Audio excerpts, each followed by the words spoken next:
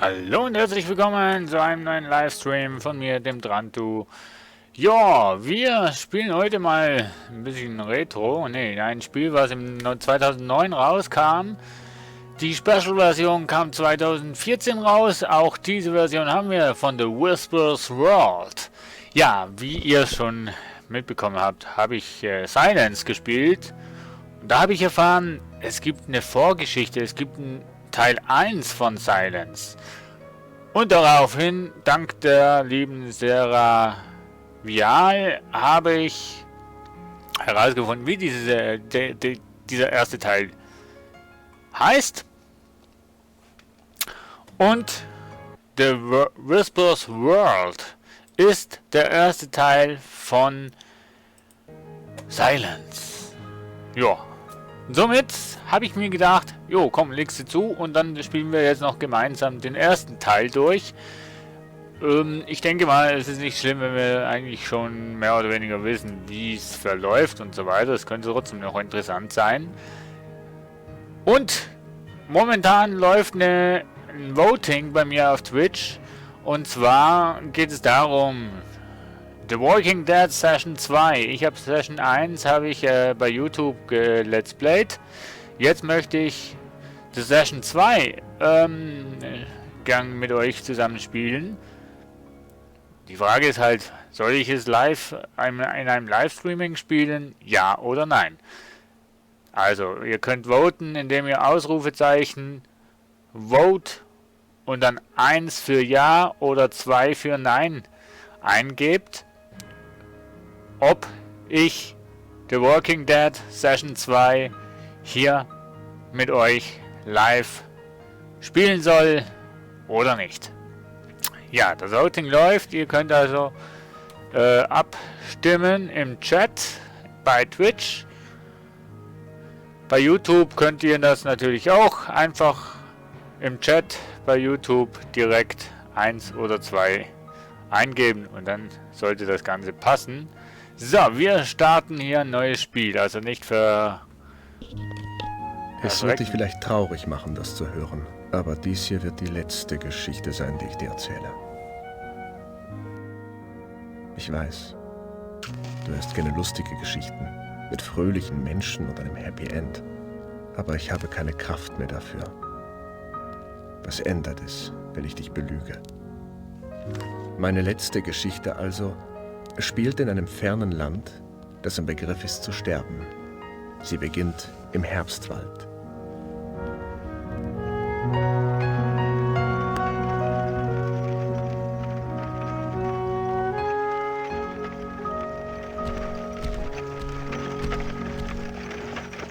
Es ist die Geschichte von Cedric, dem traurigen Clown.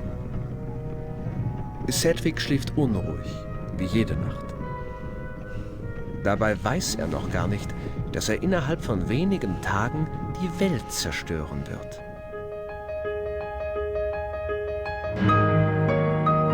The Whispers World.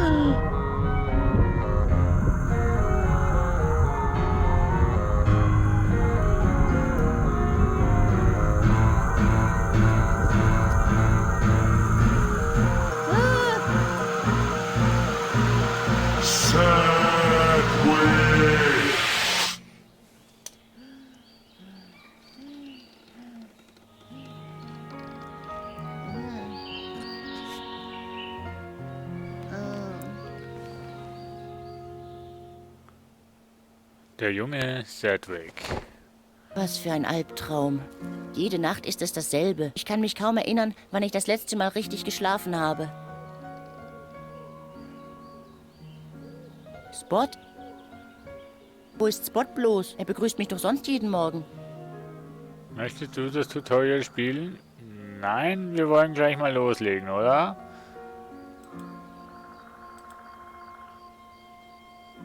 So, aber zuerst mal gehe ich noch in die Optionen, denn ich glaube, die Effekte und so weiter, die sind allgemein einfach ein bisschen zu laut.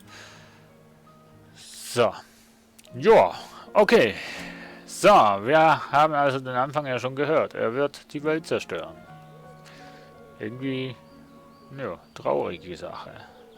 Und wie er das wird machen, werden wir uns anschauen. Vergesst nicht den Vote im Chat. The Walking Dead Session 2 Livestreaming, ja oder nein? Ausrufezeichen, Vote und dann 1 für ja oder 2 für nein.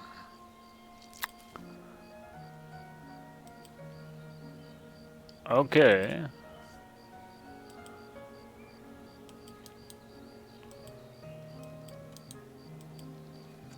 Ich hätte doch mal noch das... Der Teppich sieht zwar flauschig aus, aber ich fasse ihn lieber nicht an. Ich will nicht nach totem Bär riechen, wenn ich in den Wald gehe.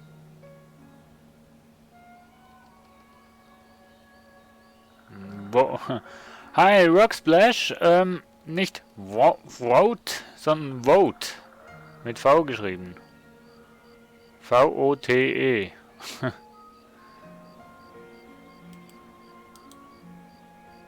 Okay, ich hätte auch lieber das Tutorial angespielt.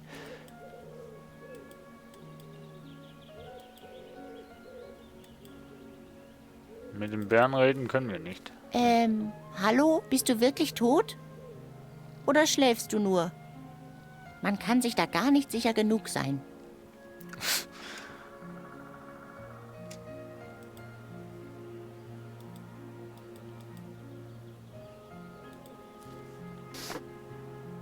Was habe ich denn jetzt aufgenommen? Eine Bärentatze.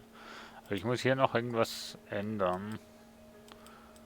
Weil lustigerweise ist der Cursor nicht ganz da, wo er sein sollte.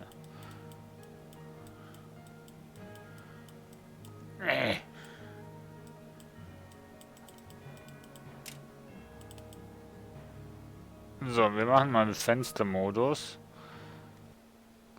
Vielleicht sind wir dann da ein bisschen besser drauf. Ich danke dir, Rocksplash, übrigens für dein Vote. Wurde angenommen. Also, The Walking Dead Session 2. Schon mal eine Ja-Stimme. Mal schauen, was in der...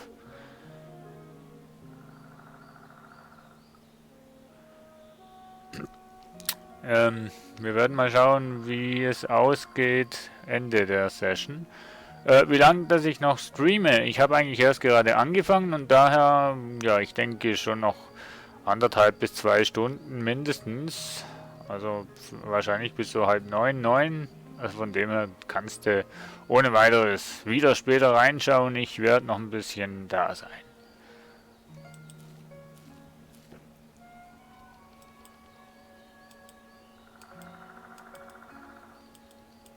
Ich habe kaum eigene Sachen. Sie passen alle in diese Schublade.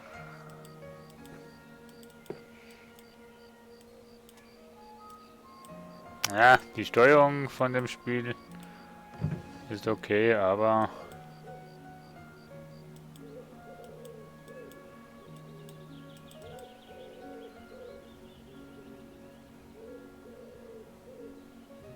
Jo, mach dir keine Sorgen. Ich wünsche dir auf jeden Fall jetzt Ich habe kaum eigene Sachen.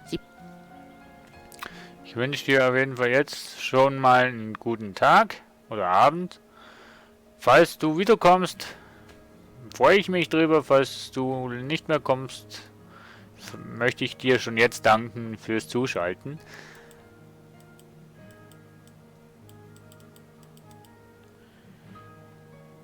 Irgendwie ist die Steuerung von dem Spiel ein bisschen...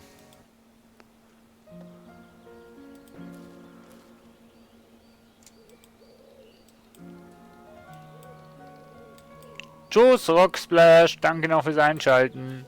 Ben sagt, diese Sorte Kerzen brennt ewig. Ich sage, sie macht sich nur was vor. Ja, die Steuerung ist komisch. Das ist meine Maus. Autsch, verflucht, das gibt bestimmt eine Brandblase. Warum bin ich nur immer so ungeschickt?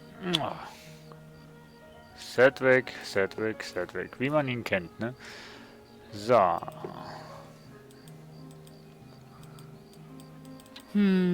Was ist das noch gleich für ein Zettel? Ach, stimmt ja. Auf diesem Zettel hat mir Ben aufgezeichnet, wie der Kanonenrohrtrick funktioniert. Das ist so unfair. Sogar zeichnen kann er besser als ich.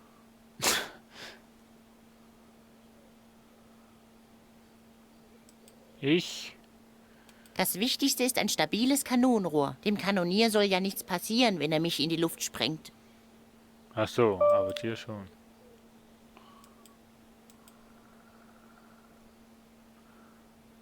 Oh, ich glaube, ich habe irgendwo noch vergessen, den Ton auszumachen. Moment.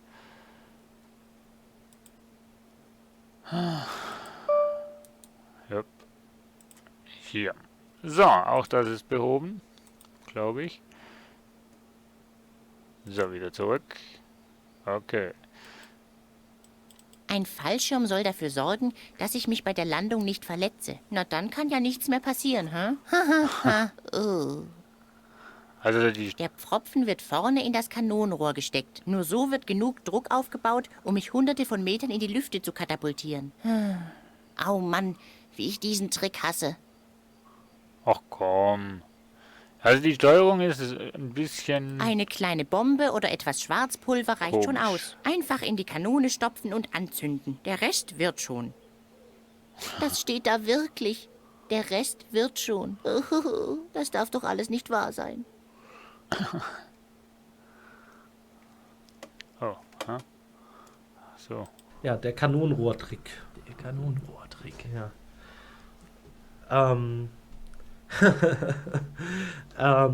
Das war, ich sag mal, es war eine Herausforderung. Ein paar von den Rätseln, die Marco sich hat einfallen lassen für den ersten Teil, die halt auch schon alle im Hintergrund irgendwie gezeichnet worden waren und so weiter, und die einfach nicht mehr rauszuoperieren waren, hat tatsächlich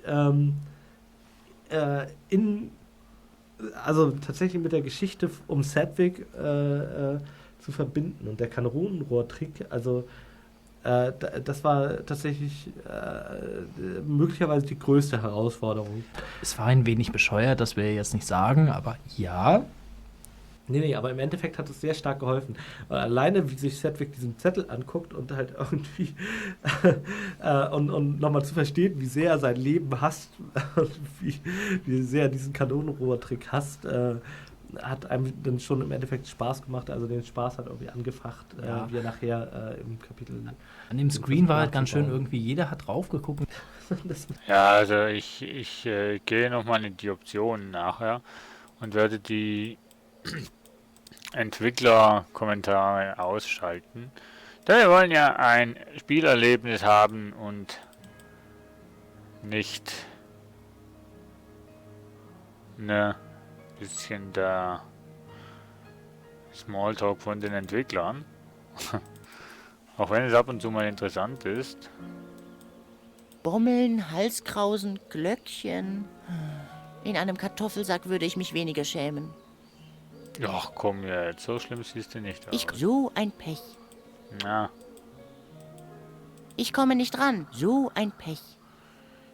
aha, sonst würdest du sie mitnehmen. Das ist Bens Ersatzmütze. Er trägt sie nicht mehr so gern wie früher. Sie hängt ihm zu schlaff nach unten, seit mir das Stärkepulver ausgekippt ist. Okay. Ja, die Steuerung ist definitiv echt. Aber Ben will sowieso nicht, dass ich seine Mützen trage. Er sagt, sie hängen danach immer so jämmerlich nach unten. Also die Steuerung ist echt mühsam, weil du drückst drauf, dann geht's. Und dann drückst wieder drauf und dann geht's wieder nicht.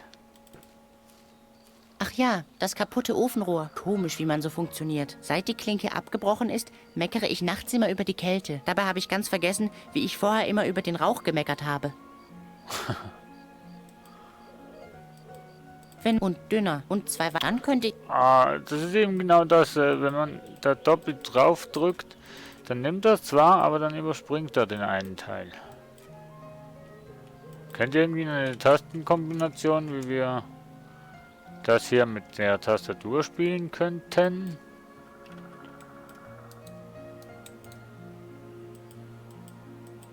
Wenn mein Arm doch nur länger wäre und dünner und 2 weitere Ellbogen hätte, dann könnte ich hineingreifen und den Ofen von innen öffnen.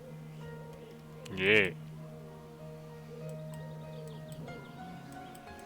Bei dem hat er immer ein bisschen Probleme. Die Klinke ist abgebrochen. Okay, er kann den Ofen nicht aufmachen, weil die Klinke abgebrochen ist. Das haben wir, das haben wir. Das haben wir. Ja, ich denke mal, wir gehen raus, ne?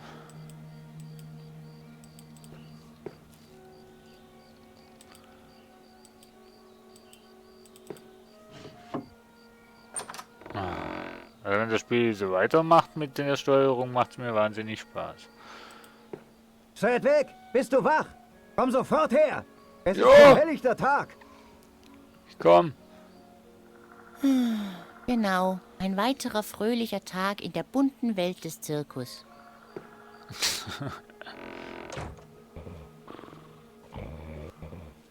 Ah, hier ist... Spot, lieg da nicht so faul rum. Was ist bloß los mit dir? Was soll schon mit ihm sein? Vielleicht ist er krank. Eine Seuche oder eine Lebensmittelvergiftung. Red keinen Unsinn. Wurmpilz? Die Blaupocken? Es könnte alles sein. Er hat Durst, das- Sedwick. Das kommt dabei raus, wenn du deine Pflichten nicht erfüllst. Spot hält das aus. Er ist robust. Du wirst dich noch ganz schön umgucken. Raupen werden nicht alt. Und wenn man so mit ihnen umspringt, erst recht nicht. Gewöhn dich ruhig schon mal an den Gedanken. Du willst mich doch nur ärgern. Ich meine es ernst. Gib ihm besser was zu trinken. Ja, was auch immer, Ben. Los, komm mit, Spot. Wir finden dir was zu trinken. Und danach können wir vielleicht endlich was Sinnvolles tun. Jo, Spot ist ja keine normale Raupe, also von dem her habe ich da kein Bedenken. Eine Schaufel.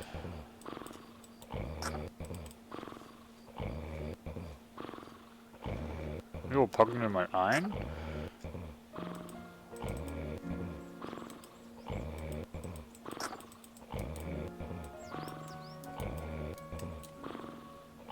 Mein Zuhause ist...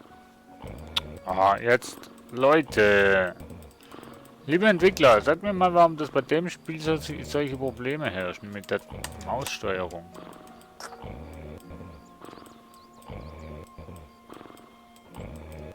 Mein Zuhause ist morsch. Dein Zuhause ist Mein Mord. Zuhause ist... Ich würde gern aber auch den ersten Teil von dem Warum Text sollte hören. ich es mir schönreden? Mein Zuhause ist morsch. Ah, jetzt.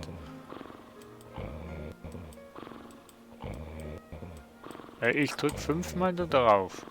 Das Wasser sieht ausgesprochen trübe aus. Halt, nein. Das ist nur mein Spiegelbild. Ich wasche meine Hände später. Irgendwie habe ich die Vermutung, dass ich sie mir heute noch öfter schmutzig machen muss. Das ist eine gute Einstellung. Das sage ich jetzt auch. Sauberer als so wird der Anzug einfach nicht mehr. Das sage ich jetzt auch. Ach, warum soll ich Hände waschen? Ich werde ja sowieso wieder schmutzig.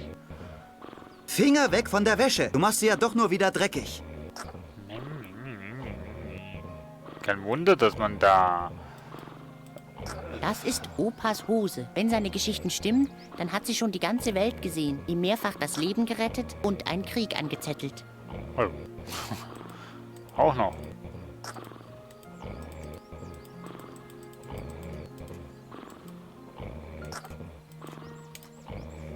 Mann, oh Mann. Finger weg von der Wäsche. Du machst sie ja... Ja, ist ja gut, lieber Kollege. Das sind Socken. Ich habe Opas Socken schon 1000-mal stopfen müssen, aber er weigert sich Bäh. noch immer, die Fakir-Nummer barfuß durchzuführen. Jo, komm, wir reden mal mit Ben.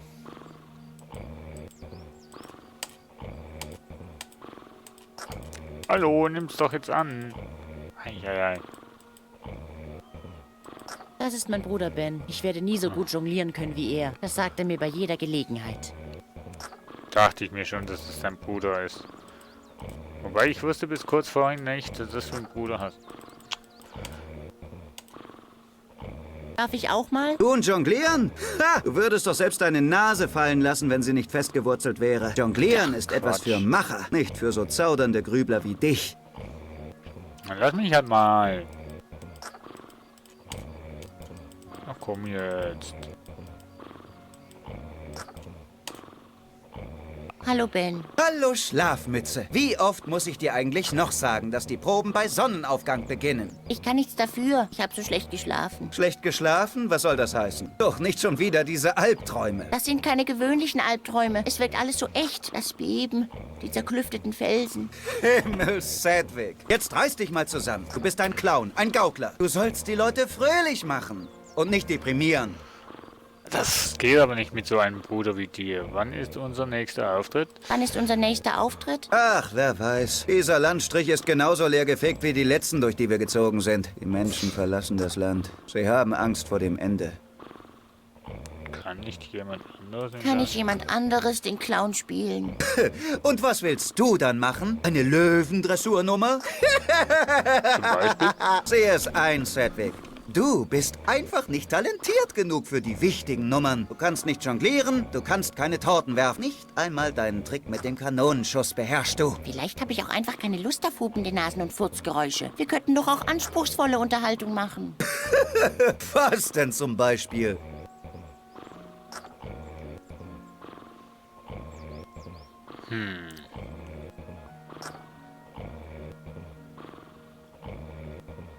Wie wäre es mit Theater? Ha, Theater. Diese schwülstigen Angeber versteht doch kein Mensch. Weißt du, warum die Leute den Zirkus lieben? Weil sie dabei nicht nachdenken müssen. Ah, verstehe. Wenn jemand also auf der Suche nach einer richtigen Hohlbirne ist? Dann ist er bei mir genau an der richtigen Adresse. So ist es. Alles klar. Nee, warte mal. Schon gut. Die Idee mit dem Theater ist gestorben. Aber Wie getrickst hat er das jetzt gemacht? Mein Gott. ich habe ein paar Gedichte geschrieben. Oh, bitte. Verschon mich mit deinen Gedichten. Glaub mir, dieses verkopfte Gejammer braucht niemand. In dunkelster Nacht schleiche ich an den Spiegel. Ich blicke hinein und sehe den Clown. Je lauter er lacht, desto mehr wird mir übel. O finstere Welt voller Schmerzen und Grauen. Tja, Sedgwick, und genau das ist der Grund, warum niemand dich mag. Wenn du schon etwas dichtest, könnten es wenigstens lustige Limericks sein. Limericks? In dunkelster Nacht schlich der Clown zum Spiegel sein Bild zu beschauen. Das Bild lachte frech, dem Clown wurde schlecht. Oh, finstere Welt voller Grauen. Okay, also keine Gedichte. Aber was hältst du Philosophie? von Philosophie? Was für ein Ding? Was könnte unterhaltsamer sein, als die Natur des Universums zu hinterfragen? Es bleiben zu lassen? Hast du noch so eine grandiose Idee? Irgendwas Intelligentes halt. Hör mal. Wir verdienen gutes Geld, ohne wirklich etwas herzustellen. Was könnte intelligenter sein? Du hast recht. Zirkus ist die einzige lohnenswerte Unterhaltungsform. Spar dir deinen Sarkasmus. Niemand mag bissigen Humor. Übe lieber dein Rülpsalphabet. Oder den Kanonenschuss. Ich glaube, meine Albträume haben etwas zu bedeuten. So ein Unsinn. Räume sind nichts weiter als ein Rückzugsort für Versager. Es ist dasselbe wie mit deinen Büchern oder deinen Gedichten. Es wird Zeit, dass dein Leben in der Realität stattfindet. Ernst des Lebens. Klingelt da etwas? Geht es dabei um bunte Bälle und Clownsschminke? Mann, Sedgwick, du bist echt anstrengend. Wach endlich auf und mach dich nützlich. Gibt es etwas zu tun? Hast du etwa schon wieder vergessen, was deine Aufgaben sind? Du hast es dir doch extra aufgeschrieben. Ach, das meine ich nicht. Ich würde gerne etwas Sinnvolles mit meiner Zeit anfangen. Etwas Bedeutungsvolles. Nicht diese deprimierende Alltagsroutine. Je früher du damit anfängst, desto eher kannst du... Hey, verdreh nicht so deine Augen, junger Mann. Pflicht ist Pflicht. Du könntest damit anfangen, Spot etwas zu trinken zu geben. Bis später. Ja, bis bald. Und denk dran, immer lachen. Immerhin bist du ein Clown. Ja, ja. Opa sieht heute noch älter aus als sonst. Ja. Liegt daran, weil er Der einen Tag Stuhl älter schaukelt ist. schon lange nicht mehr. Ja, dann quassel, quassel. Hallo, Opa. Oh, hallo Ben. Du siehst ganz anders aus. Hast du einen neuen Hut? Ich bin nicht Ben, Opa. Ich weiß, Ben. Sie machen die Hüte nicht mehr so wie früher. Ich bin Sedgwick. Als ich noch ein kleiner Clown war, da gab es noch richtige Hüte. Mit großen, festen Bommeln. Sedgwick, dein Enkel. Ich konnte mit meinen Bommeln einen ausgewachsenen Ochsen K.O. schlagen. Ich weiß, das arme Tier. Aber damals trug man die Hüte ebenso. Was hast du auf dem Herzen, Ben? Oh Mann, das bringt doch nichts, wenn ich mit dem Opa jetzt spreche, der hört mir ja sowieso nicht zu. Ich wünschte, du würdest mich nicht immer mit Ben verwechseln. Ja, die Welt ist ein Jammertal, wenn man jung ist. Alle sind gegen einen. Aber es gibt Schlimmeres als zwickende Hüte und zwickende Hemdsärmel, weißt du? Wie immer lausche ich dir gebannt, Opa. Im Alter kommen noch zwickende Schmerzen und zwickende Hosen hinzu. Das, mein Junge, ist die wichtigste Erkenntnis, die das Alter für dich bereithält. Weite Hosen sind die treuesten Freunde, die du dir wünschen kannst. Himmel. Hat er es schon wieder geschafft, das Thema auf seine Hose zu lenken? Ja, was haben wir daraus gelernt? Es zwickt alles im Leben. Ich habe schon wieder einen dieser schrecklichen Albträume gehabt. Es gibt einen Reim zu diesem Thema, den ich noch aus meiner Jugend kenne. Leider ist er mir entfallen. War es vielleicht Träume sind Schäume? Was so ein Unsinn. Träume sind keine Schäume. Schäume sind sehr nützlich. Unsere Wurftorten bestehen fast nur aus Schaum. Außerdem rühre ich mir morgens immer einen Löffel Rasierschaum in den Kaffee, damit er länger warm bleibt. Und das funktioniert? Nein, aber man bekommt schreckliche Kopfschmerzen davon. Und wenn du Kopfschmerzen hast, ist dir egal, ob der Kaffee kalt ist. Liebe Freunde, versucht das nicht zu Hause nach, denn... Nee, das schmeckt erstens nicht und zweitens mal könnte das sogar noch giftig sein, ne? Also von dem her... Lasst es. Sag mal, Opa, du hast doch viel erlebt. Ha! Das will ich meinen. Frag mich ruhig so viel, wie du nur tragen kannst. Boah, ich kann noch viel tragen. Was weißt du über den Herbstwald? Der Herbstwald ist ein verwunschener Ort voller Geheimnisse. Seltsame Kreaturen wohnen darin, aber lange nicht mehr so viele wie früher. In der Vorzeit haben hier die unterschiedlichsten Völker gelebt. In zahlreichen Ruinen und Höhlen findet man noch immer ihre Spuren. Als ich als Kind hier war, stand das halbe Tal noch unter Wasser. Jetzt gibt es nur noch den kleinen See mit der Insel. Und am Meer kann ich mich im Moment nicht erinnern. Kein Wunder. Du kennst ja nicht einmal mehr deine Haarfarbe, wenn du eine Stunde lang nicht in den Spiegel guckst. Aber ich weiß noch, dass sie mit G beginnt. Das zählt nicht. Du rätst nur. Aber ich habe recht. Ja schon. Siehst du, und mehr will ich gar nicht wissen. Oh, bitte lass es gelb sein. Gelb? Hä? Ja, habe ich jetzt nicht ganz nachverfolgt? Nee, ich habe es nicht ganz verstanden. Was weißt du über Albträume und Visionen? Ich weiß genug darüber, dass ich mir nicht anmaße, eine Meinung dazu abzugeben. Nur echte Orakel können Träume deuten. Und auch nur sie können dir sagen, ob es sich um eine Vision handelt. Ich dachte auch einmal, ich hätte eine Vision, weißt du? Ein Engel erschien mir und sprach, dass meine Hose dir einst die Welt retten wird. Ich war so aufgeregt. Ich machte Pilgerfahrten, scharte Jünger um mich und veranstaltete Gottesdienste. Und das ohne jemals die Hose zu wechseln. Schließlich offenbarte mir eine Zigeunerin, dass alles nur ein Albtraum war. Oh je, Ben. Du kannst dir kaum vorstellen, wie sehr ich mich geschämt habe. 5 Jahre Kloster und das Ganze nur wegen eines Pepperoni-Auflaufs vor zum Bett gehen. Ja. Schlimm, also mir fällt auf, in dem Teil, im ersten Teil von Silence, reden sie recht viel. Fällt mir auf. Positiv oder negativ? Na, ich weiß ja nicht. So, weißt du was? Ich schlage es einfach selbst Weißt nach. du was? Ich schlage es einfach selber nach. Ja, sicher ist sicher. Ich wirke zwar noch immer sehr klar im Kopf, aber manchmal geraten mir doch hier und da ein paar Details durcheinander. So ein Lackgabel, unser Ober. Bis später. Kopf hoch, Ben. Ja. Wenn ich Ben würde heißen, würde ich den Kopf hochnehmen. In Opas Wagen köchelt bereits die Suppe für das Mittagessen. Man erkennt es am qualmenden Schornstein und an den herabplumpsenden Vögeln.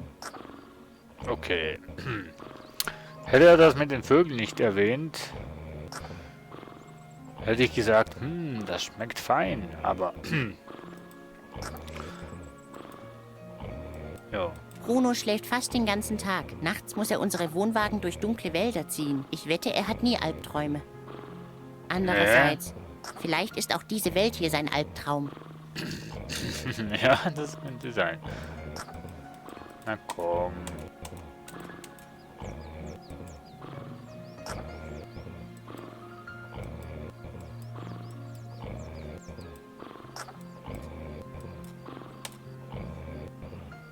Lass Bruno in Ruhe. Im Gegensatz zu dir hat er seine Arbeit für heute schon erledigt.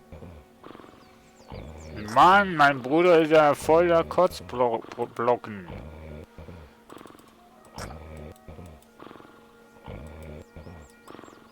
Na komm.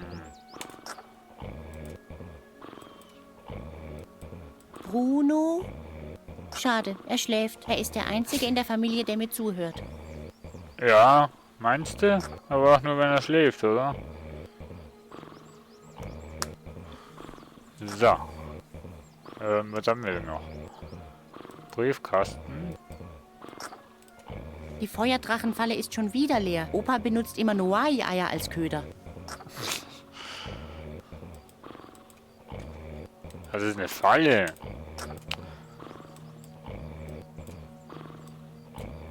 Muss man da immer Die Falle ist bestimmte- leer. Und das ist auch ganz gut so. Feuerdrachen sind fliegende Brandherde mit einer Tendenz zur spontanen Selbstentzündung. Unnötig zu erwähnen, dass Spot ganz vernarrt in die Dinger ist. Oh.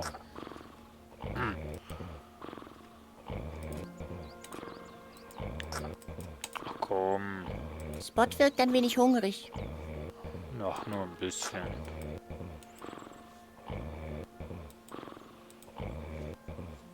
So, Kollege. Da ist der Wasser. So, Spot, es wird Zeit, etwas zu trinken. Ich hoffe, da ist keine Seife drin.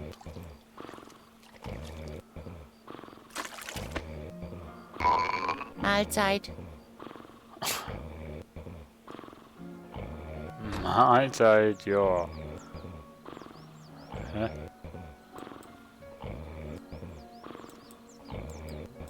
Ich will hier Vogel. weg. Lass uns ein wenig im Herbstwald umsehen, ja? Jetzt mache ich aber erstmal die Tür auf und gehe da rein. Ich kann doch nicht einfach gehen.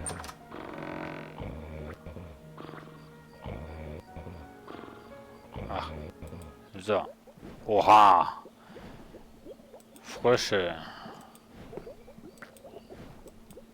Opa hatte schon immer ein Herz für Tiere. Ja. Frösche im Glas. Oh Mann. Ich kann nichts dafür, Ich dass lasse ihn die lieber da drin. Steuerung- Ihn durch den Flaschenhals zu friemeln wäre sicher kein Spaß. Für uns beide nicht. Das ist wahr. Ich kann im Fall nichts dafür, dass die Steuerung so... Das sind nicht seine dritten, sondern bereits seine fünften. An den letzten beiden war der Holzwurm. Und hier ist es auch nur noch eine Frage der Zeit. Holzwurm. Ja, die sind auch schon weg.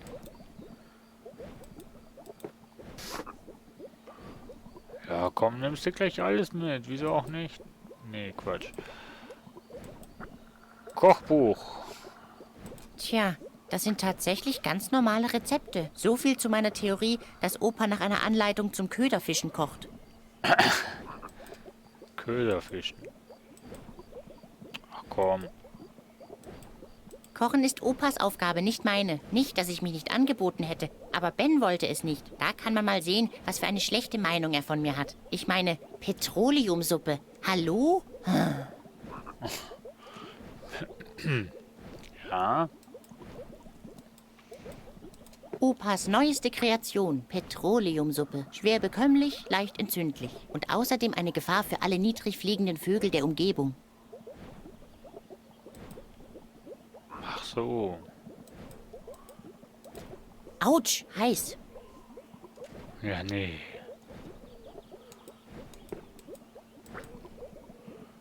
Rezepte.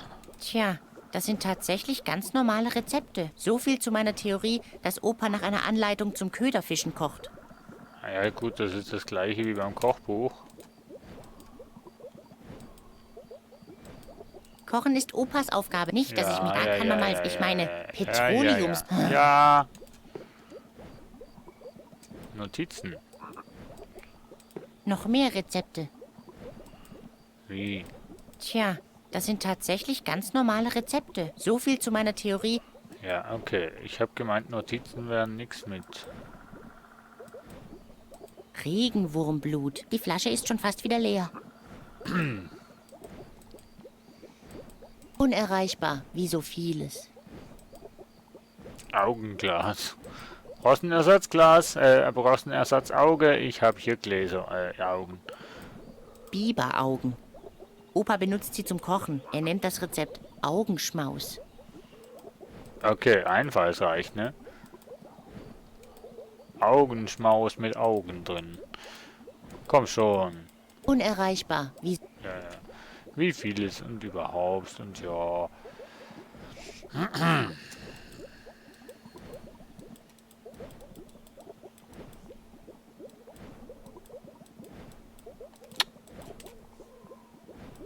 Nein, Spot kommt nicht als Fleischeinlage in die Suppe. Da kann Opa noch so oft betteln. Nee, das solltest du ja eigentlich auch nicht. Na, Spot, willst du etwas Regenwurmblut? Verstehe. Schon satt, hm? Oh Mann. Dann mal Tür. Die Tür ist morsch und undicht. Nachts zieht es wie Hechtsuppe. Ein Wunder, dass Opa nicht schon längst in einer Lungenentzündung gestorben ist. Ja, Opa ist stark, hey.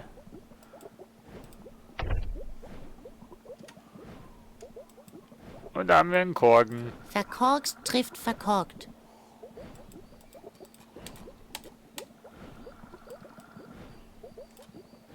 Ich muss noch rausfinden, wie man das wirklich auswählt. So, Korken weg. Oh, Haarnetz. Jo, kann man auch immer gut brauchen. Man weiß ja nie, wo man sich so rumtreibt. Wieso habe ich denn das Haarnetz vorher nicht gesehen? So, also. Dann.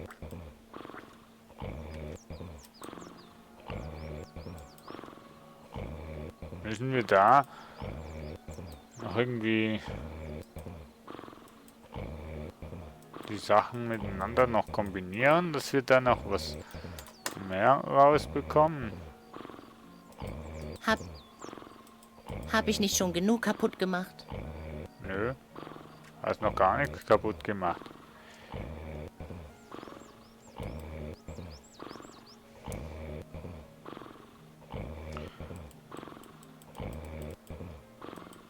Sag mal.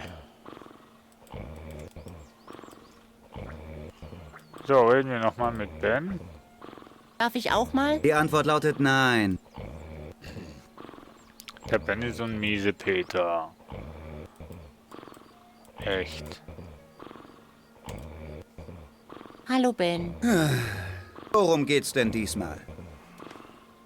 Gibt es etwas zu tun? Habe ich es dir nicht schon gesagt? Am besten, du probst als nächstes deinen Kanonenkugeltrick. Oder du guckst dich in der Gegend um. Vielleicht findest du jemanden, der sich unsere Vorstellung ansehen möchte. Dann mache ich lieber das Zweite. Bis Ja. später. Ja, bis bald. Und denk dran, immer lachen. Immerhin bist du ein Clown.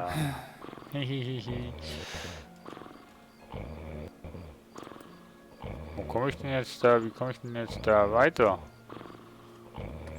Ah. Den sieht man ja fast nicht. Wo willst du hin? Ich wollte mich ein wenig im Wald umgucken. Verlauf dich nicht. Keine Sorge. Und auch wenn, dann hast du deinen Spaß. Da hast du mich nämlich los. Mann, wie kann man nur sowas träumen, ey? Hä? Das hätte ich dir gleich sagen können bei deinem Orientierungssinn. Der ist eigentlich gut, ne? Auf der einen Seite rein und auf der anderen Seite kommst du wieder. Dann ist der Orientierungssinn aber recht gut.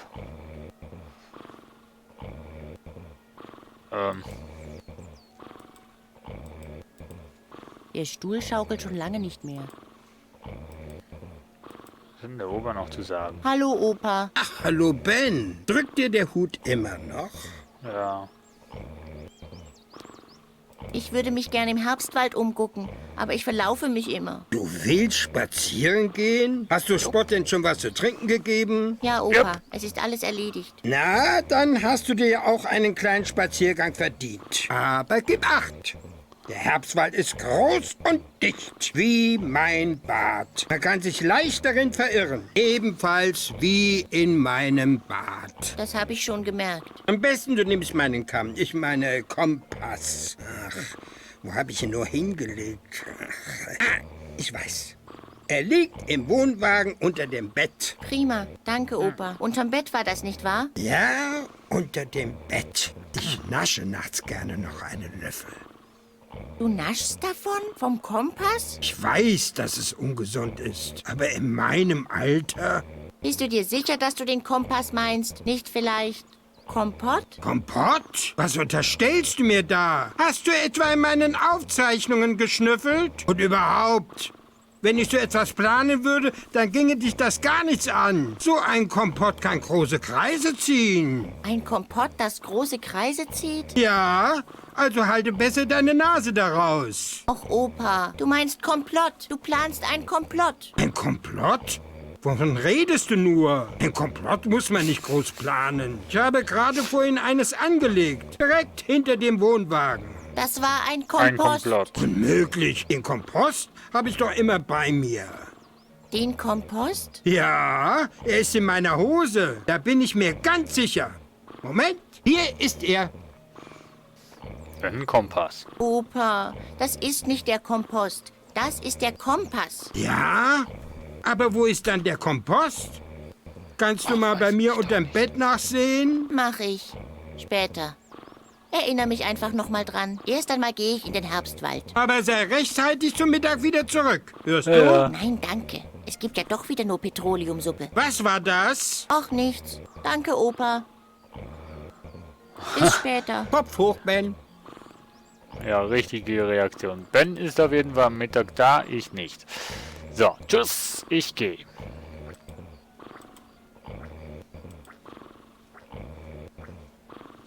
Ein Clown auf Abwägen. Was machst du denn jetzt? Hä? Das ist die blinde Kuh ohne Augenbinde.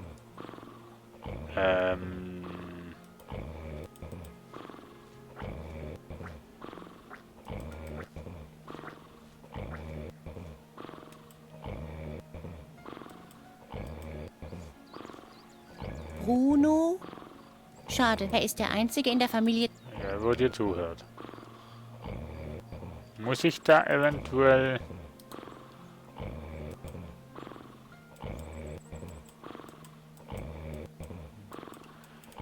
mit dem Kompass irgendwas machen? Der Kompass zeigt nach Norden. Dort ist alles still, öd und einfarbig.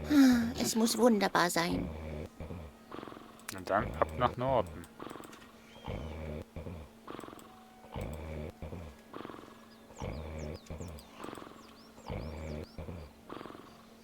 Kann ich jetzt eventuell mit dem Kompass, den ich in der Hand habe...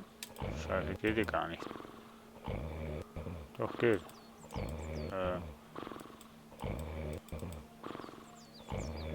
Nö, geht nicht.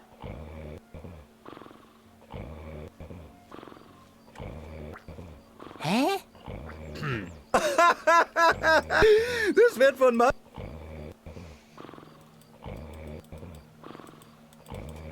Ja, irgendwann muss es doch klappen, oder nicht?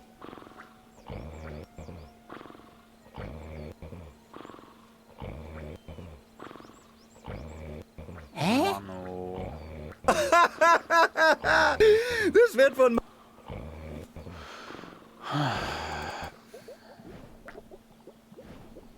Unter dem Bett kann ich gar nicht nachschauen.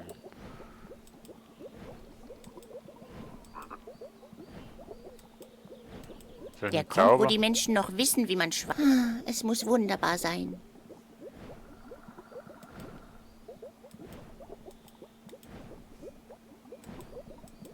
Berg, wo es so kalt ist, dass sich niemand mehr erkälten kann. Berg, wo Amen. die Frauen lange, wallende Haare haben und die Männer gewaltige Bärte. Genau. Valhalla.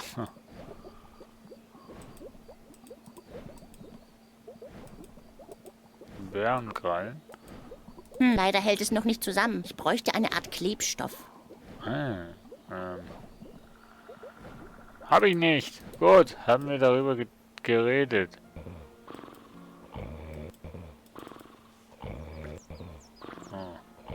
Lass Bruno in Ruhe. Im Gegensatz zu dir.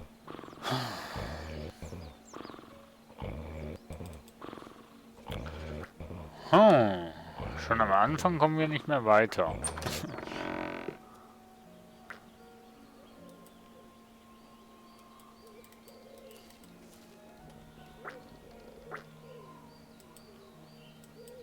Ja, den Kopf nehmen. Aha! Ah, Schlüssel. Wo brauche ich denn einen Schlüssel? Puh, ganz schön knapp. Das wird mir Ben büßen. Ich hätte dabei draufgehen können.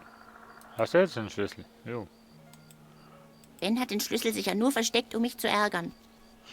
Aber was ist denn das für ein Schlüssel? Sag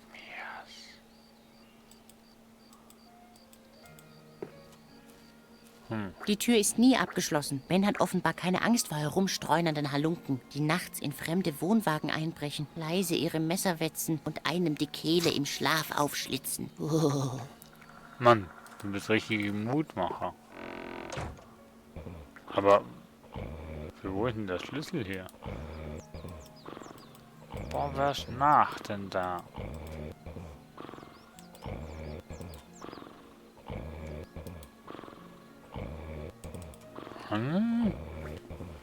Leute, helft mir mal. Ich steck fest. Jetzt schon.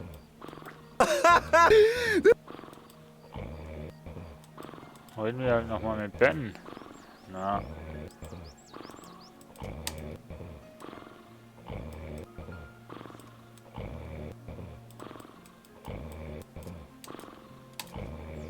Hier den falsche. Hallo, Ben. Worum geht's denn diesmal? Warum verlaufe ich mich immer? Weil du zu nichts zu gebrauchen bist. Darum, dein fehlender Orientierungssinn ist nur ein weiterer Eintrag auf der langen Liste deiner Unfähigkeiten. Ohne Karte und Kompass könntest du nicht einmal deine Füße finden. Und was soll das jetzt? Ich suche meine Füße, damit ich dich für die Bemerkung treten kann. Okay, eine Karte fehlt Woher mir noch. bekomme ich eine Karte? Ich habe eine Karte im Wagen. Es wird aber nicht ganz leicht sein, sie zu finden. Warum? Du weißt doch, wie senil Opa ist. Ich habe die Karte versteckt, weil er sie immer mit einem seiner Kochrezepte verwechselt. Ach ja, ich erinnere mich. Wenn ich jemals wieder Nordosten essen muss, übergebe ich mich. So viel steht fest. Bis später. Ja, bis bald. Und denk dran, immer lachen. Immerhin bist du ein Clown. Ja. Jetzt ist die Frage, in welchem Wagen hat er sie versteckt? Kochrezepte, das war doch so ein kleiner Hinweis, oder?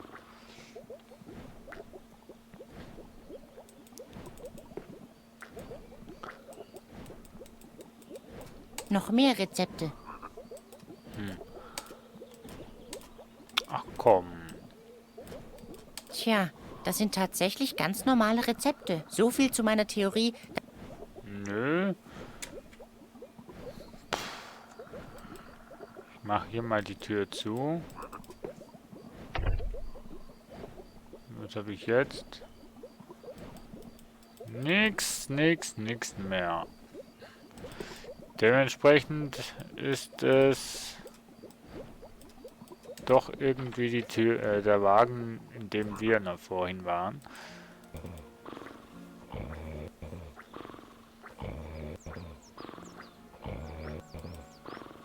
So.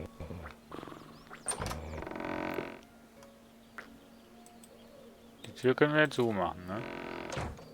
Dann haben wir hier hinten nix.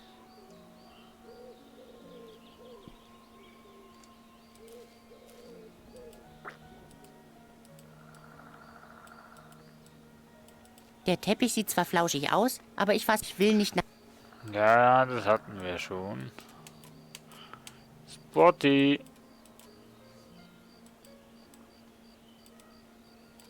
Fass, Spot. Worauf wartest du? Willst du mich denn gar nicht beschützen? Lol. An diesem Ofen habe ich Spot beigebracht, Türen zu öffnen. Schade, dass die Klinke abgebrochen ist. Er war wirklich gut darin. Das heißt, ich muss irgendwas, eine Klinke haben.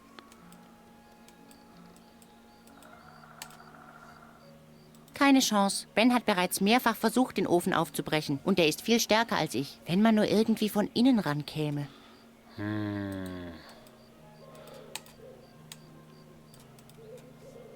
Blöde Idee, ich weiß. Du bist echt fett geworden, Spot. Früher passtest du spielend leicht durch jedes noch so enge Loch. Und jetzt sieh dich an.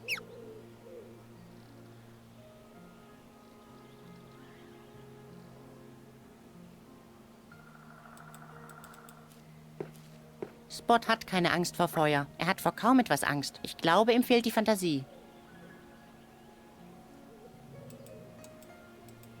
Spot braucht keinen lustigen Hut. Da kann Ben noch so oft rummeckern. Ja, aber Spot sollte mal Fass, aussaugen. Spot. Worauf wartest du? Willst du mich denn gar nicht beschützen? Hallo. Ich wollte Spot beibringen, Türen zu öffnen. Aber er kommt einfach nicht an die Klinke.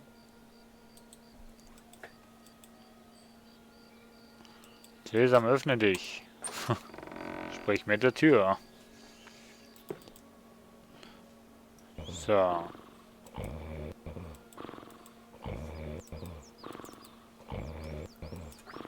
Er hat schon genug getrunken. Du solltest Spot nicht so viel trinken lassen. Du bekommst sonst Blasenprobleme. So wie du, Opa? Er wirkt schon ganz aufgedunsen. Ja. So wie du, Opa. Aufgedunsen, ja. Wie kriegt man den jetzt wieder klein? Bruno und Spot vertragen sich ganz gut. Bruno sieht davon ab, Spot als Dessert zu verputzen und Spot hat aufgehört, an Brunos Fußnägeln zu knabbern. Motiviert. Dafür haben wir Bruno. Haben wir unseren Wagen? Dafür haben wir Bruno.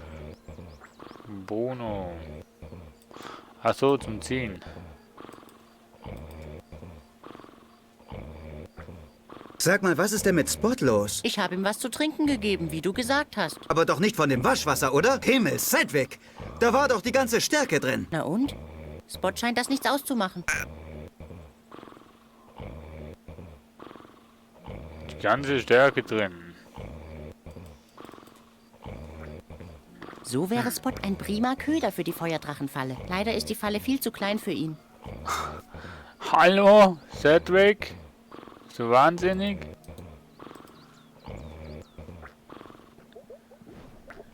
Irgendwo muss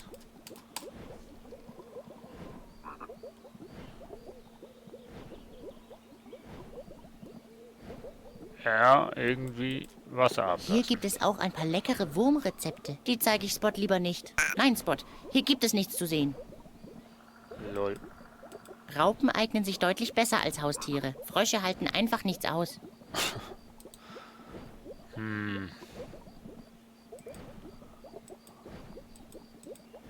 Kochen ist Opas Aufgabe, nicht, dass ich mir nicht Ja. angeboten hätte. Aber Ben wollte es nicht. Da kann man mal sehen, was für eine schlechte Meinung er von mir hat. Ich meine, Petroleumsuppe. Hallo?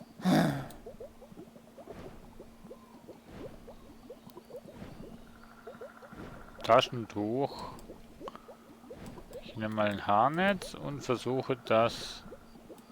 Spot braucht kein Haarnetz. Und er schämt sich auch nicht für seine Glatze. Oh, bist du mies. Komm, Spot, ich will hier weg. Lass uns ein wenig im Herbstwald umsehen, ja?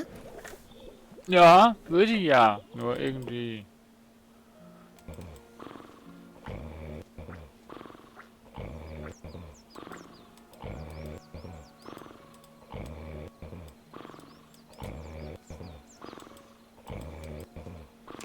Wenn ich hier fertig bin, habe ich die Steuerung auch draußen.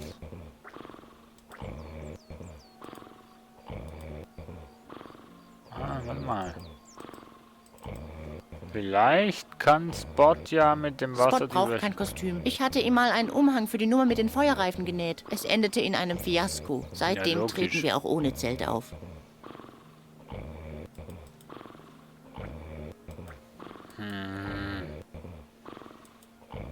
Spot braucht kein Kostüm. Ich hatte ihm mal... Es endet seitdem treten wir... ja.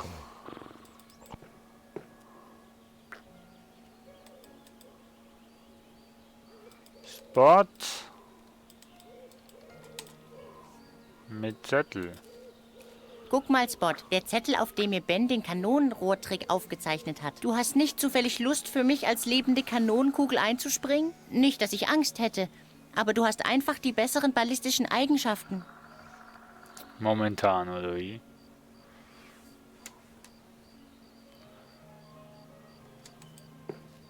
Früher habe ich Spot in der Schublade schlafen. Irgendwann wurde er zu groß dafür. Ich erinnere mich noch gut. Wir brauchten eine Brechstange. Mano. Ich wollte Spot beibringen, Türen zu öffnen, aber er kommt an. Ja. Fass, Spot. Worauf wartet?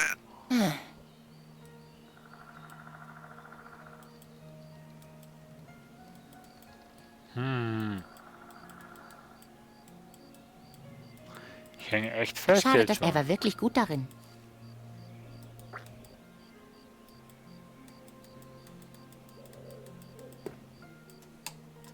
Du bist echt fett geworden, Spot. Früher passtest du spielend leicht durch jedes noch so enge Loch. Und jetzt sieh dich an. Leute. Ganz ehrlich, das ist zwar totaler Hinweis. Hier fehlt die Klinke. Naja, entweder die oder eine bessere Idee. Wenn man nur irgendwie von innen rankäme. Entweder die oder eine bessere Idee.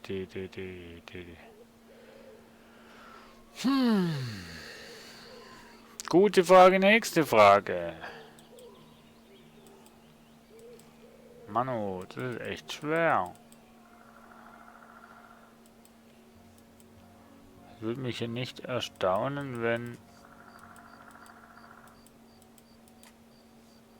der Der Kompass Kompass zeigt nach Norden, wo jemandem wie mir alle Türen offen stehen.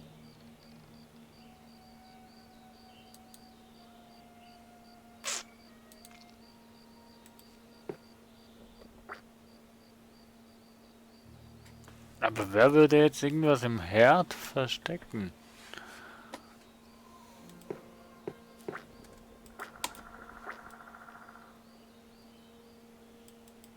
Klingt zwar komisch, aber... Kleine Flamme der Hoffnung. Wofür kämpfst du so tapfer? Am Ende wirst auch du erlöschen. Motivationsträger hier, unser Set weg. Wenn ich sage, sie macht sich nur was vor.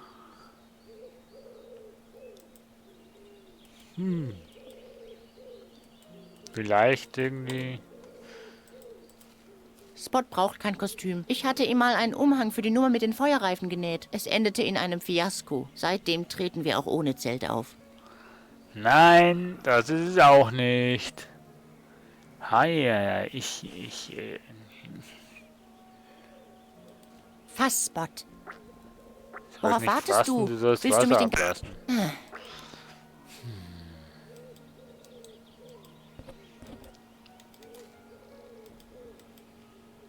Ich hau dem nochmal auf den Kopf. Ah, tut mir leid, Sport. Fass, Spot. Worauf wartest du? Willst du mich denn gar nicht beschützen? Nö. Mano.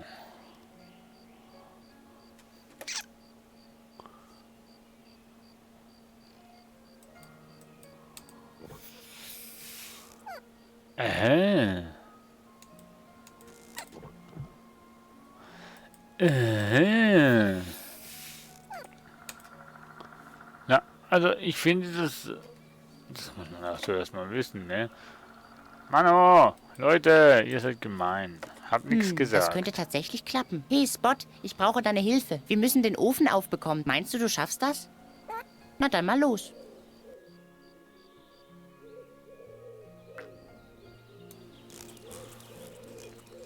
Oh je. Sesam, öffne dich.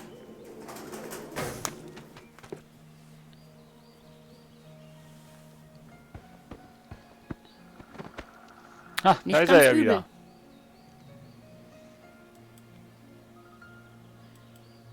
Schatulle. Und in der Schatulle ist ein Plan. Hey, das ist doch Bens Schatulle. Und jetzt weiß ich auch, für was wir den Schlüssel brauchen, für nämlich die Ob das Schatulle. der Schlüssel zu Bens Schatulle ist? Er passt, die Schatulle ist offen. Yay!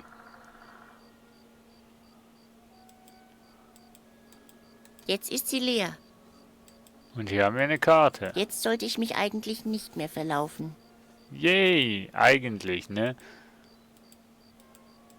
Kann man jetzt das mit dem Kompass... Jetzt sollte ich mich eigentlich... Nö, okay. Gut, dann gehen wir nochmal raus und zack, weiter.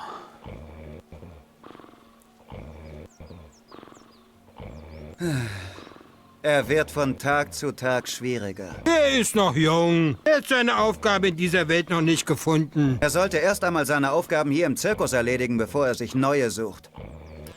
Hallo? Ach, übrigens, ich hasse euch. Euch beide. Ich wollte das nur loswerden. Lasst euch nicht weiter stören. Ben ist heute nicht gut drauf. Ach, halt den Rand, Opa. Halt einfach den Rand. Der Opa macht sich ja das Leben ja auch einfach, ne? Nennt einfach beide mal Ben. Egal, da kann man nichts falsch machen. Zirkus, da sind wir gehen zum Ufer. Huch, da sitzt ja jemand. Ein Fremder, was er hier wohl zu suchen hat? Ja, wir betrachten erstmal den See.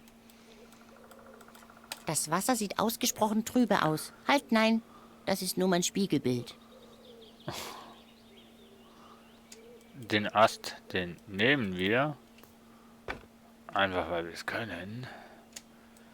Und die Insel betrachten wir. Die Insel scheint bewohnt zu sein, aber sie ist zu weit weg, um hinzuschwimmen.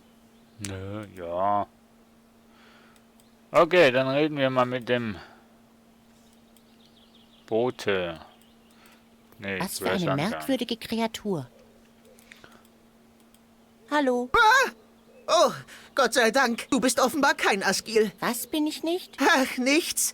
Alles bestens. Endlich treffe ich mal jemanden. Kommst du hier aus der Gegend? Nein, wir sind mit unserem Zirkus auf der Durchreise. Mist, wäre ja auch zu schön gewesen. Wer bist du? Wer bist du? Warum willst du das wissen? Bist du ein Spion der Asgil? Vielleicht. Ach, so ein Unfug. Natürlich bist du kein Asgil. Es tut mir leid, ich bin nur etwas nervös. Mein Name ist Bobby. Ich komme von weit her. Ha. Oh ja, ich bin ein Chusky, musst du wissen. Und du bist? Ich bin Sedgwick. Meine Familie hat einen kleinen Wanderzirkus. Verstehe. Du bist so eine Art Clown? Wir sind Schausteller. Also ein Clown. Du siehst nicht gerade fröhlich aus, wenn ich das sagen darf. Schaschki, was bedeutet Chusky. das? Was bedeutet das? Was? Du kennst die Chusky nicht? Das Wort bedeutet Bote. Wir erledigen wichtige Aufträge für den König. Chusky. Jetzt dämmert es mir langsam. Opa hat von euch erzählt. Aber du kannst kein Chusky sein. Ach ja? Warum nicht? Oh, jetzt Achtung. Dünnes Eis, sehr dünnes Eis. Chusky sind noble Botschafter Koronas und keine ärmlichen Tumpelkröten wie du. Ja, wie du. Oha! Okay. Chusky sind mutige, Chusky sind raffinierte Spurenleser und keine linkischen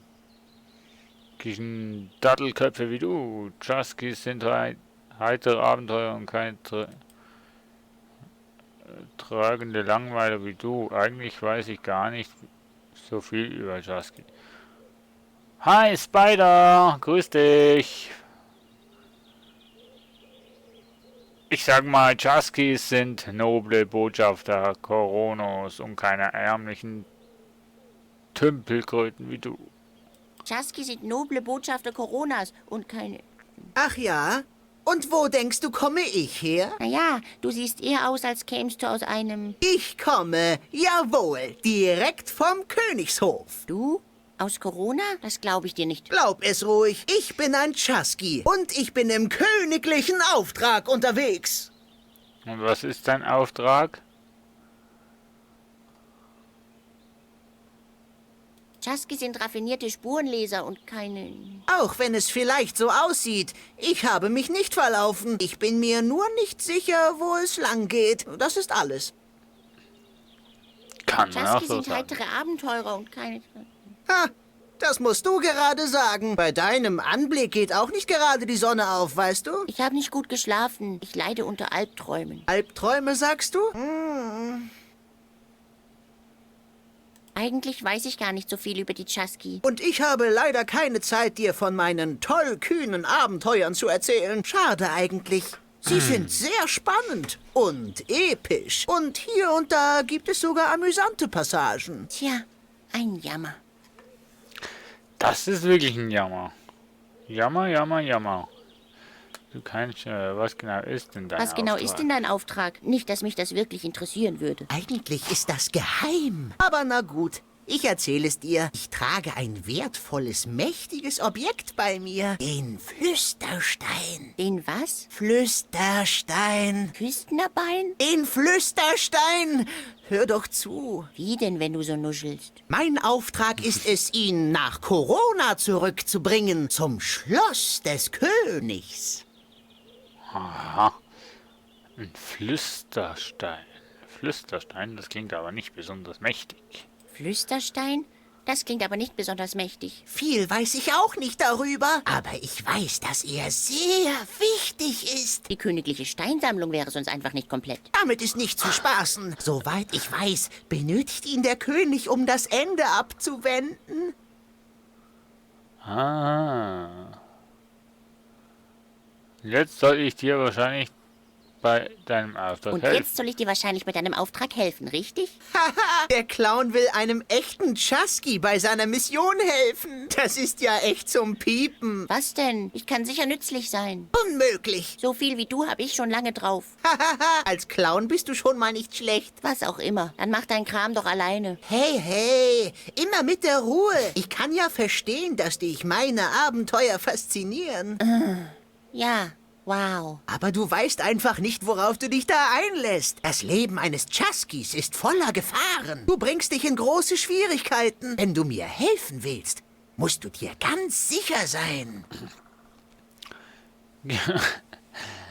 Ach ja, zuerst, ach, du willst mir helfen, du bist eine Lachnummer und jetzt, ach, eigentlich könnte ich Hilfe brauchen, ja. Wenn du mir wirklich helfen willst, dann solltest du das und das sehen, dir sicher sein. Bist du dir sicher? Ja. Ich bin mir sicher. Also mutig bist du schon mal. Das ist gut. Aber bist du auch geschickt genug? Eigentlich bin ich ein ziemlich Tollpatsch.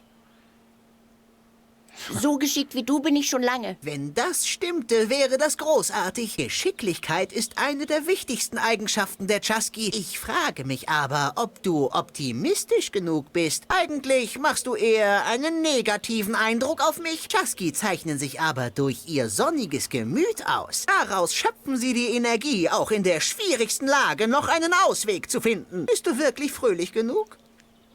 Was für einen Anlass hätte ich denn, fröhlich zu sein? Immerhin bin ich ein Clown, oder? Immerhin bin ich ein Clown, oder? Stimmt. Haha. Wie konnte ich bloß zweifeln? Na dann. Es sieht so aus, als wenn du die nötigen Eigenschaften mitbringst. Super. Ich bin nämlich wirklich verzweifelt. Und die Zeit rennt mir auch langsam davon. Mach dir mal nicht so viele Hoffnungen. Ich bin nicht besonders gut in sowas. Eigentlich werden die Probleme immer nur schlimmer und komplizierter, sobald ich mithelfe. Das klingt eigentlich weder mutig noch fröhlich oder geschickt. Vielleicht sollte ich deine Fähigkeiten erstmal auf die Probe stellen. Ein Test? Ja, du könntest mir etwas zu essen fangen. Ein Fisch wäre jetzt genau das Richtige. Was? Ich soll dir einen Fisch nein. fangen? Ich wollte dir auf deiner Mission helfen. Um den Büttel zu spielen, kann ich genauso gut wieder zurück zu meiner Familie. Immer langsam. Erst einmal zeigst du mir, was du drauf hast, indem du mir einen Fisch fängst. Und dann weihe ich dich in meinen Auftrag ein. Meinst du, du bekommst das hin?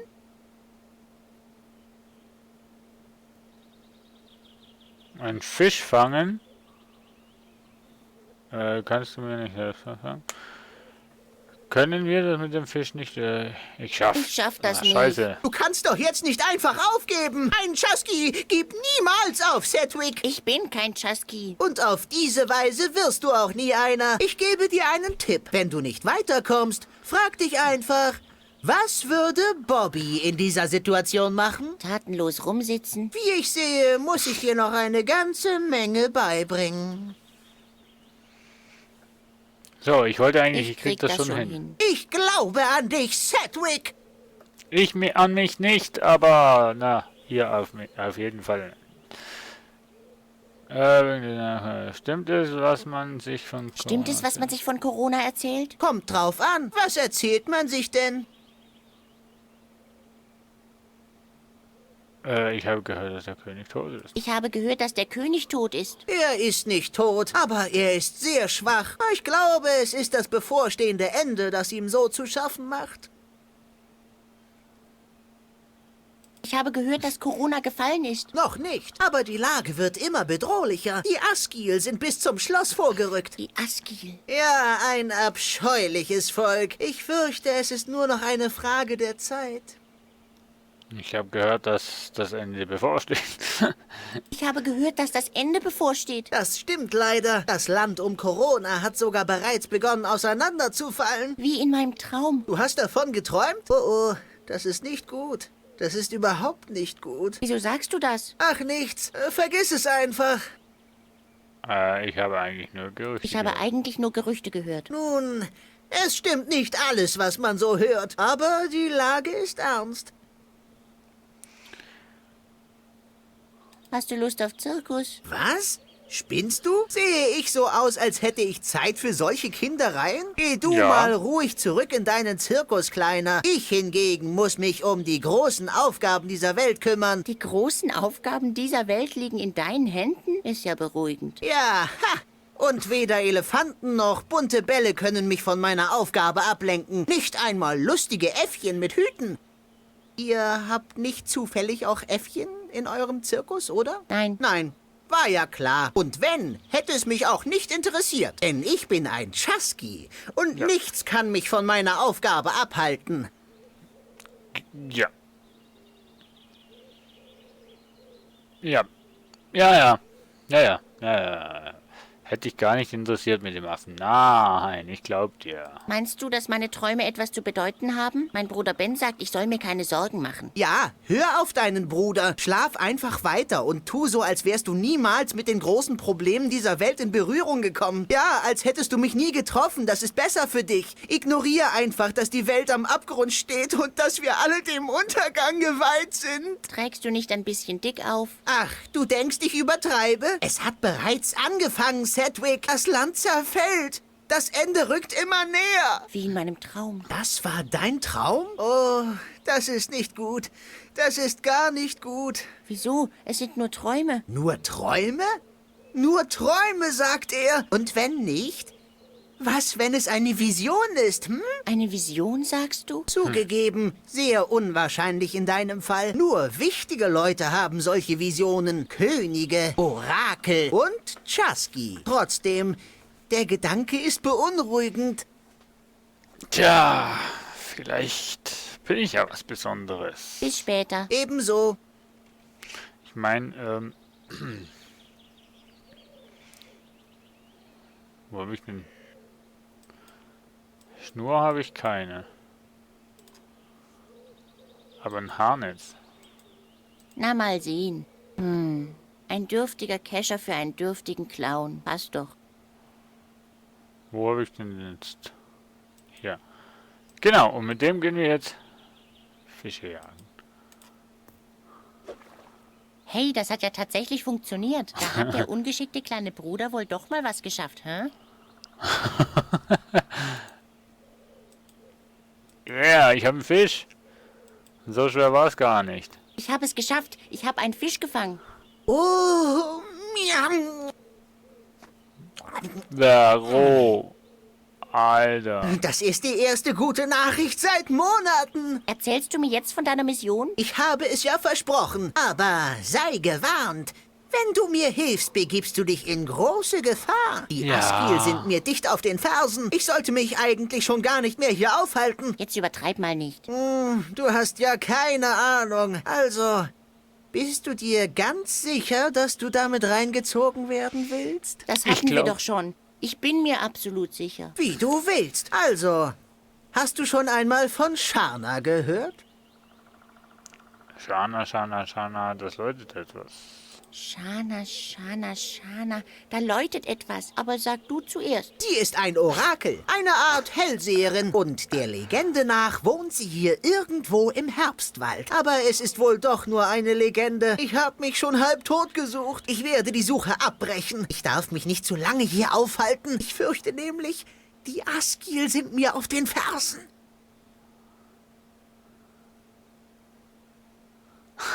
Das hat er aber geschickt gemacht, der Sedgwick, mit dem Shana, sag mir was, aber sag du mir zuerst, was du weißt, dann sage ich dir, was ich weiß. So ein Klassiker, zum eigentlich Verstecken, dass ich eigentlich gar nichts weiß. Sag mal, wegen dieser Shana. Ja, was ist mit ihr? Was willst du denn von Shana? Corona ist weit entfernt. Ohne Hilfe würde der Weg dorthin Monate dauern. Ich habe die Hoffnung, dass Sharna Rat weiß. Es muss eine Möglichkeit geben, den Weg zu verkürzen.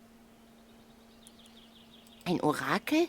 Kann sie auch Träume deuten? Natürlich. Dann muss ich auch zu ihr. Vielleicht haben meine Träume etwas zu bedeuten. Ich kann dich ja mit hinnehmen. Wirklich? Das wäre großartig. Endlich werde ich rausfinden, was es mit diesen Träumen auf sich hat. Vorausgesetzt natürlich, wir finden sie. Was soll ich Wo soll ich denn nur anfangen zu suchen? Ich weiß nur, dass sie in einer Hütte mitten im Herbstwald leben soll. Aber wo genau? Keine Ahnung. Ich bin über die Hügel im Osten gekommen. Von da aus hat man einen ganz guten Ausblick über das Tal und den ganzen Herbstwald. Aber eine Hütte? Fehlanzeige. Das Einzige, was auch nur entfernt an Gebäude erinnert, sind diese Ruinen im Westen. Aber da war ich auch schon. Ein paar Säulen und Statuen. Sonst nichts. Dann gibt es da wohl noch eine Höhle nahe der Berge. Tja, und schließlich bliebe nur noch der Wald selbst. Vielleicht kann man sich ja von diesem riesigen Baum im Süden einen Überblick verschaffen. Wenn du willst, zeichne ich dir diese Punkte auf deiner Karte ein. Tja, das wäre zumindest ein Anfang. Jo, Genug von Jo, Shana. Lass mach uns mal. über etwas anderes reden. Wie du willst. Was hast du denn sonst noch auf dem Herzen? nix Bis mehr? später. Ebenso. Und melde dich, sobald du einen neuen Hinweis auf Sharna hast, ja? Klar, Typ ist auch so ein Klassiker. Auch ich ruhe mich hier aus und habe jetzt einen Deppen gefunden, der für mich die Suche aufnimmt. Ja, und wenn du was gefunden hast, kommst du zu mir und dann, ja, ich mache mir währenddessen noch ein schönes Leben hier. Ach ja. So. Baum, Zirkus, Höhle, Ruinen. Wir gehen zuerst mal zum Baum, würde ich sagen, oder? Der Baum. Da ist ein Loch. Schauen wir mal in das Loch hinein. Und schauen mal, was wir sehen. Der Baum scheint hohl zu sein. Aha. Sehr gut.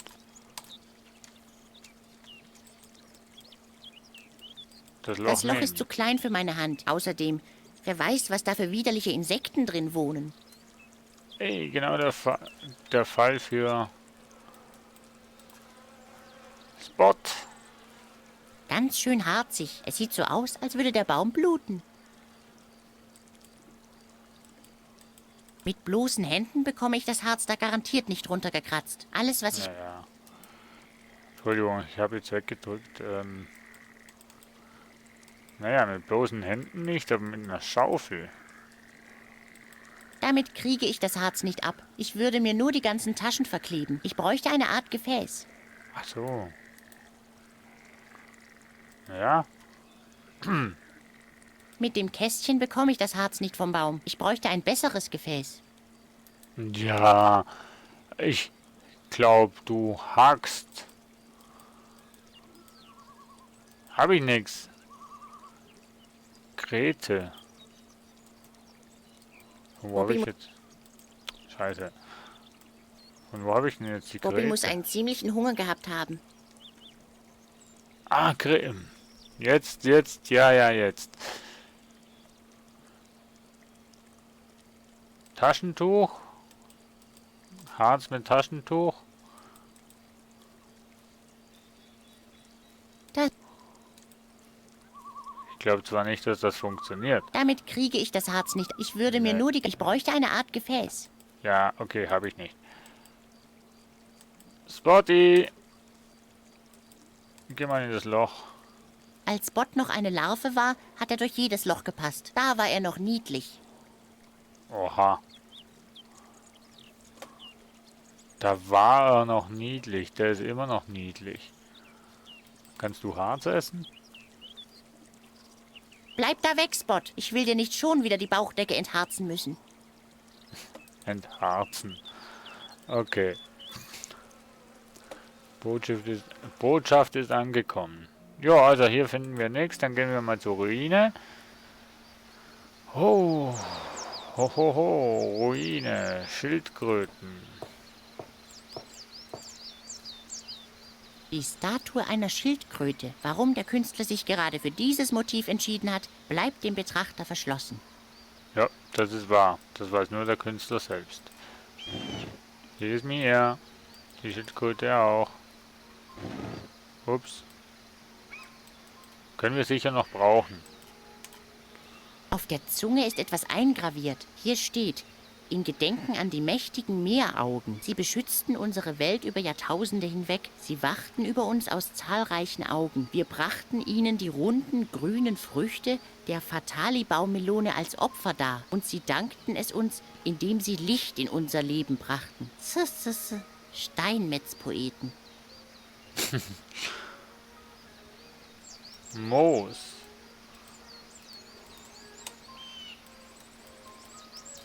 Da wächst eine dichte Moosschicht auf der Statue. Ja, gut, nimm sie. Mit bloßen Händen bekomme ich das Moos niemals ab. Naja, vielleicht Schildkröte, ne? Vielleicht doch mit der Schaufel. Die Schaufel muss doch für irgendwas gut sein. Moos. Damit kann ich hier nichts ausrichten. Wenn ich die Wohnwagen entmoose, benutze ich immer ein feuchtes Tuch. Ah, danke für den Tipp. Dann nehmen wir das Taschentuch, was nicht feucht ist. Ja, das könnte klappen. Nanu, was haben wir denn da? Ein Loch. Hier fehlt offenbar etwas Bestimmtes. Eine Art Schlüssel? Wappen. Das ist Ach, das komm. Wappen des Königs. Okay. Hier war tatsächlich etwas unter dem Moos. Eine Vertiefung direkt neben einem königlichen Wappen? Das scheint mir eine Art Mechanismus zu sein. Ich sollte Bobby davon erzählen. Ich bin mir sicher, dass er das übersehen hat. Und natürlich hat er das übersehen. Auf jeden Fall hat er das übersehen. Da Der hätte das hinten Moos scheint es nicht eine Art weggenommen. Weg zu geben. Ich muss hier irgendwie durchkommen. Aber jetzt kommt die Schaufel zum Einsatz. Mit der Schaufel kann ich hier wenig ausrichten. Eine Heckenschere Oh. wäre hier eher angebracht. Ja, habe ich eine Heckenschere? Mit bloßen Händen bekommen, aber ich sollte diese Idee im Hinterkopf behalten. Für den Fall, dass ich mich irgendwann von giftigen Dornen perforieren lassen will. Scheiße, was hat er gesagt? Mit bloßen Händen bekomme ich dieses Gestrüpp niemals weg. Aber ich sollte diese Idee im Hinterkopf behalten. Für den Fall, dass ich mich irgendwann von giftigen Dornen perforieren lassen will. Hä? Macht nicht viel Sinn.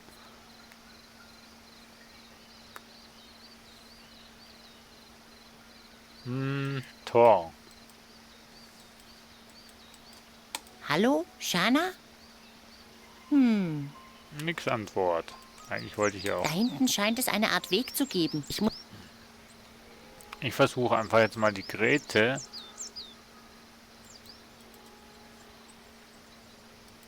Das passt hier nicht. Hier fehlt offenbar etwas Bestimmtes. Eine Art Schlüssel? Okay, hätte ja klappen können, oder?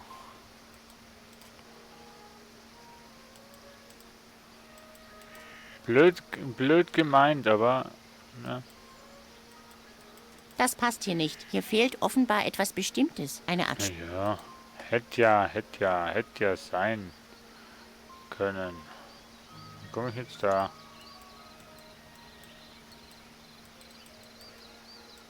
Hallo?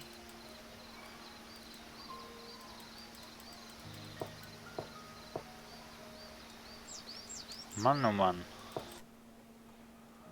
So, wir gehen aber statt zu Bobby da, gehen wir noch zur Höhle, um zu schauen, was wir da haben. Dann haben wir alle 3 Sachen abgecheckt und dann können wir wieder zurückgehen. Totem.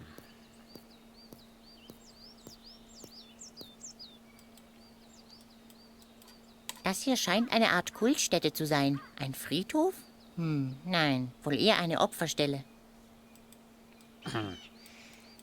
Ich habe es mir zur Regel gemacht, keine fremden Kultstätten zu schänden. Es reicht schon, wenn mich mein eigener Gott hasst.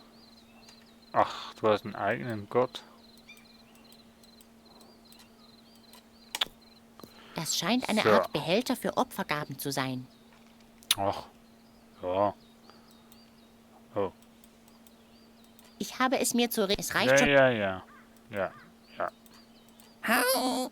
Nein, die Schüssel ist fest mit dieser steinernen Totemfigur verbunden.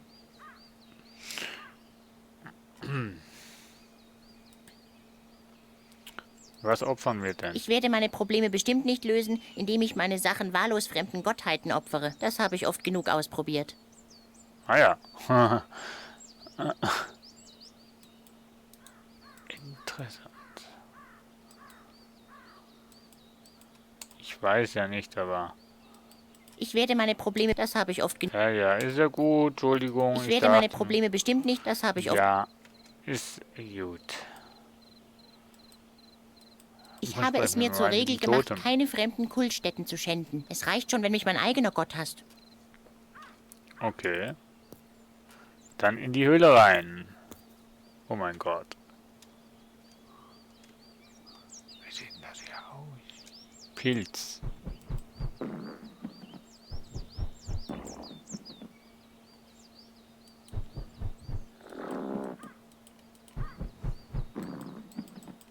Spot ist gut im Pilze suchen. Dummerweise frisst er sie immer alle selbst auf.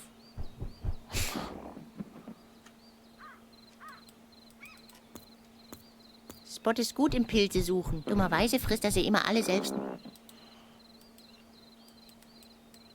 Ich bin nicht hier, um Pilze zu sammeln. Und diese dort schon gar nicht. Okay. Was sind das für Pilze? Die Furzpilze. Natur bringt die wunderlichsten Arten hervor. Und manchmal habe ich den Eindruck, sie tut das nur, um mich zu ärgern. Ja, natürlich.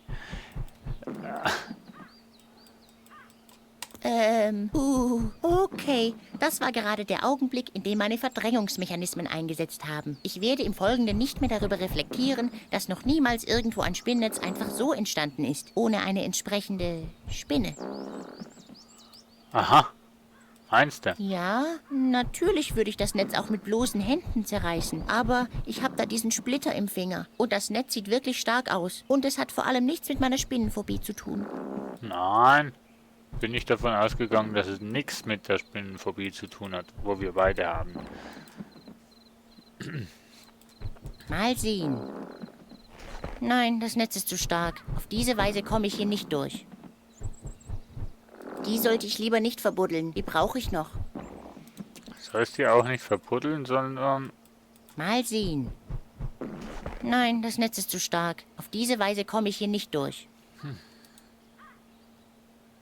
Was hab ich denn noch?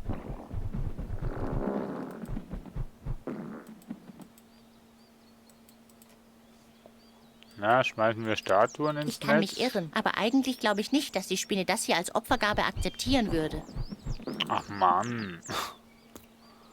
Gut, dann gehen wir halt wieder zurück zu dem Bobby da. Zum Hafen. Und berichten ihm mal, was wir bekommen. Ich gebe ihm lieber nicht die Hand. Ich möchte keine Warzen bekommen. Oha. Sedgwick, Psst, hast du das auch eben gesehen? Was? Ich glaube, es sind die Asgil. Sie haben mich gefunden. Ach, so ein Unsinn. Du bist wirklich der größte Feigling, der mir je untergekommen ist. Aber sie sind hier.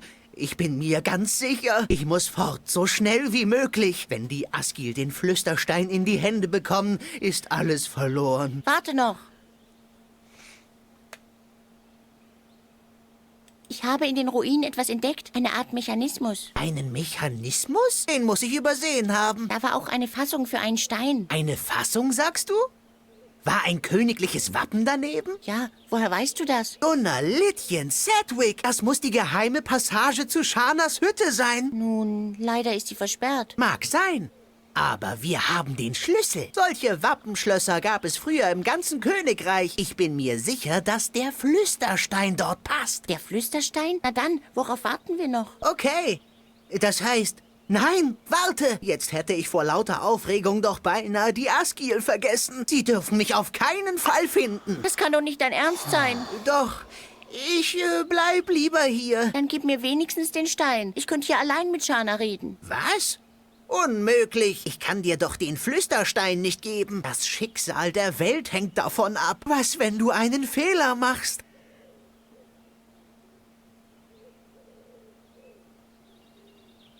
Wenn du mir den Flüsterstein nicht gibst, finden wir Shana nie. Du kannst den Flüsterstein nicht bekommen. Der Stein wurde mir persönlich anvertraut. Ich habe versprochen, ihn nicht weiterzugeben. Dann komm halt mit. Nein, ich hab's dir doch schon gesagt. Die Asgil sind in der Nähe. Eigentlich sollte ich gar nicht mehr hier sein. Aber du hast mir auch versprochen, dass wir zu Shana gehen. Das stimmt zwar, aber... Dann gib mir den Stein. Wir sind doch quasi ein Team. Oder habe ich dir etwa nicht geholfen? Naja, schon. Außerdem habe ich diese Vision. Ich bin mir sicher, dass sie etwas zu bedeuten haben. Das kann doch alles kein Zufall sein. Komm schon, gib mir den Stein und ich finde Shana. So schnell werden dich die Asgil hier sicher nicht finden. Ah, das ist ein Fehler. Aber nun gut, ich werde dir den Flüsterstein anvertrauen. Danke. Du wirst es nicht bereuen. Bitte beeil dich, Sedgwick, und hüte den Stein wie deinen Augapfel. Wenn ihm etwas passiert, sind wir alle geliefert. Also ich kümmere mich besser um die ganze Sache als du. Du sitzt ja nur hier stinkend faul rum. So, dann gehen wir zu den Ruinen. Zu dem Statue und Flüsterstein. Hier Loch. Und versuchen wir mal das. Ha, wusste ich's doch. Er passt. Oh je. Hey, was ist das? Ein Erdbeben?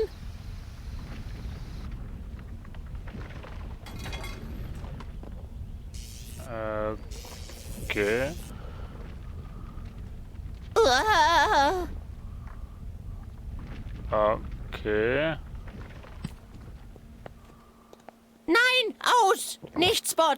Spot! Ach Gott. Was hast du nur getan? Oje, oje, das sollte ich lieber Bobby beichten. Oh je. Was war das? Nein. Nein. Nein. Du hast mich da in ganz schön was reingeritten, weißt du das? Wenn du nur einmal mit dem Kopf denken würdest, anstatt mit dem Magen. Ich hoffe nur, wir finden bald diese Shana. Die wird schon wissen, was zu tun ist. Hätte er... Okay, ich muss die Büsche weg. Hätte er jetzt einen Stein, den Abhang runterrollen lassen sollen oder was? Mein Gott. Sedgwick. Bisschen nachdenken. So, wir gehen aber zum Zirkus, weil da ist irgendwas runtergefallen.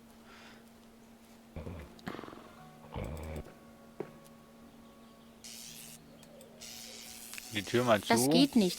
Diese seltsamen Rohre sind im Weg.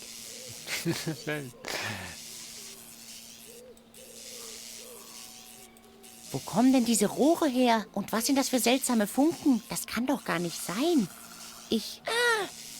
Kopfschmerzen. Verdammt, das... Au! Au! Aua! Verdammt! Es ist doch immer dasselbe mit dem Jungen. Was?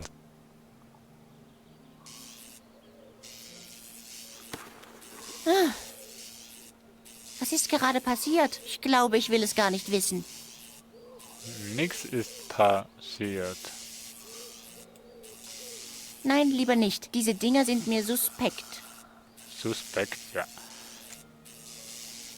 Mütze.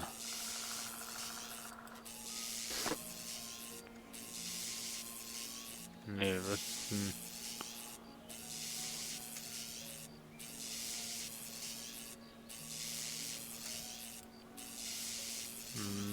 Mach Spotty mal nicht weh. Hey Spot, hast du sowas schon mal gesehen? Ich auch nicht. Was?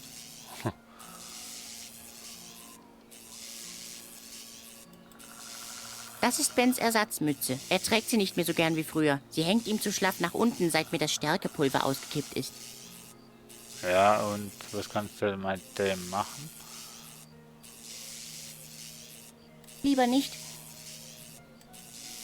Früher war Bens Mütze spitz wie ein Pfeil und fest wie ein Schildkrötenpanzer. Dann ist mir das Stärkepulver ausgekippt. Mann, war Ben sauer. Früher war Bens Ersatz, aber seit... Ja, ja, ja. Was? Ah. Was soll ich damit Unsere machen? Zirkuskleidung ist kratz- und bissfest. Sonst hätte ich die alte Pudeldressurnummer wahrscheinlich nicht überlebt. Ironischerweise waren die Zirkuspudel nicht ganz so kratz- und bissfest. Ben weiß bis heute nicht, wie der Wolf in den Pudelkäfig kam. Mann, habe ich diese Nummer gehasst. Ja, du hast irgendwie... Unsere Zirkuskleidung ist kratz... Sonst hätte ironischer Ja, Ben ja, weiß... ja, ja, ja, ja, ja. Das Ben bewahrt darin Sachen auf, die ich nicht in die Finger bekommen soll. Aha. Und doch bin ich dazu gekommen, die Sachen in die Finger zu bekommen.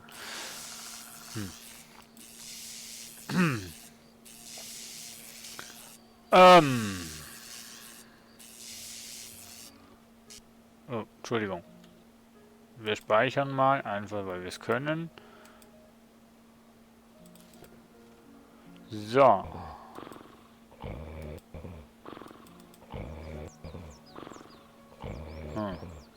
Hallo Ben. Worum geht's denn diesmal? Weißt du etwas über eine gewisse Shana? Shana? Nie gehört. Wer soll das sein? Nicht so wichtig. Wie alles, was dich beschäftigt. Genau. Für mich wichtig, aber für dich nicht so wichtig. Hast du das Erdbeben bemerkt? Und ob. Hier sind alle Bälle runtergefallen. Ich hoffe, dass sowas nicht während einer Aufführung passiert. Und was, wenn die Beben bedeuten, dass die Welt auseinanderfällt? Oder dass der Himmel auf die Erde stürzt? Während einer Aufführung? Das wäre eine Katastrophe. Haha, mir machst du nichts vor. Du hast genauso Angst vor dem Ende wie alle anderen. Ich bin Atheist. Ich habe niemals Angst. Ja, genau. Du willst mir wirklich weismachen, dass du niemals Angst hast? Genau, niemals. Auch nicht vor Schlangen? Schlangen? Puh, die haben ja nicht einmal Krallen. Dafür haben sie giftige Zähne und Würgemuskeln, mit denen sie dir die Wirbelsäule zerquetschen können. Gib's auf. Die Sache mit den Zähnen ist sicher nicht zu unterschätzen, aber ich habe keine Angst vor Schlangen. Okay. Auch nicht vor Tigern? Tiger? Puh, die haben ja nur einen einzigen Kopf. Dafür sind sie schnell und stark. Sie packen dich mit ihren rasiermesserscharfen Klauen und zerfleischen dich mit Zähnen, die so groß sind wie Krummsäbel. Gib's auf. Die Zähne und die Klauen sind vielleicht ganz respekteinflößend, aber ich habe keine Angst vor Tigern. Auch nicht vor Spinnen? Spinnen? Puh, die haben ja nicht einmal scharfe Zähne. Dafür sind sie giftig und schnell. Es gibt Arten, die krabbeln dir in den Mund und legen ihre Eier unter deine Augenlider. Gib's auf. Ich habe keine Angst vor Das Spinnen. wollen wir gar nicht hören. Ey. Auch nicht vor den Asgil? Asgil? Was soll denn das sein?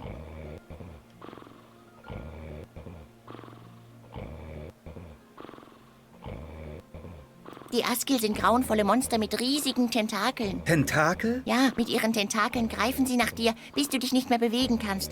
Dann essen sie dich bei lebendigem Leibe. Und noch?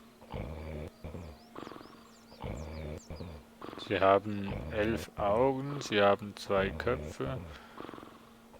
Sie haben 2 Köpfe. 2 Köpfe? Ja, und beide Köpfe verfügen über einen giftigen Atem, der die Beute lähmt. Und während der eine Kopf sich dann über deine wehrlosen Gliedmaßen hermacht, lacht der andere sein schallendes, keckerndes Lachen. Langsam formt sich ein Gesamtbild. Das Schlimmste aber ist das spitze Horn auf ihrer Stirn. Nee, hat er ja nicht Angst. Das Schlimmste aber, Zähne hat er auch nicht. Das dann Schlimmste der aber Gestank. ist ihr fauliger Gestank. Gestank? Ja, der Geruch ist dermaßen furchtbar, dass dein Gehirn anfängt, sich zu verflüssigen. Bevor du ohnmächtig wirst, hast du dich mehrfach übergeben. Im besten Fall. Diese Askil scheinen tatsächlich keine angenehmen Zeitgenossen zu sein. Angst habe ich aber trotzdem nicht vor ihnen. Mist. Du willst mir wirklich weismachen, dass du niemals Angst hast? Genau, niemals. Wow, Ben. Du bist so viel mutiger als ich. Tja, das allein wäre noch keine große Kunst. Du hast ja selbst vor Schmetterlingen Angst. Die übertragen ja auch Bazillen. Okay. Ich glaub dir ja. Tja, nimm dir einfach ein Beispiel und denk immer dran. Wir haben nichts zu fürchten, außer der Frucht selbst. Was denn für eine Frucht? Ich weiß nicht genau. Ich habe das irgendwo gelesen. Ich vermute, es geht um eine Kiwi. Ach, wegen der Haare und so. Ja. Bis später. Ja, bis bald. Und denk dran, immer lachen. Immerhin bist du ein Clown. Da scheiße die Jungs da zusammenreimen, hey, das ist ja Wahnsinn. So. Jetzt gehen wir nochmal hier hin. Bobby? Bobby! Nanu, was ist denn hier passiert? Es sieht aus, als hätte ein Kampf stattgefunden. Die Askil haben Bobby erwischt. Oh je, das ist alles meine Schuld. Ja, dann nehmen wir zuerst mal das Messer.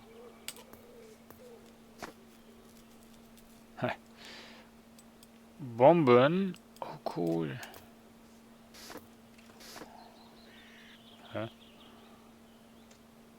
So. Und dann gehen wir in die Höhle rein mit den Bomben und so. Die Idee ist nicht schlecht, aber ich habe Angst, die Höhle zum Einsturz zu bringen. Vielleicht sollte ich mir doch lieber etwas weniger Explosives überlegen. Oh Mann. Ich kenne weniger gefährliche Methoden, um meine destruktive Ader auszuleben. Okay. Schießpulver? Oh oh, die Askil waren offenbar schwer bewaffnet. Und ich dachte, Bobby übertreibt nur. Hoffentlich geht es ihm gut. Nein. Entschuldigung. Messer. Spinne. Mal sehen. Nein, das Netz ist zu stark. Auf diese Weise komme ich hier nicht durch. Also hier komme ich gar nicht durch, ne? Ohne... Nee. Mir ist gerade eingefallen, ich könnte ja Spot die dahin schicken.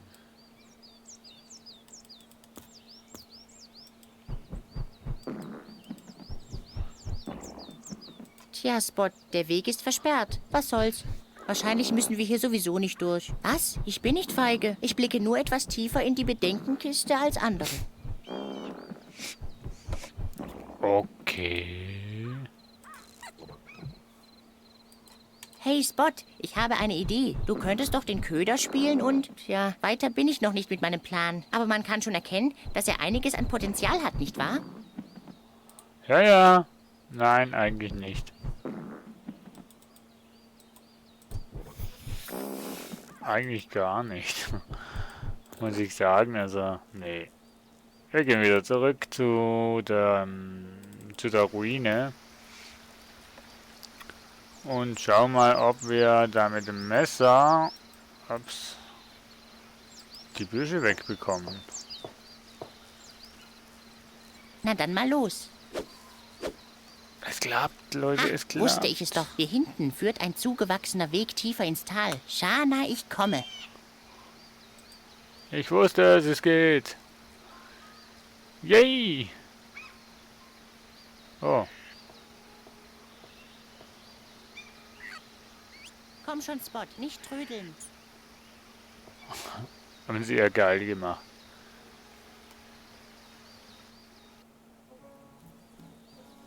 Nice gemacht.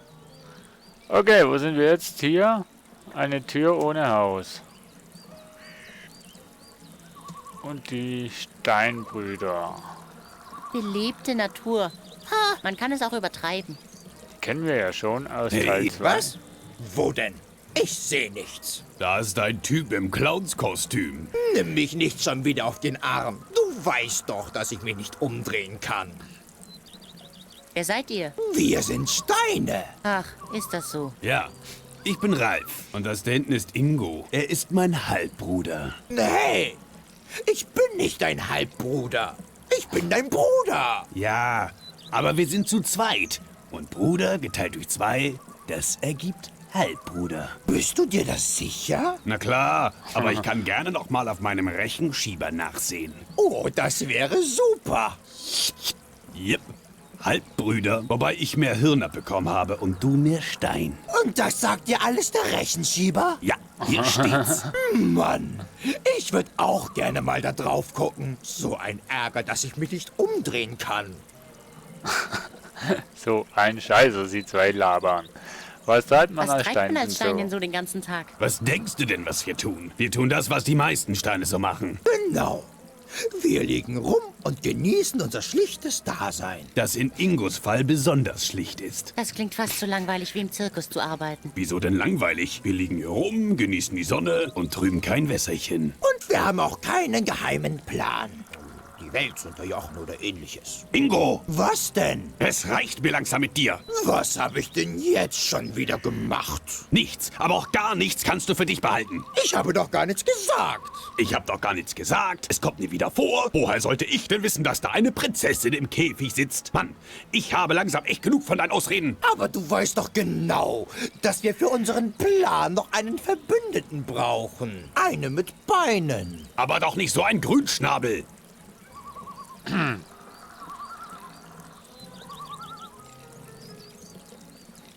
Und wie wollt ihr die Welt regieren? Na, wie wohl? Mit steinerner Faust. Genau. Ja, logisch, oder? Und nur zur Info, ich bin kein Grünschnabel. Und nur zur Information, ich bin kein Grünschnabel. Siehst du? Er ist kein Grünschnabel. Und ob er einer ist? Einer mit einem besonders grünen Schnabel. Für dich sind alle Beinwesen immer gleich Grünschnäbel. Hey Ingo, was ist denn das da vorne? Wo? Wo? Es scheint meine saftige Wiese zu sein. Oder ein großer Laubfrosch. Ich kann es nicht genau sehen. Es leuchtet so grün. Was ist es?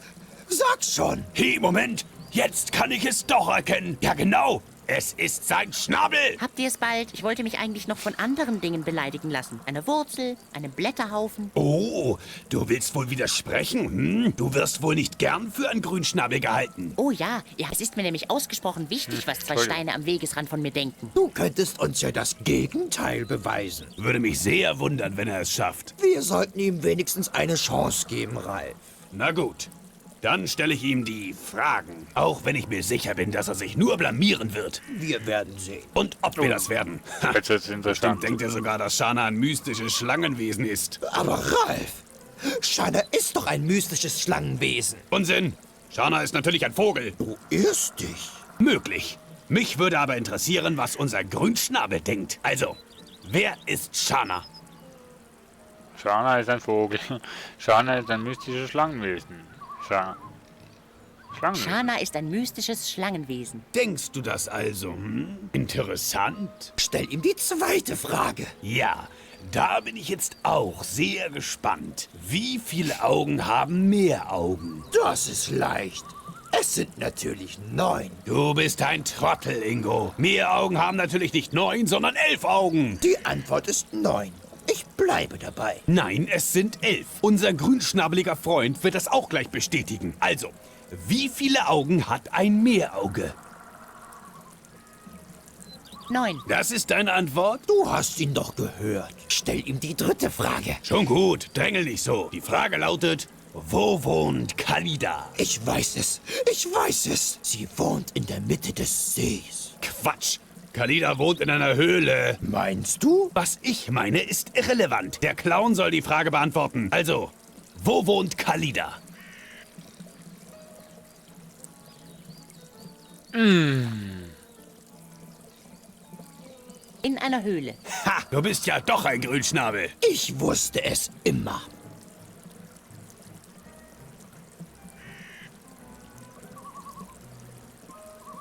Zurück zu eurem Plan. Du hast doch niemandem davon erzählt, oder? Ich habe geschwiegen wie ein Stein. Ich warne dich, Grünschnabel. Mach dich nicht über uns lustig, oder du wirst unseren Zorn zu spüren bekommen. Was wollt ihr machen?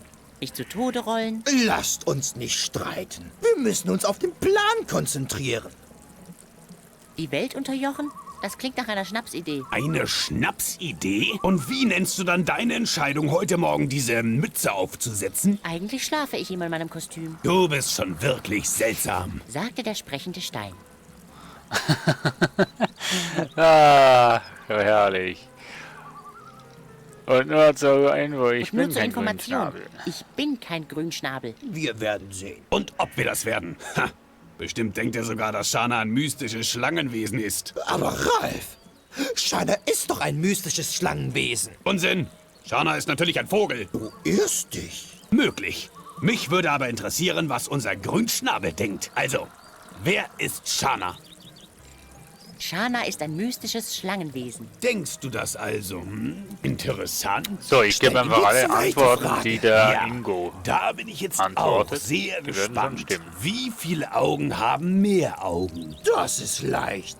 Es sind natürlich 9. Du bist ein Trottel, Ingo. Mehr Augen haben natürlich nicht 9, sondern 11 Augen. Die Antwort ist 9. Ich bleibe dabei. Nein, es sind 11. Unser grünschnabeliger Freund wird das auch gleich bestätigen. Also, wie viele Augen hat ein Meerauge? 9. Das ist deine Antwort? Du hast ihn doch gehört. Stell ihm die dritte Frage. Schon gut, drängel nicht so. Die Frage lautet, wo wohnt Kalida? Ich weiß es.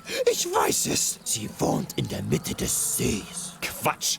Kalida wohnt in einer Höhle. Meinst du? Was ich meine, ist irrelevant. Der Clown soll die Frage beantworten. Also, wo wohnt Kalida? Bei der Frage habe ich vorhin ja gesagt in der Höhle, weil ich dachte, ne, das könnte jetzt ein Trick sein, weil man immer auf die Ingo-Antwort geantwortet hat. Die letzte Frage haben sie dann so gemacht, dass die Wahrheit der Ralf sagt. Aber das war ja irgendwie falsch, hoffe ich jetzt. In der Mitte des Sees. Ha, du bist ja doch ein Grünschnabel. Ich wusste es immer. Okay, das war komplett falsch. Das Soll ich euch mal woanders hintragen? Untersteh dich. Wir lassen uns nicht herumschubsen. Von niemandem. Also ich hätte nichts dagegen, ein wenig gedreht zu werden. Ich gucke die ganze Zeit auf diesen Felsen dort drüben. Hast du überhaupt keine Würde? Wir sind Steine. Wir brauchen keine Hilfe. Aber Ralf, der Felsen sieht aus wie das Hinterteil einer Kuh. Außerdem liege ich schon seit Jahren auf einem spitzen Stock. Ich mag aus Stein sein, aber ich habe trotzdem Gefühle. Wir lassen uns nicht rumtragen. Und dabei bleibt es. Wisst ihr, wo ich Shana finde? Shana, die wohnt in dieser Hütte da hinten. Du, Ralf? Mann, wird die sich freuen. Du, Ralf? Ich glaube... Sie hatte schon seit Jahren keinen Besuch mehr. Stopp mal, welche Hütte denn? Da steht nur eine Tür. Was? So ein Unsinn. Nein, Ralf. Er hat recht. Shanas Hütte ist eine Ruine. Schon seit langem. Aber wie konnte das passieren? Erinnerst du dich an diesen schweren Sturm vor 8 Jahren, 3 Monaten und 25 Tagen? Natürlich, ich bin ein Stein. Ich vergesse nie etwas. Tja, dann erinnerst du dich sicher auch noch an das Erdbeben am nächsten Tag. Und ob? Das war der Tag, an dem meine Termitenfarm kaputt gegangen ist. Verfluchte Erosion. Dann ist das Haus also einem Erdbeben zum Opfer gefallen? Nein, den Termiten. War klar. Heißt das, Shana wohnt hier nicht mehr? Nein, nein, sie wohnt noch hier. Tut sie das? Ja, In der Hütte, ja, von der nur noch die Tür steht. jetzt hast du's. Oh Mann, ich bekomme schon wieder diese Kopfschmerzen. Zurück zu eurem Plan. Es war ein Fehler, dir davon zu erzählen. Er will doch nur helfen. Unmöglich. Er ist und bleibt ein Grünschnabel. Und nur zur Information. Wir das werden kennen wir sehen. schon. Und ob. Ha, So. bestimmt denkt er sogar... Aber Ralf, So viele Shana ist Möglichkeiten doch ein haben wir. mystisches Schlangen... Unsinn.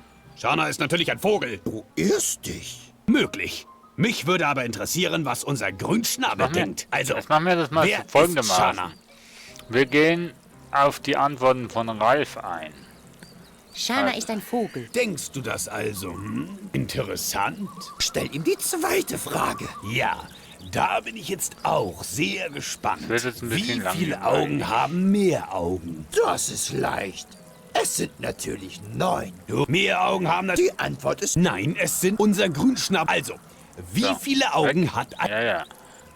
11. Das ist deine Antwort? Du hast ihn doch gehört. Stell ihm die dritte Frage. Schon gut, drängel nicht so. Die Frage lautet, wo wohnt Kalida? Ich weiß, sie wohnt in der Mitte des... Quatsch. müsste Kalida eigentlich- wohnt in einer Höhle. Meinst du? Was der Clown soll... Also, wo wohnt Kalida?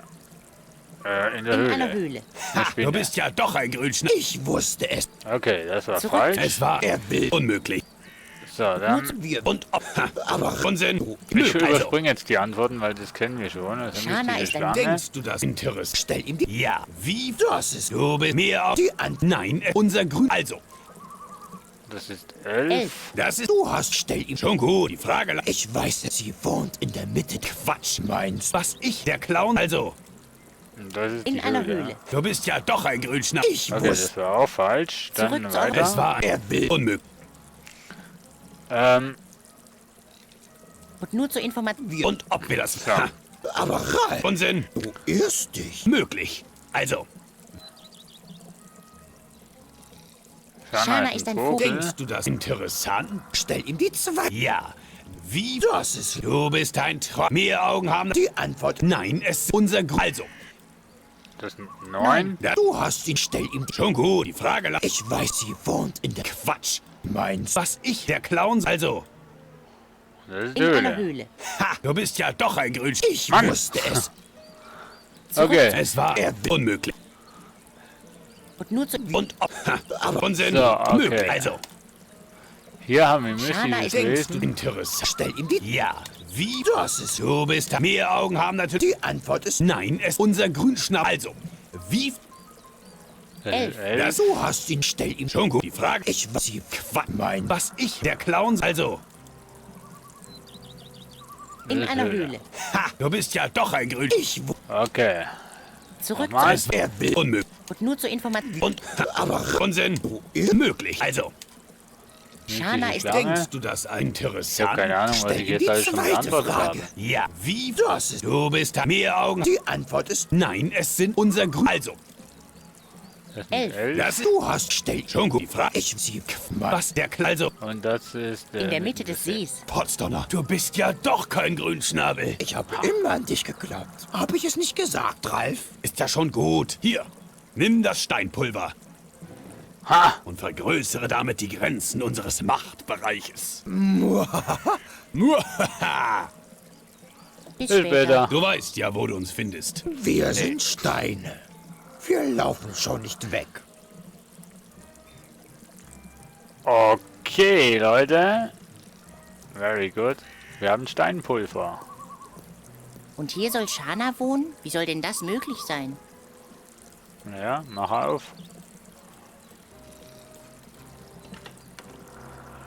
Und tritt ein. Na, so wird das aber nichts. Was hat er gemacht? Er hat versucht, die Hütte auf dem normalen Weg zu betreten. So ein Grünschnabel. Normalen Weg. Was wäre denn ein abnormaler Weg?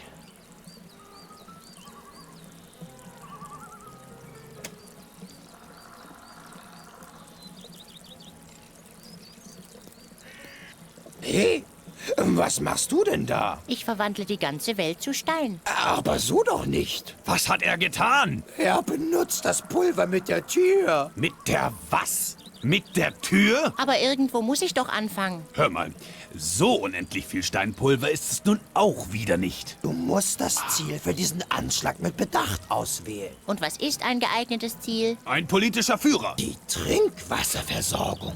Ein Herrschaftssymbol der Weichhäuter. Ein großer Hut. Ein Hut? Hast du sie noch alle? Aber ein Hut ist ein Herrschaftssymbol. Habt ihr es bald? Na gut, dann meinetwegen auch ein Hut. Aber es muss ein großer Hut sein. Was auch immer. Ich hab doch da einen Hut. Früher war die Mütze viel spitzer. Vielleicht ist das Steinpulver ja ein guter Ersatz für die verschüttete Stärke. Oh oh, das hat für meinen Geschmack etwas zu gut geklappt. Das wird Ben ganz und gar nicht gefallen.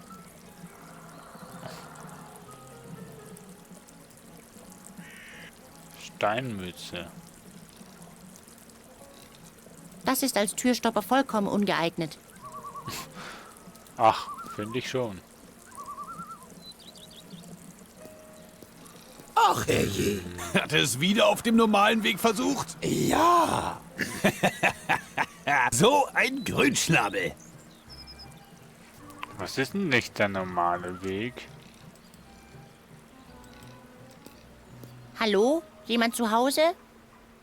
Nichts, natürlich nicht. Was habe ich auch erwartet?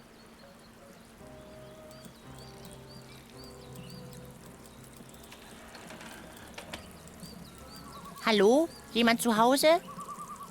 Nichts, natürlich nicht. Was habe ich auch erwartet? Auf dem nicht normalen Weg.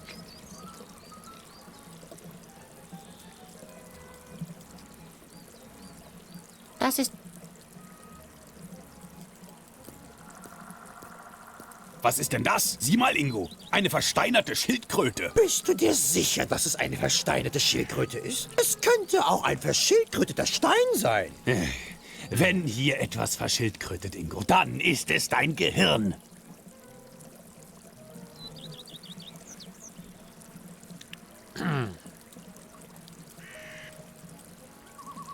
Mal mit ihnen nochmal Hallo, ihr reden. zwei. Vielleicht. Ingo, sieh nur, der Clown ist wieder da. Du kannst mir ja viel erzählen.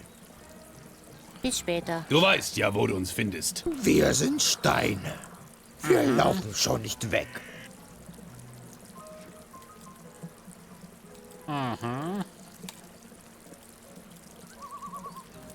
Wow, tricky hier.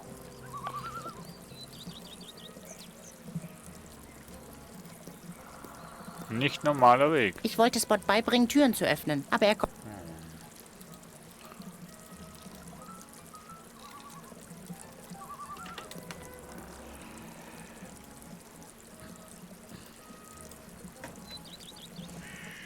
Da komme ich so nicht durch.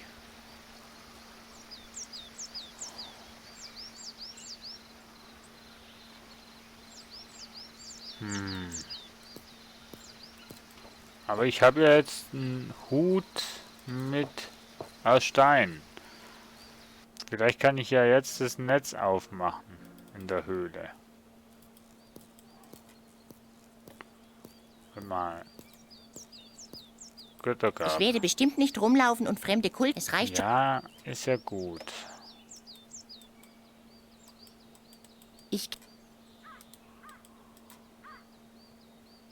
Ich werde meine Probleme bestimmt nicht lösen, das habe ich oft... Ja, ist gut. So geht's also nicht. So, wir nehmen mal den Hut.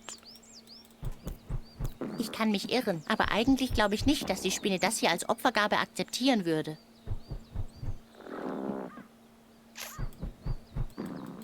Es ist scharf, aber so scharf nun auch wieder nicht.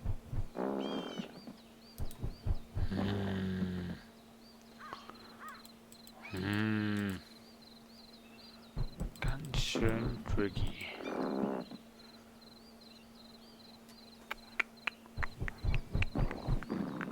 Habt ihr einen Vorschlag? Soll ich noch einen Fisch fangen? Geht das vielleicht? Ein Fisch? Und dann als Götter.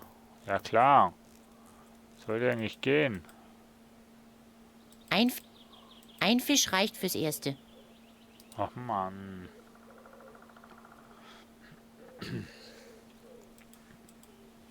Ich glaube, sie haben gerade gegessen. Man sieht es am Eigelb in den Zahnzwischenräumen. Bären haben ihre eigene Methode, Fische zu fangen. Sie sind auch schnell und können erstaunlich gut klettern. Dafür wissen sie nicht, wie man mit Hupenschuhen läuft. Hupenschuhen, ja. Von den vielen 1000 Einsatzmöglichkeiten für Korken ist diese hier meinem Leben am ähnlichsten. Nutzlos. Der Kompass zeigt nach Norden, wo einem die Okay. Fische freiwillig auf den Teller springen. Okay. Schildkröten haben keine Gräten, außer wenn Opa kocht. Ich kenne weniger gefährliche Methoden, um meine destruktive Ader auszuleben. Oh Mann. Pure Zeitverschwendung. Ja, das bist du. Ich glaube, das ist keine so gute Idee.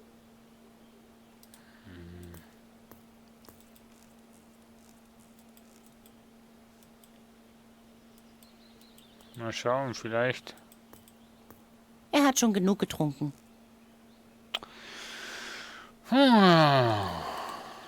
Very, very, very schwer. Gehen wir mal zum Zirkus.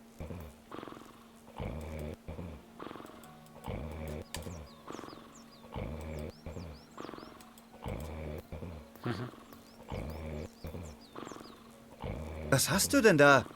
Ist das etwa meine Ersatzmütze? Wie kommst du denn darauf? Diese hier ist doch aus Stein. Auch wieder wahr. Spiel da trotzdem nicht mit rum. Die gehört bestimmt irgendwo zu.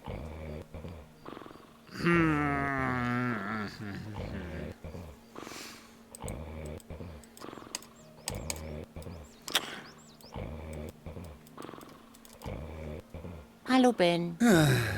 Worum geht's denn diesmal? Am Ufer hat ein Kampf stattgefunden. Hast du etwas davon mitbekommen? Ein Kampf? So ein Unfug. Wir sind hier sehr weit weg von Corona. In dieser Gegend gibt es keine Kämpfe. Aber Zügle deine Fantasie. Ich habe keine Zeit für deine Hirngespinste. Fantasie.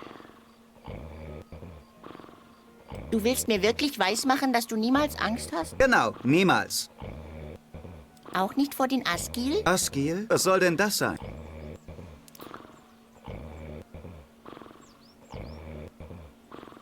Die Asgil sind grauenvolle Monster mit spitzen Fingernägeln. Fingernägel? Ja, ihre Fingernägel sind so lang und spitz, dass sie dir die Augen aus mehreren Metern Entfernung ausstechen können. Und noch?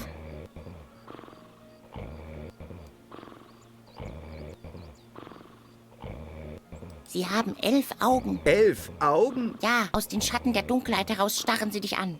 Lauernd, berechnend, um dann mit einem Mal aus ihrem Versteck zu springen. Du hast keine Langsam formt sich ein Gesamtbild. Das Schlimmste aber sind ihre scharfen Zähne. Zähne? Ja, mit ihrem schrecklichen Biss können sie deinen Hals innerhalb weniger Sekunden durchbeißen. Der Kiefer ist so stark, dass nicht einmal die stärksten Knochen ein Hindernis für sie sind. Diese Asgil scheinen tatsächlich keine angenehmen Zeitgenossen zu sein. Angst habe ich aber trotzdem nicht vor ihnen. Gibt es etwas zu tun? Habe ich es dir nicht schon gesagt? Am besten, du probst als nächstes deinen Kanonenkugeltrick. Oder du guckst dich in der Gegend um. Vielleicht findest du jemanden, der sich unsere Vorstellung ansehen möchte. Dann mache ich lieber das Zweite. Bis später. Ja, bis bald. Und denk dran, immer lachen. Immerhin bist du ein Clown.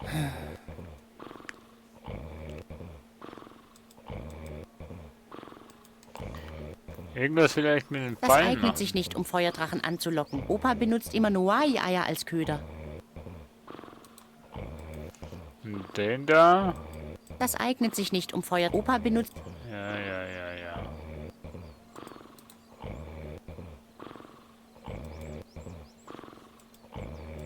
Also ich habe eigentlich alles zusammen für... Also fast alles. Die Steinmütze lässt sich nicht mehr zerkratzen. Ben sollte mir dankbar sein.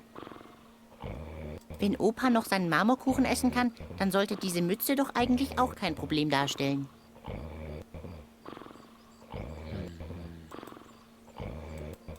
Nicht nötig. Meine Situation ist auch so schon verschachtelt genug. Oh ja, da hast du recht.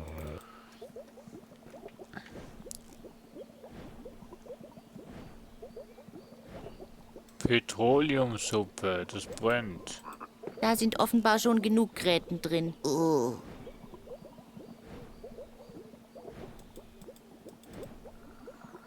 Nicht nötig. Ich brauche noch ein Gefäß. Meine Kreation ist viel zu schade für die Suppe. Eigentlich ist alles Gute zu schade für diese Suppe. Unglücklicherweise sieht Opa das genauso. Eine Abwärtsspirale. Ja, das wäre bestimmt zum Brüllen komisch. Leider passt sie nicht durch den Flaschenhals. Ach, du bist doch blöd.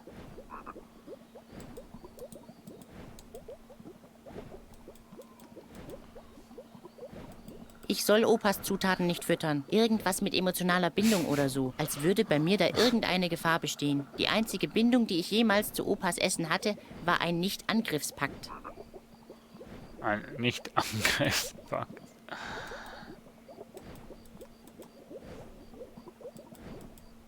Opas Schildkrötensuppe ist grauenvoll. Ich hab's ihm gesagt. Er meinte, ich esse auch viel zu langsam. Aber ich finde nun mal, solange die Suppe versucht wegzulaufen, ist sie einfach noch nicht fertig. Ja, das wäre bestimmt zum Brüllen. Leider passt es. Opas Schildkrötensuppe ist grauenvoll. Ich finde nur... Opas Schildkrötensuppe. Aber ich finde... Gut. Hallo, Seravial. Grüß dich. Ich bin doch nicht lebensmüde. Der kleinste Funke und es wäre aus mit mir. Ich wollte doch noch einmal Corona sehen, bevor ich sterbe. Ach Mann, du bist ein Feigling. Und ich steck wieder mal fest.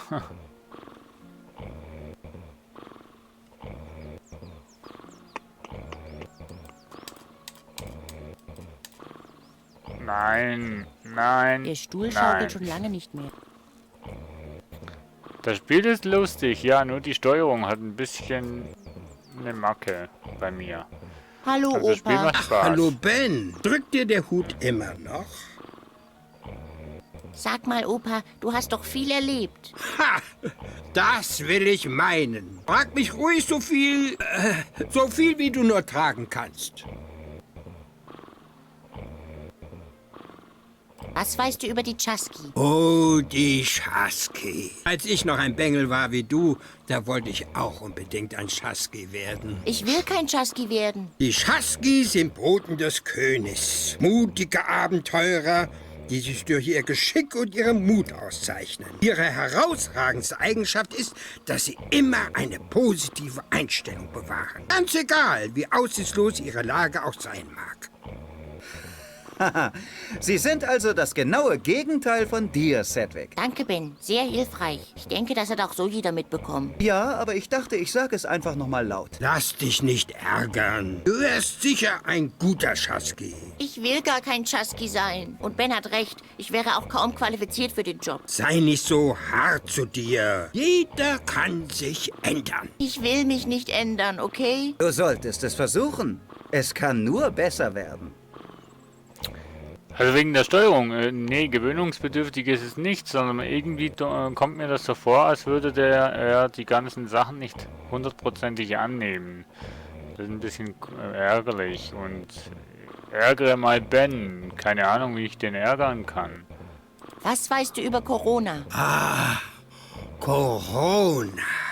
Die königliche Residenz, das Zentrum der Welt. Ich war schon sehr lange nicht mehr da. Es ist ein wundervoller Ort, wie aus einem Märchen. Das Schloss steht majestätisch auf einem Hügel, die orangenen Dächer funkeln im güldenen Licht. Der Hügel wird umringt von kleinen Dörfern und saftigen grünen Wiesen. Im Himmel jagen sich die Feuerdrachen und Schafe hüpfen im Schatten der Bäume. Die Wolken sind rosa und alle Menschen lächeln. Die Kinder, die am Wegesrand spielen, die schöne Bäuerin, die die Enten zum Fluss treibt und selbst dein Kutscher, der dir zuruft. Von dem Tabak aus der Kiste dort sollten sie aber nicht so viel rauchen. Ach, ja, das waren Zeiten. Ich frage mich, wie es heute da aussieht. Man erzählt sich, das Ende stehe kurz bevor.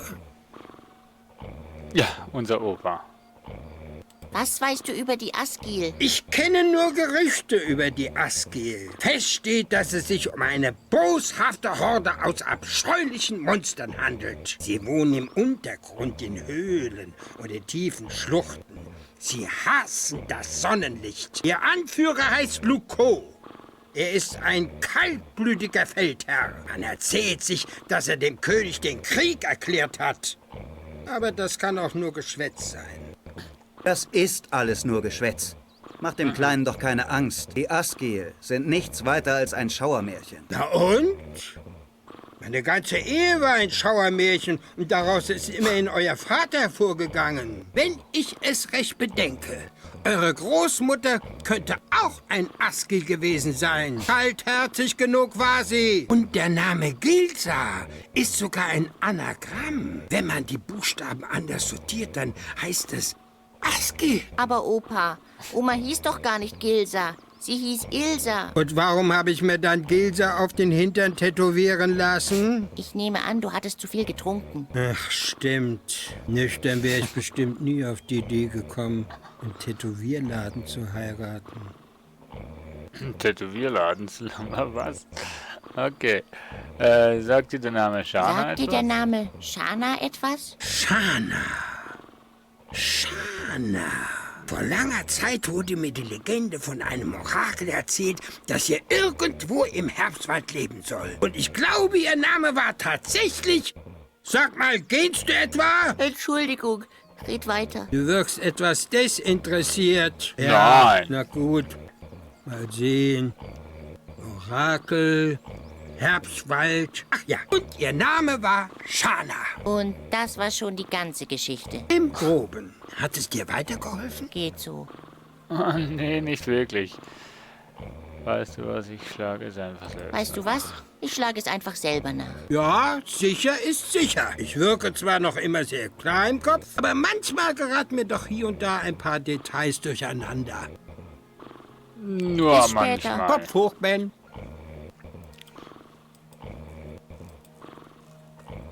Hallo, Ben. Noch mal reden. Worum geht's denn diesmal? Nee, mit dem Angst, das ist mir zu schwierig.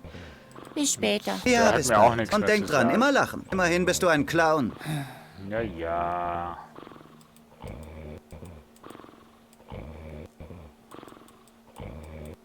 Ich wasche meine Hände später. Irgendwie habe ich die Vermutung, dass ich sie mir heute noch öfter schmutzig machen muss. Das ist einfach der genialste Spruch, den bringe ich jetzt auch. Warum soll ich meine Kleider waschen? Die werden ja sowieso wieder dreckig. Das Wasser sieht ausgesprochen trübe aus. Halt, nein, das ist nur mein Spiegelbild.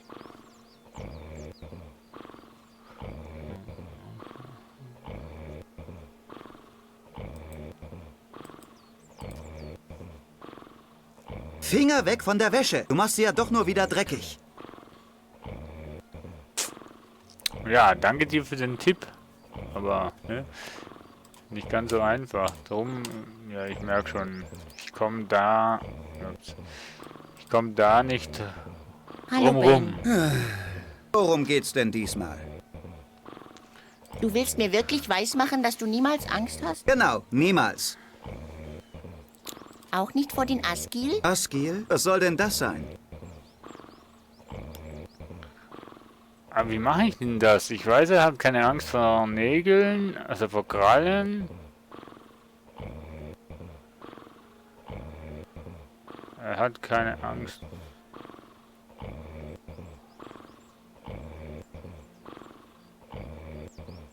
Ja, die habe ich schon. Ich habe eigentlich schon ziemlich viel, aber ich weiß noch nicht, wie ich das Ganze zusammensetzen soll.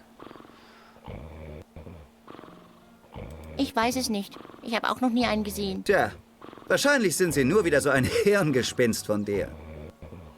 Bis später. Wahrscheinlich. Ja, bis bald. Und denk dran, immer lachen. Immerhin bist du ein Also, ich habe Folgendes. Die Bärentatzen habe ich, die Zähne,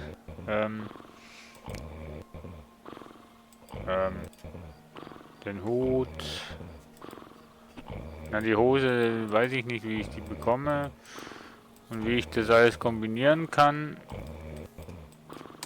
Ich glaube, daraus ließe sich was basteln. Leider hält es noch nicht zusammen. Ich bräuchte eine Art Klebstoff. Genau. Und dazu brauche ich eigentlich, ja, ich weiß schon was für ein Klebstoff, aber ich weiß nicht, wie ich den bekomme. Den Harz vom Baum.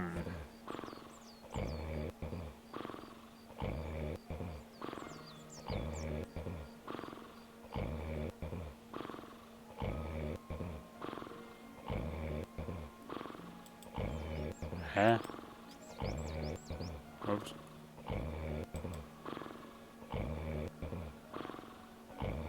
Töne gewinnen.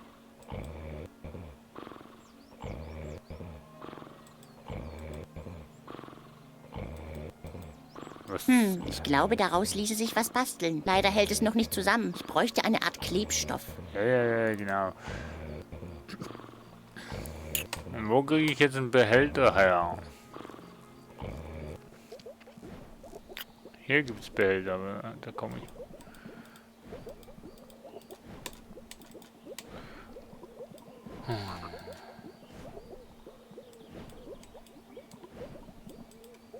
Nicht einmal Spot mag Opas Augenschmaus. Und er isst fast alles. Der sollte es ja auch nicht wollen, der... Ah, warte mal. Natürlich. Vielleicht... Lieber nicht. So ungeschickt wie ich bin, würde ich sie nur umwerfen. Und dann kullern sie durch den ganzen Wagen und ich muss sie einzeln wieder aufsammeln. Naja, immerhin, oder? Ach, Mann. Lieber so ungeschickt wie ich. Und dann Ja. muss ich nur... Es gibt kaum ein... Ja, ist Diesen Fisch habe ich... ist okay. Ich würde ja gern, aber ich komme nicht ran. Ich bin einfach zu klein. Dann springen. Mit der Schaufel vielleicht. Lieber nicht so ungeschickt wie... Und dann Ja, kullern sie... Ja.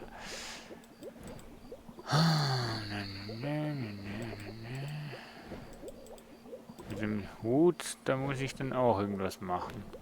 Ich würde ja gern, aber ich bin einfach... Danke, dass du mich immer wieder daran erinnerst. Bitte, mache ich gern. An was denn? Meine Kreation ist viel zu schade für die Suppe. Eigentlich ist alles Gute zu schade für diese Suppe. Unglücklicherweise sieht Opa das genauso. Eine Abwärtsspirale.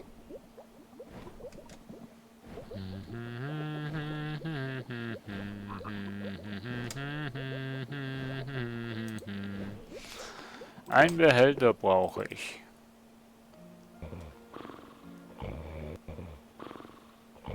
Nee, so brutal bin ich jetzt nicht.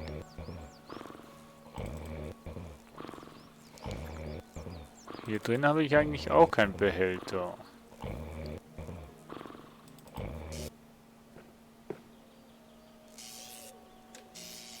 Hier habe ich nur Wäsche, Rohrzettel, Schublade, Rohre.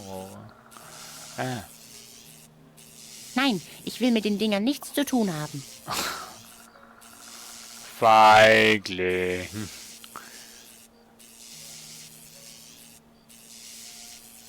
Ja, bei der Höhle war ich, aber da habe ich ein Spinnennetz, wo ich nicht, Nein, ich will mit den Dingern nichts zu tun haben. wo ich nicht, losbekomme.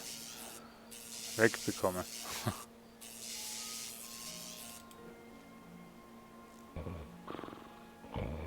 Ich habe nur ach, sag's mir, Mensch, dann hat er Bollen und die normale Figur, glaube ich.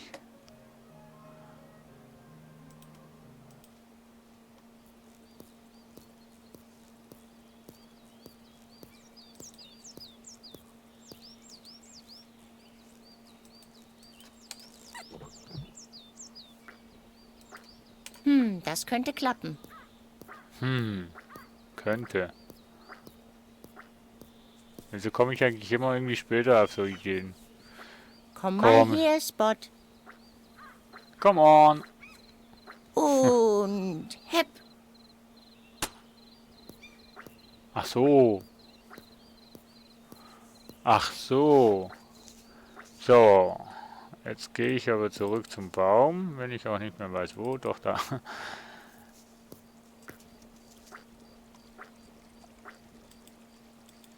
Aber nee, das funktioniert glaube ich immer noch nicht. Würde mich erstaunen. Ach, Moment. Oh. Geht, ich dachte jetzt, ich bräuchte jetzt irgendwie noch ein Messer zum Abkratzen. So, mal schauen, ob er jetzt das Ich macht. glaube, daraus ließe sich was basteln. Leider hält es noch nicht zusammen. Ich bräuchte eine Art Klebstoff. Okay, dann müssen wir das zuerst... So, ich habe das Harz auf die Kralle geschmiert. Igitt, jetzt ist sie ganz klebrig. Ja, aber hast du jetzt... Oh. Okay. So, also. Ich glaube, daraus ließe sich was basteln. Nicht schlecht, noch lange nicht fertig, aber für den Anfang. Was hast du? Okay. Das will ich nicht aneinander kleben. Das wäre überhaupt nicht gruselig. Komm, das ist gruselig. Das will ich nicht aneinander. Das wäre überhaupt nicht... Ja. Das wäre gruselig. Was habe ich denn hier oben noch? Die Schildkröte würde gut zu meinem kleinen Kunstwerk passen. Oh ja. Oh ja.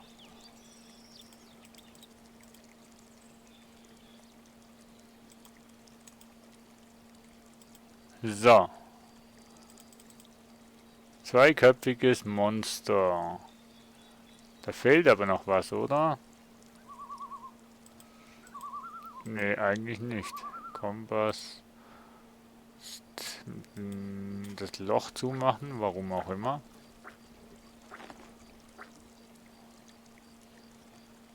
Und nun. Jetzt haben wir das Loch zugemacht. Wozu denn? Der Korken passt perfekt. Yay.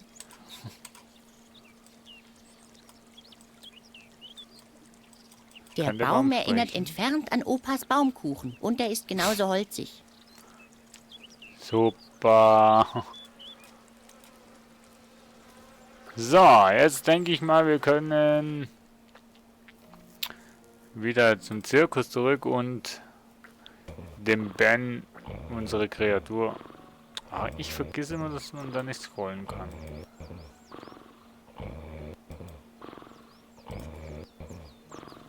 Nein. Ich hab da was für dich. Hä? Ein Askiel!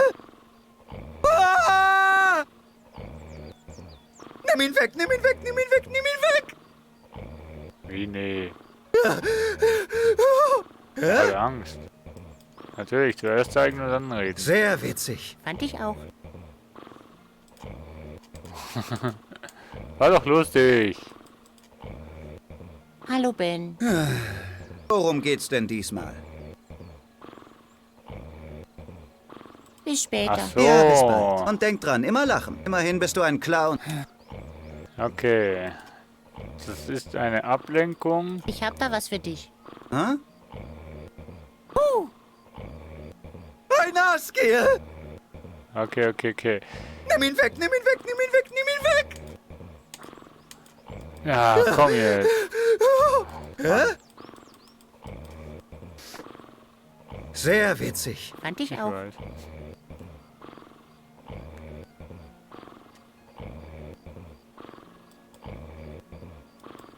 So. Nein, es ist gruselig genug, so wie es ist. Naja. Der Gedanke ist vielleicht absurd, aber die Hose ist eigentlich groß genug und aus Segeltuch. Sie würde gar keinen schlechten Fallschirm abgeben. Ah, yeah. So.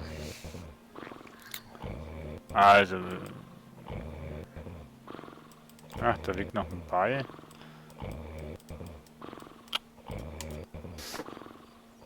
Und ich weiß, glaub schon. Ich weiß, glaub schon, wo ich den Ball brauche. Ich weiß nicht, ob es funktioniert, aber ich versuche mal. Ah. Den Stein haben wir ja nicht mehr, den Flüsterstein. Da gehört der Flüsterstein rein. Hallo Rocksplash, herzlich willkommen wieder zurück. Nee, das geht nicht. Mano.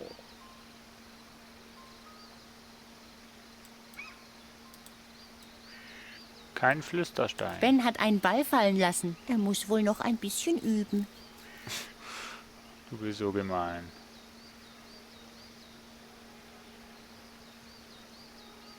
Was reagiert bei mir verzögert? Das Klicken? Das ist ja eben das Problem, was ich habe. Er nimmt die Sachen eben nicht an.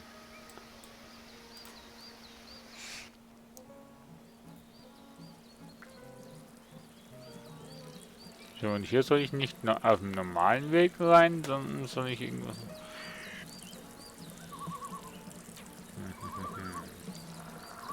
Ja, das Klicken eben, der nimmt die Befehle nicht hundertprozentig wahr. Darum sage ich ja, die Steuerung ist ein bisschen schlecht.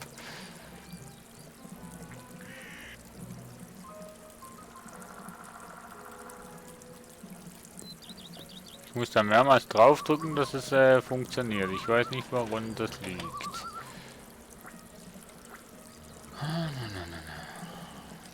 So, was habe ich denn hier alles?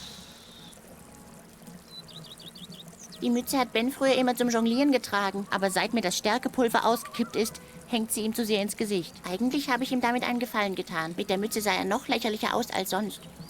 Nee, da war ich ja nicht, da komme ich ja nicht rein, weil... Nein. So, danke. Weil ich bin... Hier gehe ich einfach zu normal durch. Gib's auf! So wird das nichts. Vielen lieben Dank, Grünschnabel. Rocksplash, fürs Hosten. Vielen lieben Dank. Hä? Ach so. Darauf muss man auch zuerst kommen. Wo bin ich denn jetzt gelandet? Wie ist das möglich? Da muss man auch Shana? zuerst drauf kommen. Okay, dann neue Kapitel. Der Herr Corona ist weit entfernt. Jo. Kann ich den mitnehmen? Nein, danke. Es fühlt sich auch so schon an, als würde ich die ganze Last der Welt auf meinen Schultern tragen.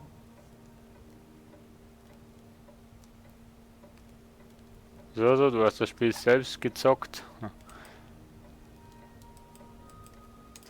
Hier aufzuräumen wäre eine Lebensaufgabe und ich habe schon eine. Die Stimme vom Herrgott ist ganz komisch.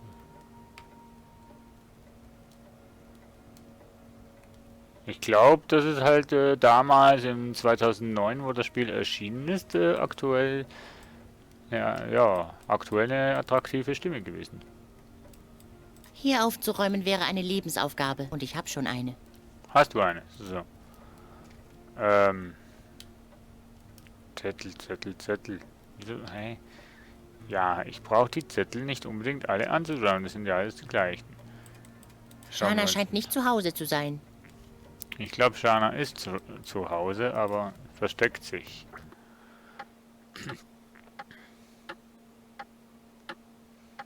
Ja, also das Original war 2009 rausgekommen und die Version, die Special Edition, die ich jetzt hier habe, die ist 2014 rausgekommen.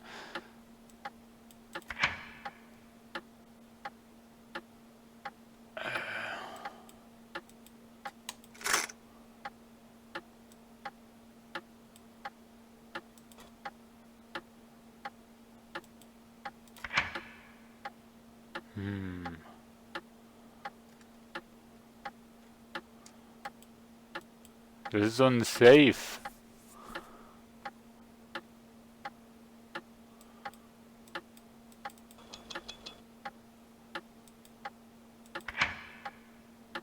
Woher soll ich bitte schon den Code kennen?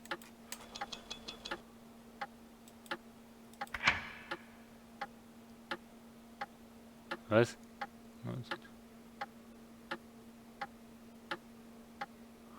Ach so. Ja, modifizieren wäre auch noch was, ne? Wo habe ich sie denn? Da. Stimmt, die hat ja nur eine Sekundenzeit. Und jetzt mache ich beide Zeiger auf 12. Nö. Dann gehen wir mal durch.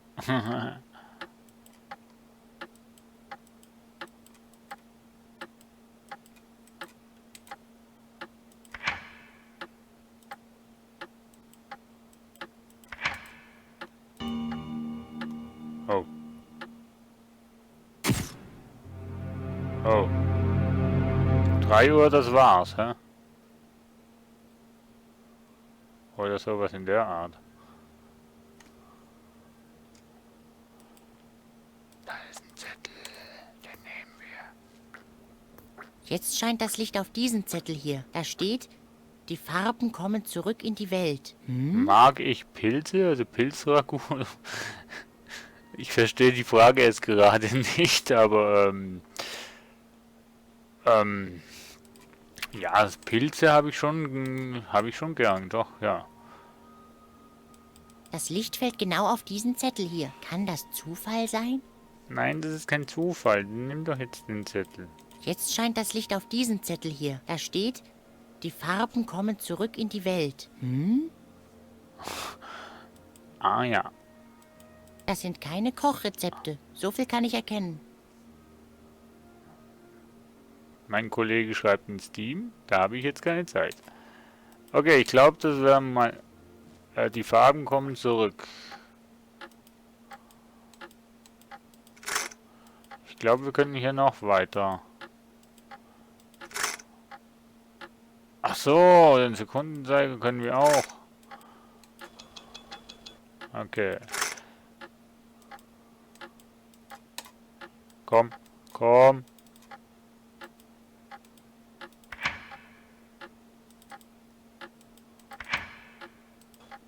Ich bin am Rumexperimentieren. Merkt man's? Ich habe keine Ahnung, von wo dass ich die Uhrzeit wissen sollte. Von dem her... Das könnte jetzt lange gehen.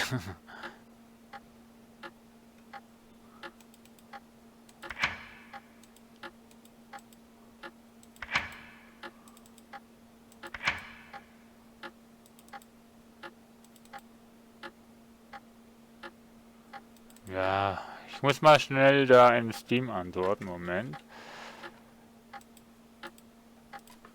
Ich bin am Livestreamen.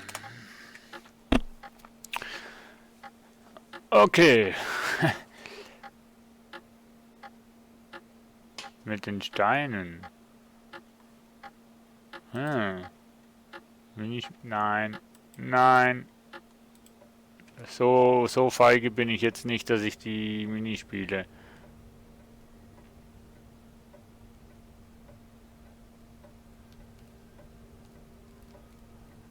Oje! Rocksplash! Was hast du getan?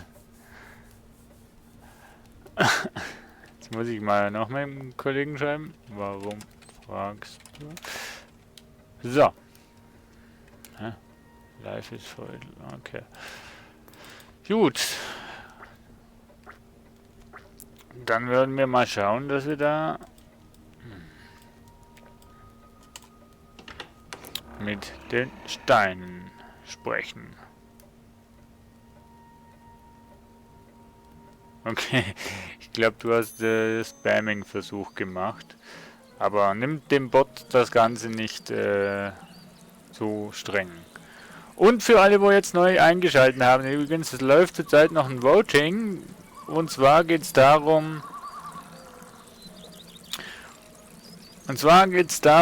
um The Walking Dead Session 2. Session 1 habe ich ja schon gelet's played auf YouTube und ich möchte gern die Session 2 von The Walking Dead live streamen. Jetzt ist die Frage, möchtet ihr, dass ich The Walking Dead live streame? Ja oder nein?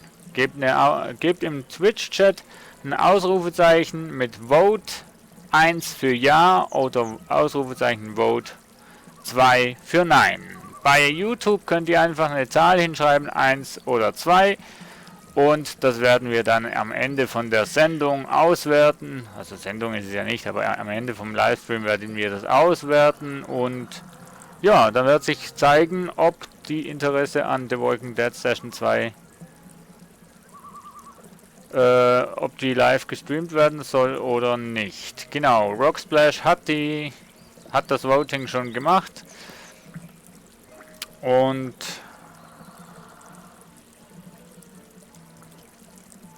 ja. Und Rocksplash, wenn du mich fragst, ob ich dieses Spiel, was ich jetzt gerade zocke, ob ich das mag, dann ja, ich mag solche Spiele.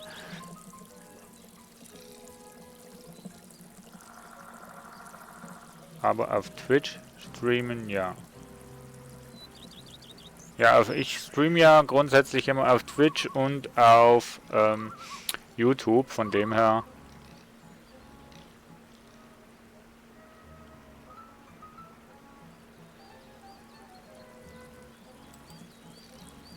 The Walking Dead ist eigentlich ein recht interessantes Spiel, vor allem emotionell. Hey, was hast du vor? Ich dachte, ich nehme euch erstmal mit. Das schminkst du dir mal lieber gleich ab, du Clown. Steine haben auch ihren Stolz. Wir lassen uns nicht von irgendwelchen dahergelaufenen Beinwesen rumschleppen. Und so, warum? Also die Serie musst du ja gar nicht anschauen. Es geht ja nicht um die Serie, wo im Fernsehen läuft, sondern um die Serie von Telltale Games.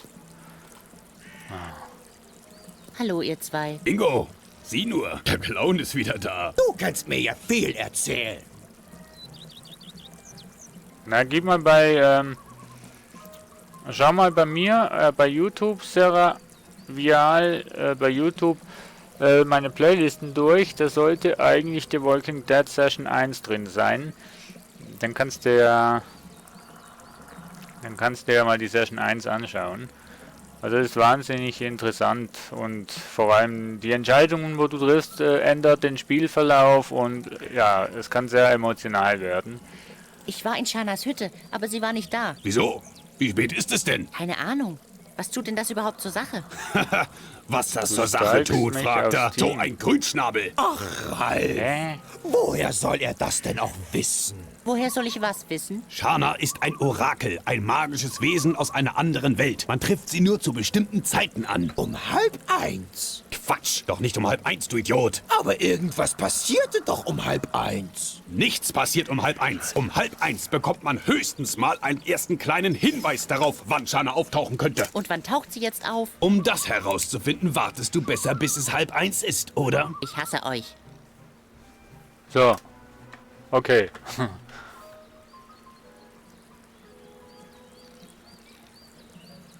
Du steige lieber auf Steam.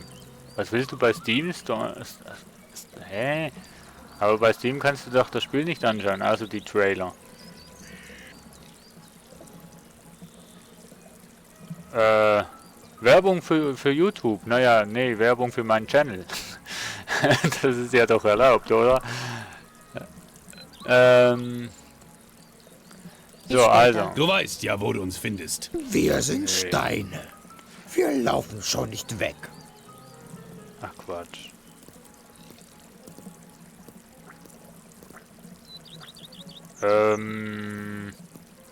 Gib's auf. So. Ja, ja. Das ist eine gute Frage. Habe ich The Walking Dead überhaupt bei Steam? Ich weiß gar nicht, ob ich das bei Steam habe oder bei einem anderen anderen Game-Anbieter, Portal. So.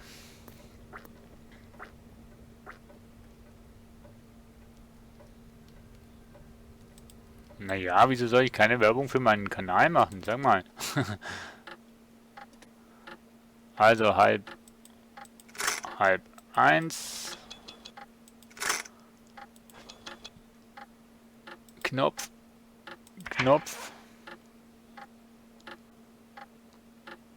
Hä? Ziffernplan? Oh, ja. Kleiner Zeiger sind Stunden, großer Zeiger ist... Entschuldigung.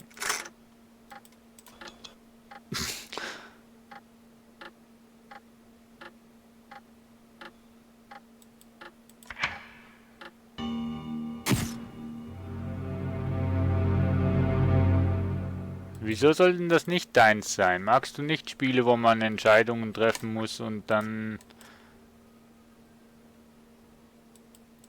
Das Licht fällt genau auf diesen Zettel hier. Da steht eine kurze Nachricht drauf. Einem schlafenden Riesen einen Gefallen tun. Hä? Was soll denn das heißen?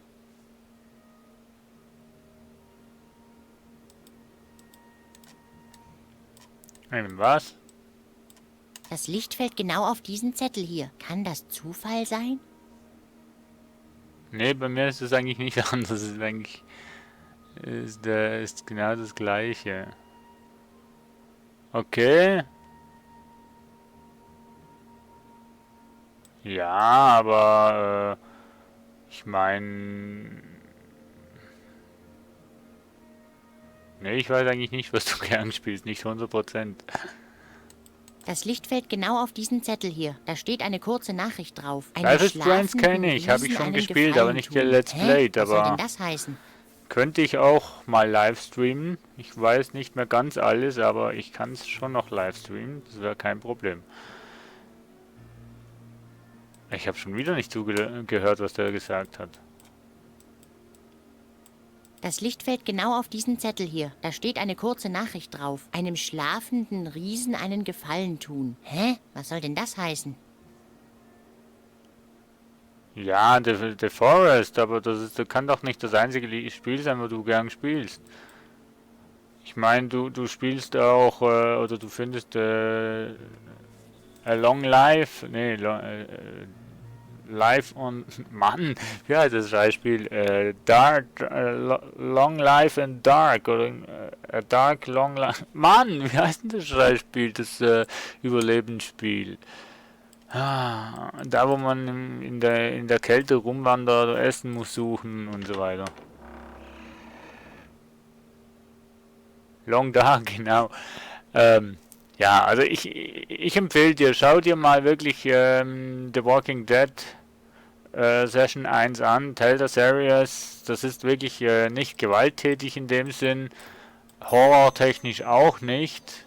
Es ist wirklich interessant, die Spielart auch. Ich mag das. Wenn du Batman The Telltale Series bei mir auf YouTube siehst, dann weißt du in etwa, wo jetzt The Walking Dead hingeht. Also von dem her.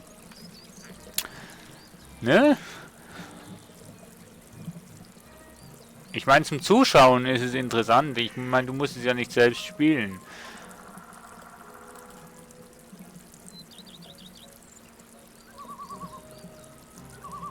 Ja, das Spoilern kannst du ja eigentlich nicht mehr. Rock Hallo, ihr Splash. Ingo, sieh nur, der Clown ist wieder da. Du kannst... Rock Splash, du kannst eigentlich mich gar nicht mehr spoilern bei Life is Strange, weil ich habe es ja schon durchgespielt. Von dem her weiß ich ja, eigentlich weiß ich schon, wie das Ende und so weiter ausschaut. Aber ich würde es, wenn ich es live streamen würde, würde ich es nicht mit dem Wissen spielen, sondern würde ich das Ganze wirklich, na gut, das geht schon fast gar nicht, aber ich weiß nicht mehr hundertprozentig, was ich wie gemacht habe, das muss ich dazu stehen, aber ich würde es neutral spielen, ohne dass ich eigentlich weiß, was passiert oder so. Ich würde es zumindest versuchen. Wann kann man Shanna noch gleich antreffen? Jedenfalls nicht um 12:30. Richtig? Richtig. Und was passiert um 12:30? So ungeduldig? Warte doch, bis es 12:30 ist. Typisch Beinwesen. Können einfach nicht ihre Beine stillhalten. Ja, 12:30 habe ich jetzt gemacht. Bis später. Du weißt ja, wo du uns findest. Wir sind Steine. Wir laufen schon nicht weg. Was passiert denn, wenn ich 12:30 mache? Dann geht das Licht auf den Zettel, wo drauf steht irgendwas wegen den Riesen. Man mag die Rätsel nicht. Das Licht fällt genau auf diesen Zettel hier. Kann das Zufall sein? Seit wann können Steine reden? Seitdem Clowns kein Humor haben. Also ne, Humor hat er ja, aber... Kann ich mit den Zetteln sprechen? Das sind keine Kochrezepte. So viel kann ich erkennen.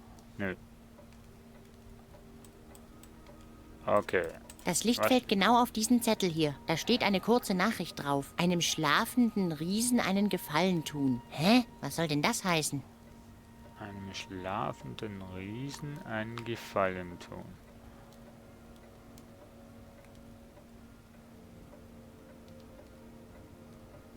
Einem schlafenden Riesen einen Gefallen tun.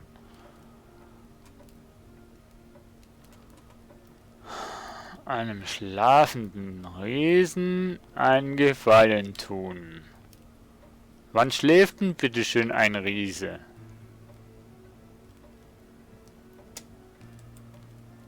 Einem schlafenden...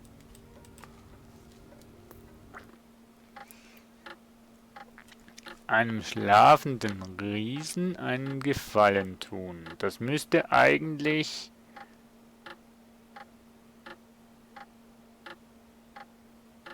der gemeint sein, der unsere Wagen durch den Wald zieht.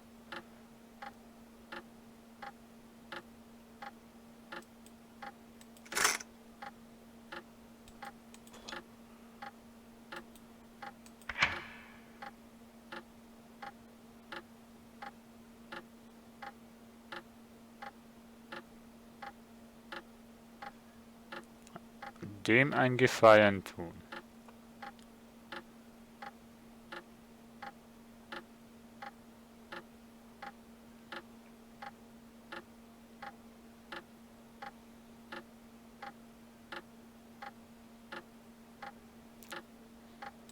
Muss ich jetzt echt? Oh Mann.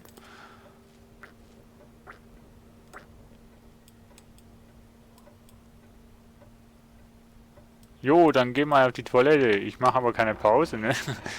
Nee, ich bin sowieso jetzt noch einmal hin und her rennen, um rauszufinden die Zeiten. Von dem her, geh nur Rocksplash. Ich werde warten mit der Zeit einstellen, wenn ich sie dann herausgefunden habe.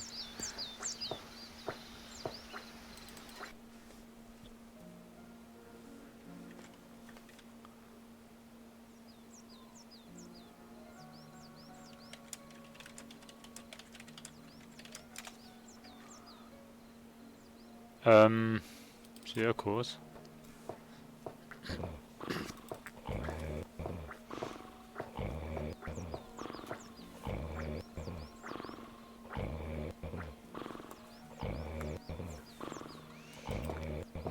So. Bruno schläft fast den ganzen Tag. Nachts muss er unsere Wohnwagen durch dunkle Wälder ziehen. Ich wette, er hat nie Albträume. Ja, Andererseits, vielleicht ist auch diese Welt hier sein Albtraum. Nachts zieht er den Wagen, tagsüber schläft er. Aber wann fängt denn der Tag an? 6 Uhr am Morgen oder wie?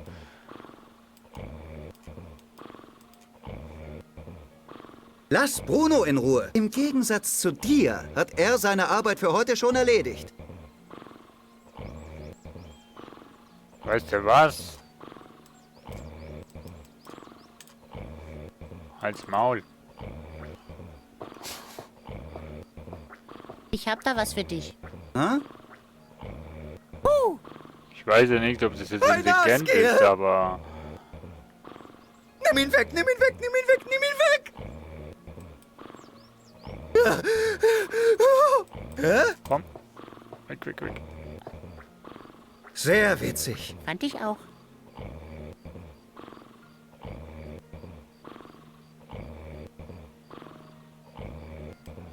Wie soll ich denn die öffnen? Die Falle ist leer. Und das ist auch ganz gut so. Feuerdrachen sind fliegende Brandherde mit einer Tendenz zur spontanen Selbstentzündung. Unnötig zu erwähnen, dass Spot ganz vernarrt in die Dinger ist. Ich wüsste nicht, wie ich die Falle öffnen soll. Ah, aber ich weiß... wie ich eventuell... Der Ball sieht genauso aus wie die Noai-Eier, die Opa immer als Köder benutzt. Ich bezweifle aber, dass die Feuerdrachen auf so einen plumpen Schwindel hereinfallen würden. Oh Mann! Nein, das passt hier nicht. Nein, es ist gruselig genug, so wie es ist. Ah, ich bin überfordert. Ja, ich auch. Nicht nötig. Meine Situation ist auch so schon verschachtelt genug. Ja, meine auch. Selbst mit einem Kescher könnte ich noch immer keinen Ball fangen. Ich hasse die Jongleursnummer, aber ich hasse auch Waffengewalt. Darum reiße ich mich noch einmal zusammen. Das eignet sich nicht, um Feuerdrachen anzulocken. Opa benutzt immer Noai-Eier als Köder.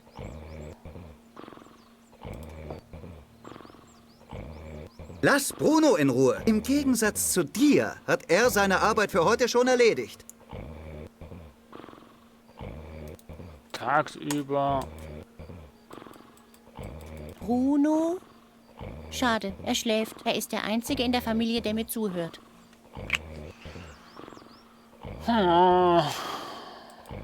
Nee, der Opa brauche ich nicht. Kann man den Anzug auch noch nehmen? Mal gucken. Ich Ne? hab da was für dich. Hä? Ein Askiel! Rocksplash ist Nimm ihn zurück. weg, nimm ihn weg! Hey, stopp mal! Was fingerst du da hinter meinem Rücken an der Wäsche rum? Lass das gefälligst. Du machst sie ja doch nur wieder dreckig. Ich war zu langsam. Ich war zu langsam. Ich hab da was für dich. Hä? Ein Askiel! Ja, komm. Nimm ihn weg, nimm ihn weg, nimm ihn weg, nimm ihn weg! Hey, stopp mal! Was? Lass das Okay, kann gefälligst. ich nicht Du machst sie ja nehmen. doch nur wieder dreckig.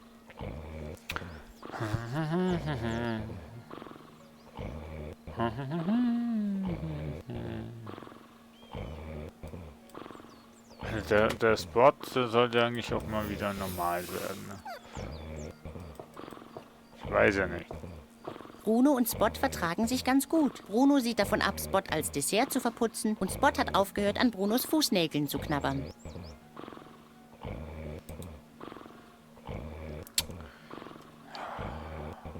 Tagsüber schläft er, nachts arbeitet er. Wann fängt der Tag an?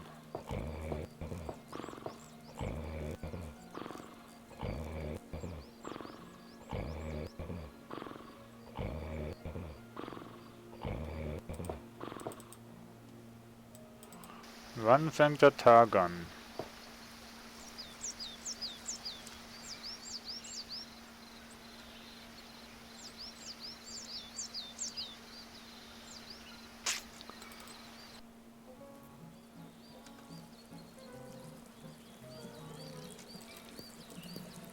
Die Steine sagen mir auch nichts mehr.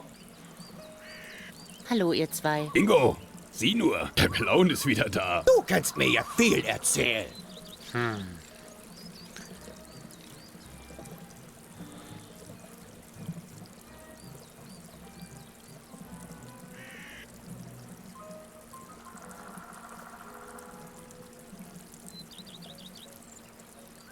Nee, das hast du mir noch nicht erzählt, lieber Rocksplash. Aber ich bin immer Wann kann man Shana noch gleich erfreut, antreffen? wenn ich Jedenfalls solche nicht Infos um halb bekomme. 1. Richtig? Richtig. Und was passiert um 12:30? So ungeduldig? Warte doch, bis es 12:30 ist. Typisch Beinwesen. Können einfach nicht ihre Beine stillhalten.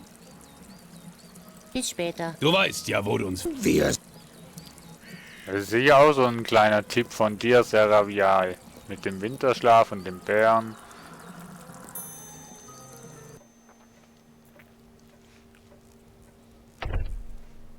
Oder ist eigentlich Viertel nach... Nee.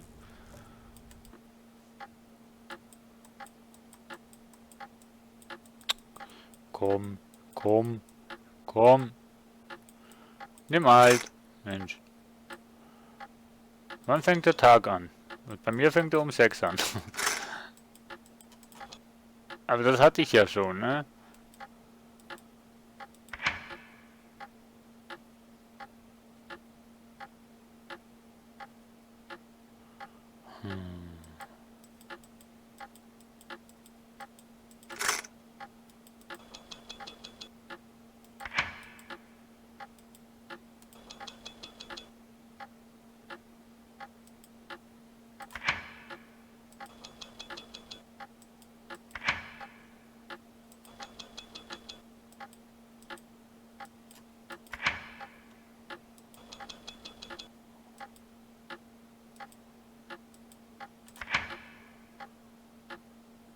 Ähm.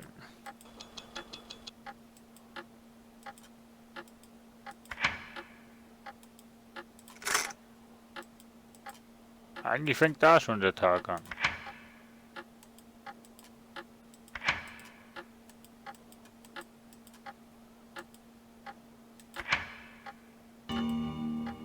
Ja, das kennen wir ja schon. Aber ich weiß nicht, ob das jetzt wirklich das nächste Licht ist.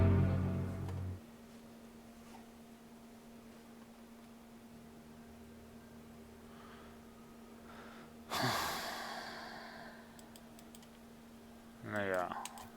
Schauen wir mal mit dem, vielleicht können wir das auch überspringen. Jetzt scheint das Licht auf diesen Zettel hier. Da steht, die Farben kommen zurück in die Welt. Hm? Die Farben kommen zurück in die Welt.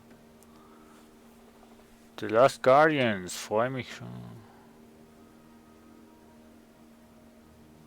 Ja, The Last Guardians, das ist auch ein schönes Spiel, muss ich sagen, aber ich glaube, das gibt es, glaube ich, nur für PlayStation, oder?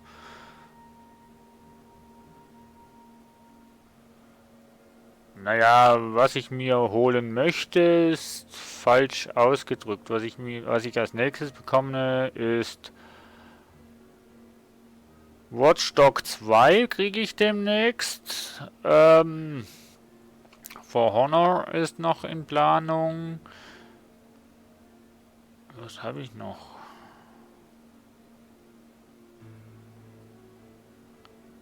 Ghost Recon The Wildlife habe ich noch. Also kommt noch. Ja, so spezifisch ein Spiel, was ich hier in Planung habe, beziehungsweise voraussichtlich, habe ich eigentlich nicht wirklich eins. Also ich bin mehr ein Spontankäufer und schaue mir ab und zu mal die Spiele an und ja, schaue dann halt, ob es ein Spiel ist, das mir gefällt.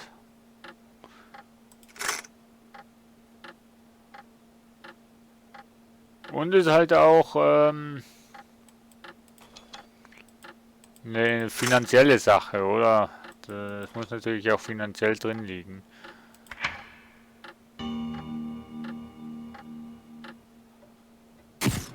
Wenn man auf so Sachen kommen soll. Wer ruft mich?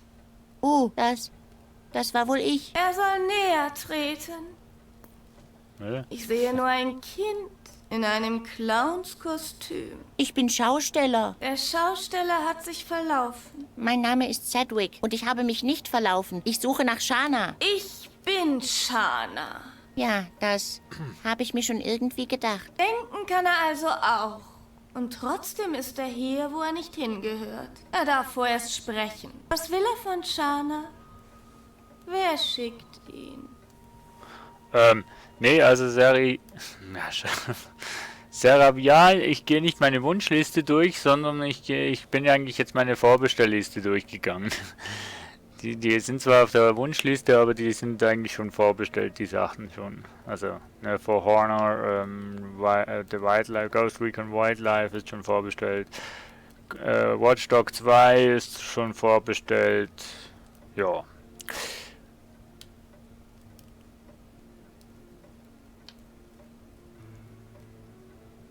Ja, Rocksplash, so mache ich das auch. Entweder schaue ich Trailers an oder bei YouTube Let's Plays. Wenn ich einen Titel sehe, schaue ich mir sowieso allgemein erst Let's Plays an, zum Schauen, ist das Spiel wirklich was für mich oder eher nicht.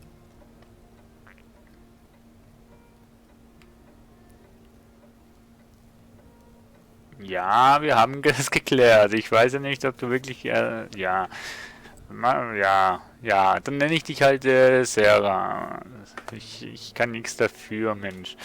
Wenn ich dann Namen lese, dann sage ich halt automatisch Sarah Vial. Auch wenn ich irgendwie denke, dass ich das falsch ausdrücke, aber ja, wir belassen es jetzt bei Sarah. Wo waren wir? Ich bringe mich komplett durcheinander, ey. Unglaublich. Ihr zwei seid noch was.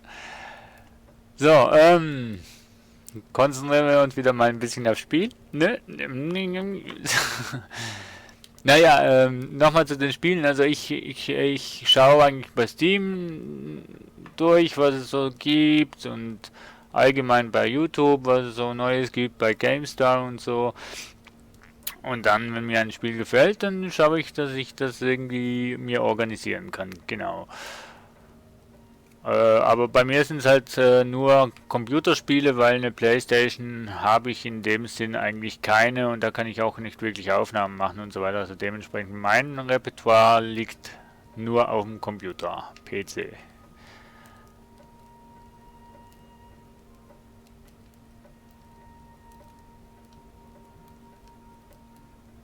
Ja, das weiß ich, dass sie Schule hat. Und zurück auf das Spiel zu kommen, muss ich sagen, gut, das ist jetzt der erste Teil von Silence. Ich kenne jetzt nur den zweiten Teil.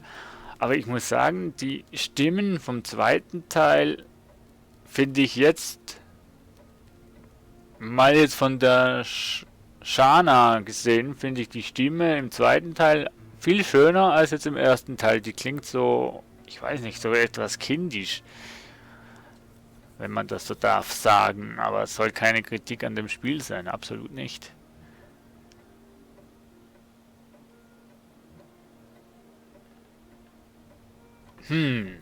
Jetzt sage ich hier, dass Shaski, also dass Bobby mich geschickt hat, oder sage ich ihm, ich bin im Auftrag vom König unterwegs?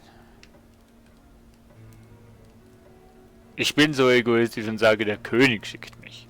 Ich bin im Auftrag des Königs unterwegs. Lächerlich. Die Boten des Königs sind Shaski. Mutige Abenteurer mit einem Herzen aus Gold. Das Herz von diesem hier hat die Farbe von angehaltener Zeit. Es ist schwarz wie Teer. Der Clown kann niemanden täuschen. Er ist nicht das Material, aus dem Helden geschnitzt sind. Er soll gehen oder den tatsächlichen Grund nennen, warum er hier ist.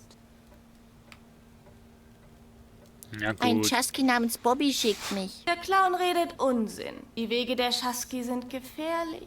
Kein Shaski wäre so verantwortungslos, ein unnützes Kind für seine Sache einzuspannen. Vielleicht bin ich ja nicht ganz so unnütz, wie ich aussehe. Er zweifelt an seiner eigenen Rede. Für wie nützlich hält er sich denn? Naja, es stimmt schon, dass ich häufig Dinge fallen lasse. Ich bin auch nicht so stark und sportlich wie mein Bruder. Genau genommen gibt es nichts, was er nicht besser könnte, aber... Das reicht.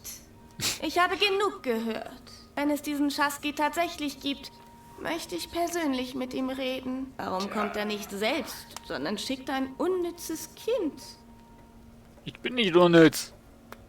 Und so, dann bin ich kein Kind mehr. Also doch. Also, du redest von Cedric, nicht von mir. Okay. Er wurde von den Askil überfallen.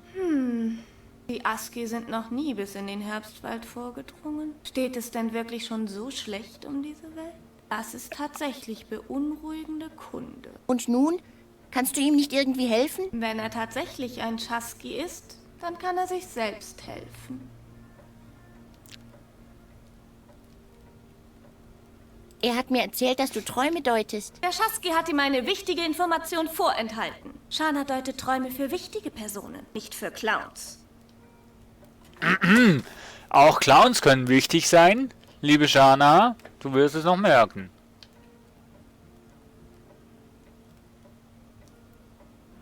Aber meine Träume haben etwas zu bedeuten. Es ist nicht an ihm, das zu entscheiden. Na gut, dann sag du mir doch einfach, ob sie etwas zu bedeuten haben oder nicht. Ich meine, du bist doch die Expertin. Ich bin ein Orakel. Ich sehe Dinge, bevor sie passiert sind.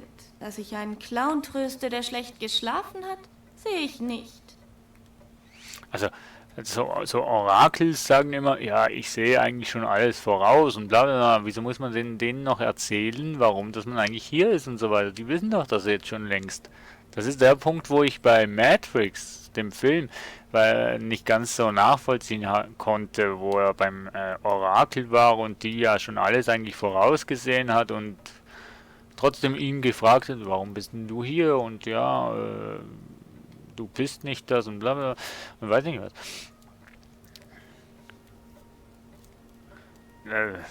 Ein Orakel, allwissend, denen sollte man gar nichts mehr erzählen, warum und weshalb, die sollten doch das eigentlich schon wissen.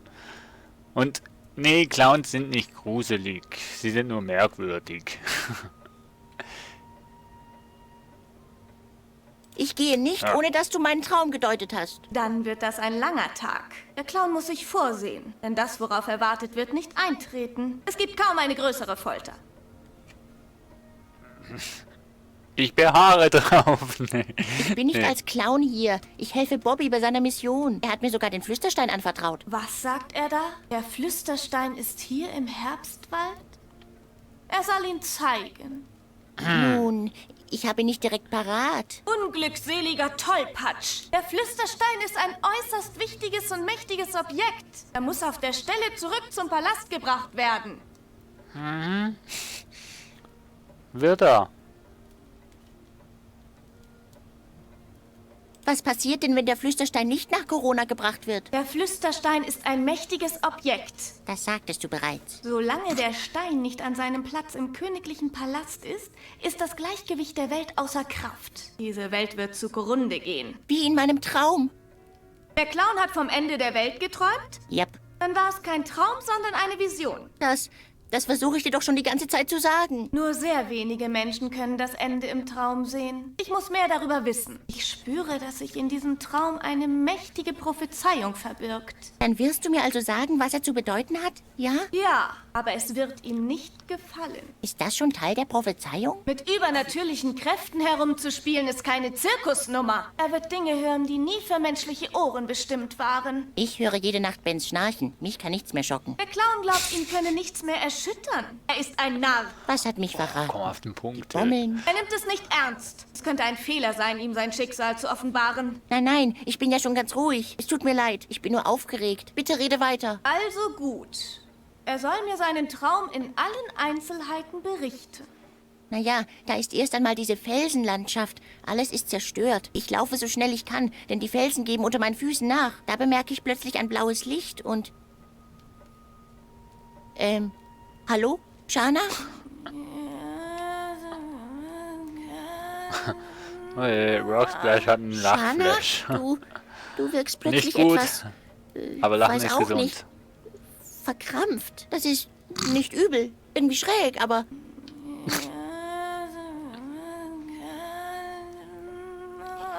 Der unwichtige Okay, Clown. genug davon. Das wird jetzt schon ein wenig unheimlich.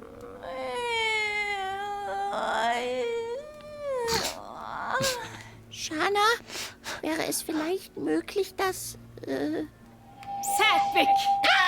Diese Welt ist im Untergange begriffen. Wie die Welt aus deinem Traum wird auch sie verfallen. Du, Sedgwick, hast das Schicksal dieser Welt in deinen Händen. Okay. Und du wirst derjenige sein, der diese Welt zugrunde richtet. Was? Es ist dein Schicksal, diese Welt zu zerstören. Was? Nein, stopp!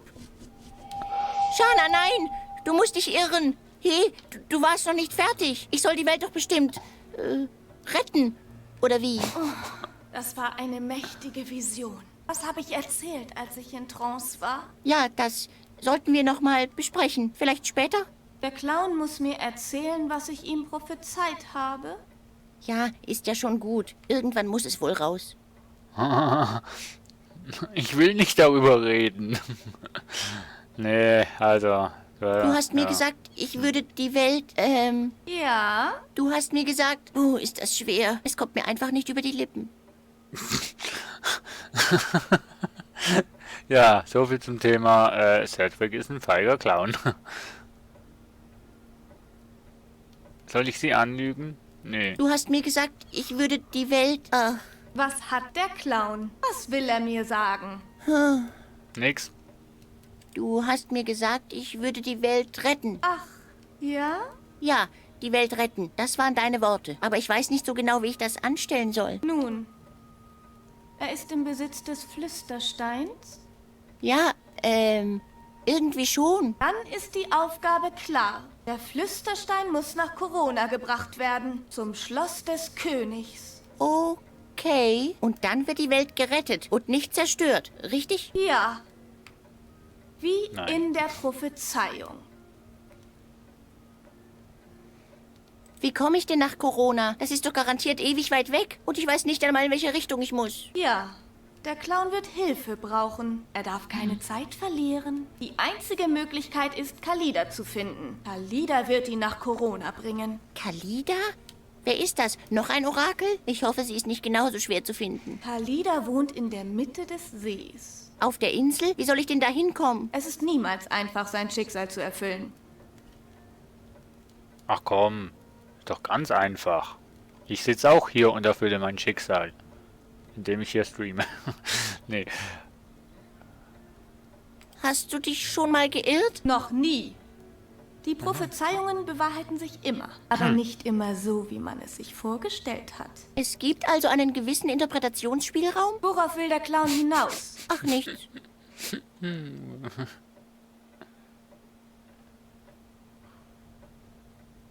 Ja, wie komme ich zur Insel? Wie komme ich zur Insel? Ich kann dem Clown auf seinem Weg nicht helfen, aber er ist der Junge aus der Prophezeiung. Er wird ein Licht finden, das ihn leitet. Ein Licht? Was für ein Licht denn? Dort, wo der Wald am tiefsten ist, wird dem Auserwählten ein Licht den Weg weisen. Mhm. Follow the white light. So, wollen wir noch was fragen? Nein, Ich glaube, gut. ich weiß jetzt, was zu tun ist. Jetzt liegt Nee. alles in den Händen des Clowns. Er ist unsere letzte Hoffnung. Glockenschlag. Ja, danke. Ich weiß zwar immer noch nicht, wie ich das Spinnennetz zerhauen kann, aber sprechen wir mit den... Hallo, ihr Ich hätte jetzt zwei. gesagt, Ingo, Fischen. sieh nur, der Clown ist wieder da. Du kannst mir ja viel erzählen. Ich war bei Shana. Und, was sagt sie? Hat sie noch das Moos, das sie sich von mir ausgeliehen hat? Ach, das tut doch jetzt nichts zur Sache. Sie wird ihm doch sicherlich etwas prophezeit haben. Ach, Hi eigentlich nicht Achim, von der herzlich Rede wert. willkommen Umso bei besser. mir am Stream. Schön, dich mal wieder der zu sehen. Beinwesen interessieren uns sowieso nicht. Richtig, Ralf? Ausnahmsweise richtig, Ingo.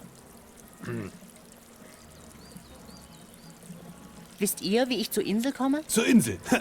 Das fragst du einen Stein? Ach, die Insel. Ich war nicht einmal auf der anderen Straßenseite. Ihr Beinwesen mit euren Luxusproblemen. Ihr wisst ja gar nicht, wie gut ihr es habt. Halt den Rand, Ingo. Wir sind Steine. Wir müssen nirgendwo hin. Aber ich will die Welt sehen, Ralf. Die Welt dich aber nicht. Bis Mies. Du weißt Der ja, wo Ralf du uns ist- findest. Wir sind Steine. Wir laufen schon nicht weg. Der Ralf ist einfach immer so gemein zum Ingo. Achim, erzähl mal, wie geht's dir? Hä?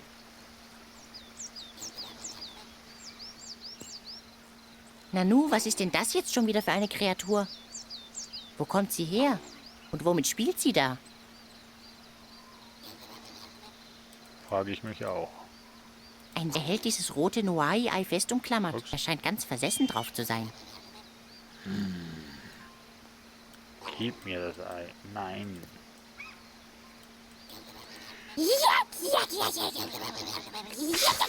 Schon gut. Hey du, darf ich dein Ei haben? Ja? Das war wohl ein Nein. Genau. Aber ich habe hier ja noch einen roten Ball. Ne, der sieht ja ähnlich aus wie... Willst du tauschen? Ja? Gegen diesen tollen roten Ball hier? Na, wenn das so ist, dann fang. Nein. Du bist so gemein. Mann, Sedwig. Der hat dir doch gar nichts getan. Voll gemein. Oh, französische Arbeit. Französisch war noch nie meine Stärke an Sprache. Und wie es mir geht, ja, doch, heute hatte ich 2 Stromschläge, 3-mal den Kopf angeschlagen, einmal mir auf den Finger gehauen, aber sonst geht's mir doch eigentlich recht gut.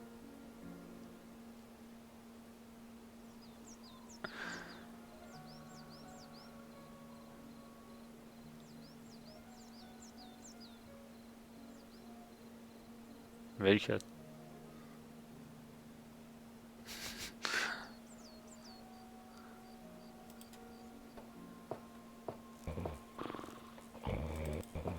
Bist du aber trotzdem gut vorbereitet für die französische Arbeit, Achim?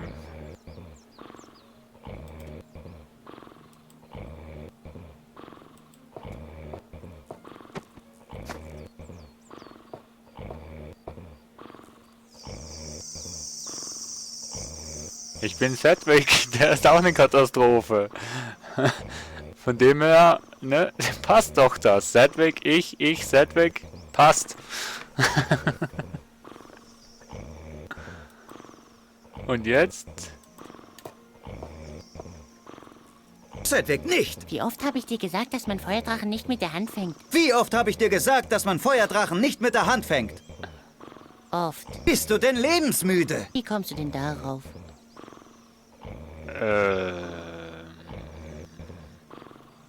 Also ich könnte ihn ja so fangen, wie ich die Fische fange. Sedgwick, wie oft habe ich dir gesagt, dass man die Feuerdrachen nicht reizt? Manchmal glaube ich, du machst das nur, um mich zu ärgern. Ach was, wirklich?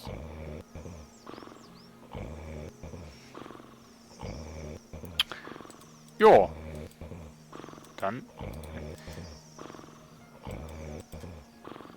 Sedgwick, wie oft habe ich dir gesagt, dass man die Feuerdrachen nicht reizt? Manchmal glaube ich, du machst das nur, um mich zu ärgern. Ach was, wirklich? Ich reiz doch niemanden, Mensch.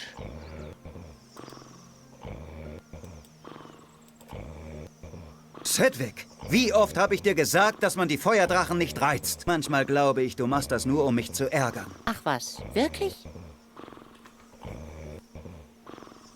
Und gestern an meinem Geburtstag springe ich vom Dreier und mache einen Frontflip und drehe mich dann zu oft.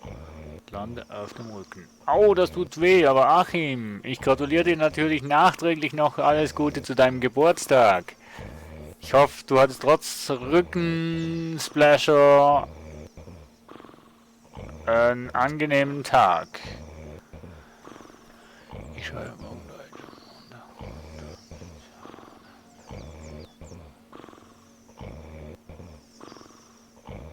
und der Rocksplash hat auch eine strenge Sache vor sich, ne? Prüfung, Matheprüfung, Labortechniktheorie und Geschichte am Donnerstag sogar noch. Oh. Ich bin echt froh, dass ich nicht mehr, dass ich keine Prüfungen mehr muss schreiben.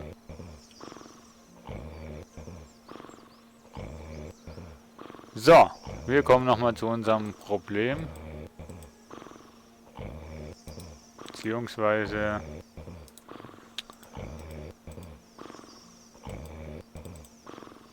Sedgwick, wie oft habe ich dir manchmal... Ja. Okay. Ich weiß ja nicht, warum ich... Komm. Lass es dir schmecken, Spot. Ach so, ja. Ja. Sedgwick, ja. nein! Ja. Ja. Jetzt sieh nur, was du angerichtet hast. Also Spot scheint es zu gefallen. Ihm haben auch seine Blasensteine gefallen. Er weiß einfach nicht, was gut für ihn ist. Sonst würde er dir wohl kaum überall hin nachlaufen.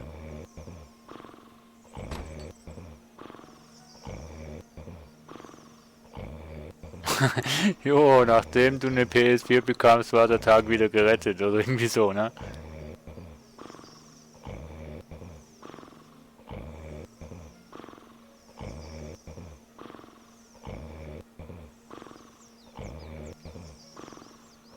So, okay, jetzt ab mit mir zum Netz, denn wir wissen alle, Spinnen und Feuer, die vertragen sich extrem. Höhle. Ich pressiere jetzt mal ein bisschen, ne? Einfach, weil ich es kann. So. Furze und Feuer. Ich weiß ja nicht, ob das eine gute Kombination ist, aber... Jetzt zeig mal, was du drauf hast.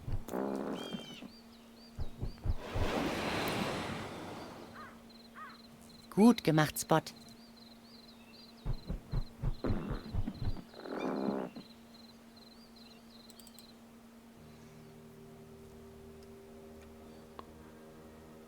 1, 2, 3, 4, 5, 6, 7, 8, 9, 10, 11 Augen hat das Ding.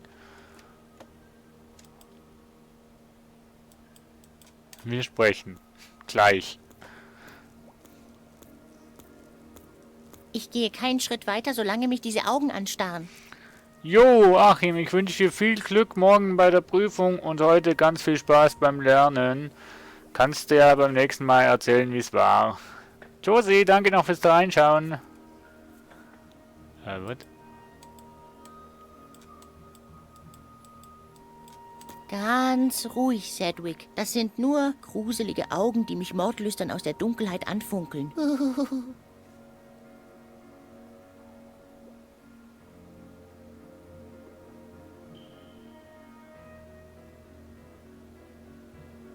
Was ist denn jetzt bitte... Was ist denn jetzt bitte schön, Sarah, der Unterschied zwischen Laborant und Pharmakant? Also ich kenne jetzt nur Laborant. Pharmakant kenne ich jetzt nicht wirklich. Ich gehe keinen Schritt weiter, solange mich diese Augen anstarren. Ganz ruhig, Sedgwick. Das sind nur gruselige Augen, die mich mordlüstern aus der Dunkelheit anfunkeln. Ich gehe keinen Schritt weiter. Ja, ja.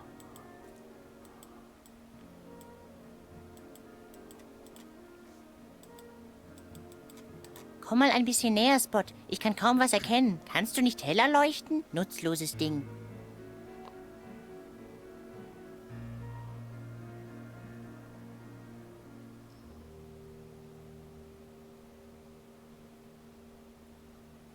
Komm mal ein bisschen näher, Spot. Ich kann kaum was erkennen. Kannst du nicht heller leuchten? Nutzloses Ding.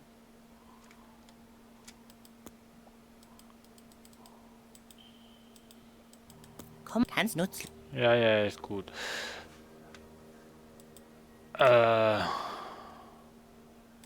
Ich möchte gar nicht wissen, zu was für einem Monster diese Augen gehören.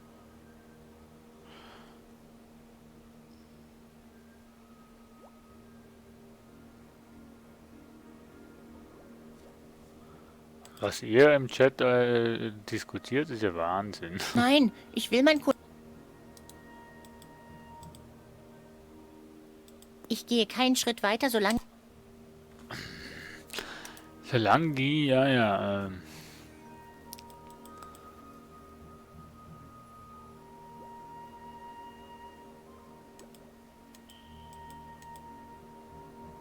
Der Gedanke ist vielleicht ab und aus, sie würde gar keinen schlechten Fallschirm abgeben. Ja, Manu. Ich gehe keinen Schritt weiter. Ich gehe keinen... Ich glaube, hier komme ich noch nicht weiter. Kann das sein?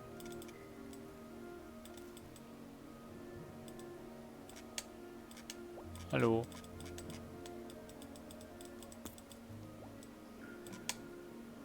Hallo? Komm mal, kannst du nicht heller leuchten? Nutzloses Nein, Ding. kann er nicht. Los, Spot, du gehst vor. Was ist? Blöde Raupe, was bist du nur für ein Feigling?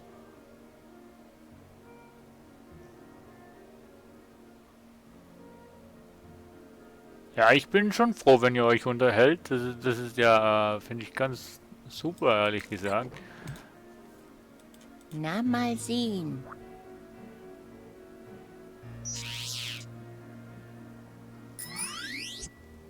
Ja, im Chat für die Stimmung im Die Chat Augen seid waren ihr ja schon verantwortlich, gruselig, das stimmt aber schon. das hier? Was habe ich denn jetzt gemacht? Scheiße. Hä? Wenn er Ball ist, macht er eine Lampe an. Hä? Was ist das nur? Eine Art Laterne? Das ist ein Fisch. Die Augen waren ja schon gruselig, aber das hier? Ich glaube nicht, dass ich das Tier auf diese Weise aus dem Stein befreien könnte. Und ich probiere es auch lieber gar nicht erst. Willst? Ich lasse ihm lieber seine letzte Ruhe. Wenn ich tot wäre, würde ich auch nicht wollen, dass jemand mit mir rumhantiert. Och. Oh, ein Seil.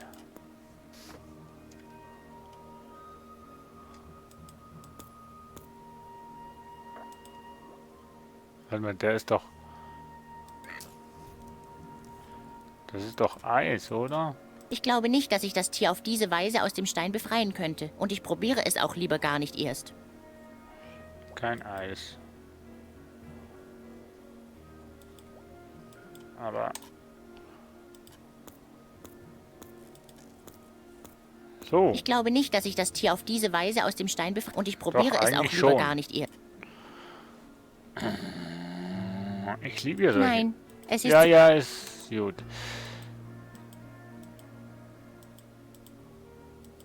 Es ist eher diese andere Art von Verzweiflung, die, bei der man sowas bleiben lässt.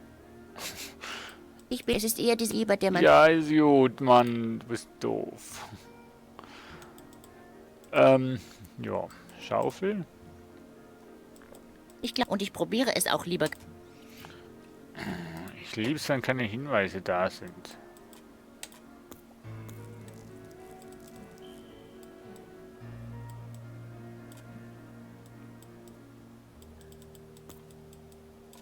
Oh, jetzt hat er wieder den Meißel-Dings, dass ich da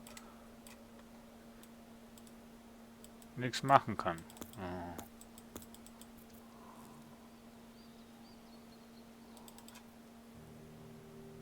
Schaut er mir echt zu?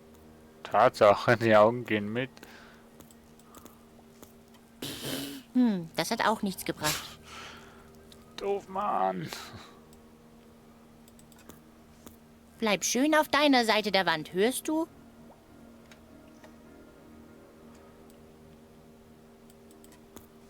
Was hast du hier unten nur gemacht? Dich vor der Welt versteckt?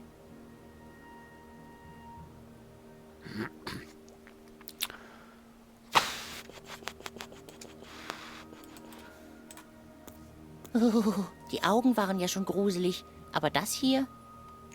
Das ist ein Fisch. Was ist das nur? Eine Art Laterne?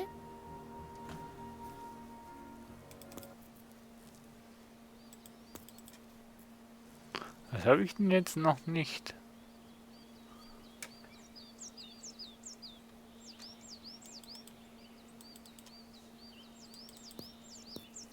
Ich habe es mir zur Regel gemacht. Es reicht. Ja. Warte mal, stopp. 1, 2, 3.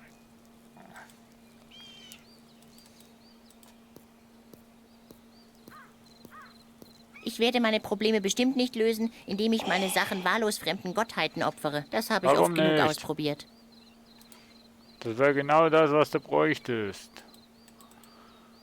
Wir haben ein Seil.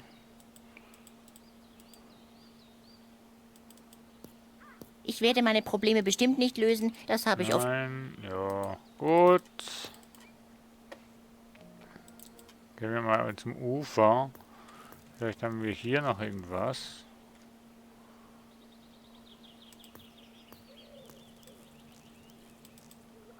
Das Wasser sieht ausgesprochen trübe aus. Halt, nein. Das ist nur mein Spiegelbild.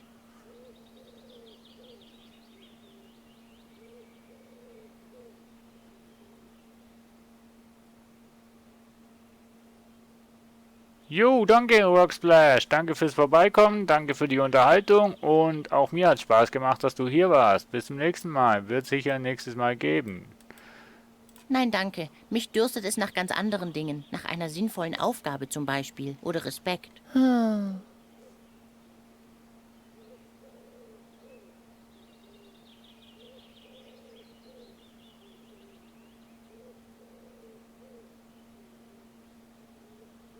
Jo, danke dir auch, Sarah. Danke auch für deinen Besuch. Hat auch Spaß gemacht.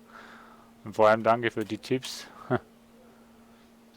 Aber ich werde, glaube ich, jetzt auch Feierabend machen. Denke ich, weil ich komme jetzt momentan nicht weiter. Beziehungsweise... Er hat schon genug getrunken. Du sollst ja nicht trinken, Mensch. Wenn Spot doch bloß fliegen könnte. Aber du könntest fliegen.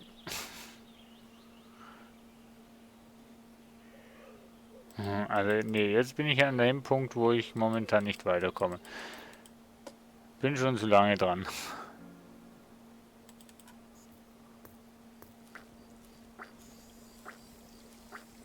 Oh. Oh je, das sind doch, diese Kreaturen, die einem tief im Wald auflauern, um einen an gefährliche Orte zu locken. Wie heißen sie noch gleich? Chasky? Orakel? Ach nein, Irrlichter. Aber das sind... Was hat Schwana noch gleich gesagt? Dort, wo der Wald am tiefsten ist, wird dem Auserwählten ein Licht den Weg weisen? Na?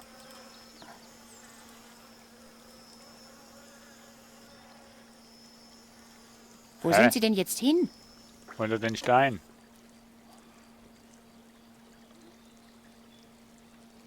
Oh Mann.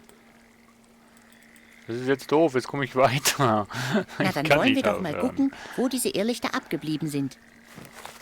Nanu, hier ist ja gar nichts. Wo sind sie hin? Kahle Stelle. So, Schaufel. Mann, das ist gerade noch so spannend. Scheiß. Gar nicht. Vielleicht werde ich langsam verrückt, aber irgendwo müssen diese Irrlichter ja abgeblieben sein. Ach, was soll's. Schaufle um dein Leben. Na, Oha. wer sagt's denn? Unter diesem Baum gibt es eine Höhle.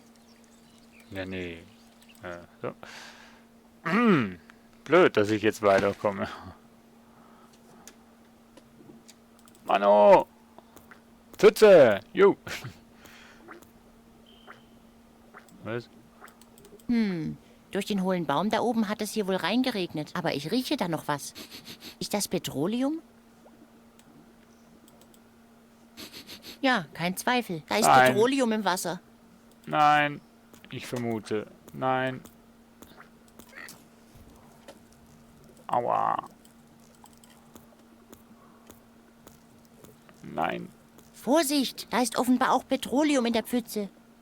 Ja, dann hopp. Okay, nee. Und jetzt? Was willst du jetzt damit anfangen? Ich sollte die Sachen, die ich mit mir rumtrage, lieber nicht nass machen. Ich will ungern an einer Blasenentzündung sterben. Ernsthaft jetzt? Petroleum, Petroleum.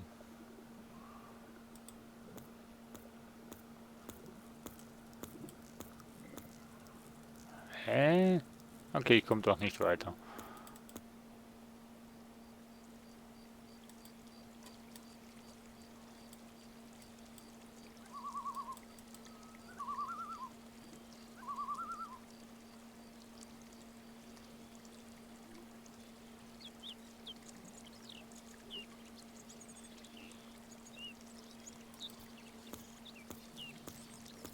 Dies muss der Baum sein, den Ja, Bobby meinte. so Er werde ich überragt das alle anderen wahrscheinlich Bäume auch in der machen. Umgebung. Aber wie soll ich da nur Rocksplash. raufkommen? Ich kann doch nicht klettern.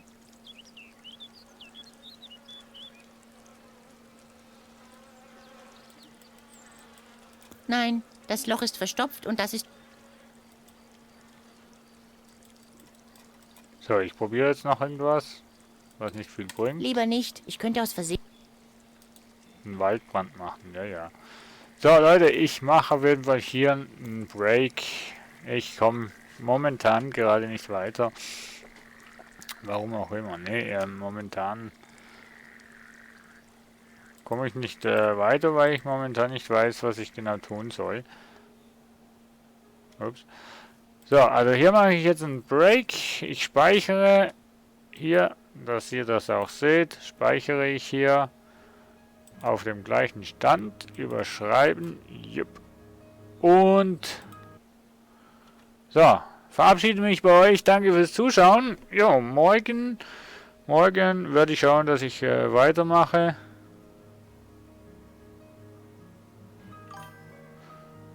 Hi Goldmarker und Dankeschön fürs Follow. Herzlich willkommen. Und ja, ich gehe aber jetzt gleich offline, weil es ist schon spät und ich komme momentan nicht wirklich weiter bei The Whispered World. Aber morgen werde ich schauen, dass ich da weiterspiele. Vielleicht habe ich da neue Ideen oder neue Energie. Jo, an der Stelle danke auf jeden Fall fürs Einschalten Und ich sage dann tschüss, ciao, ciao.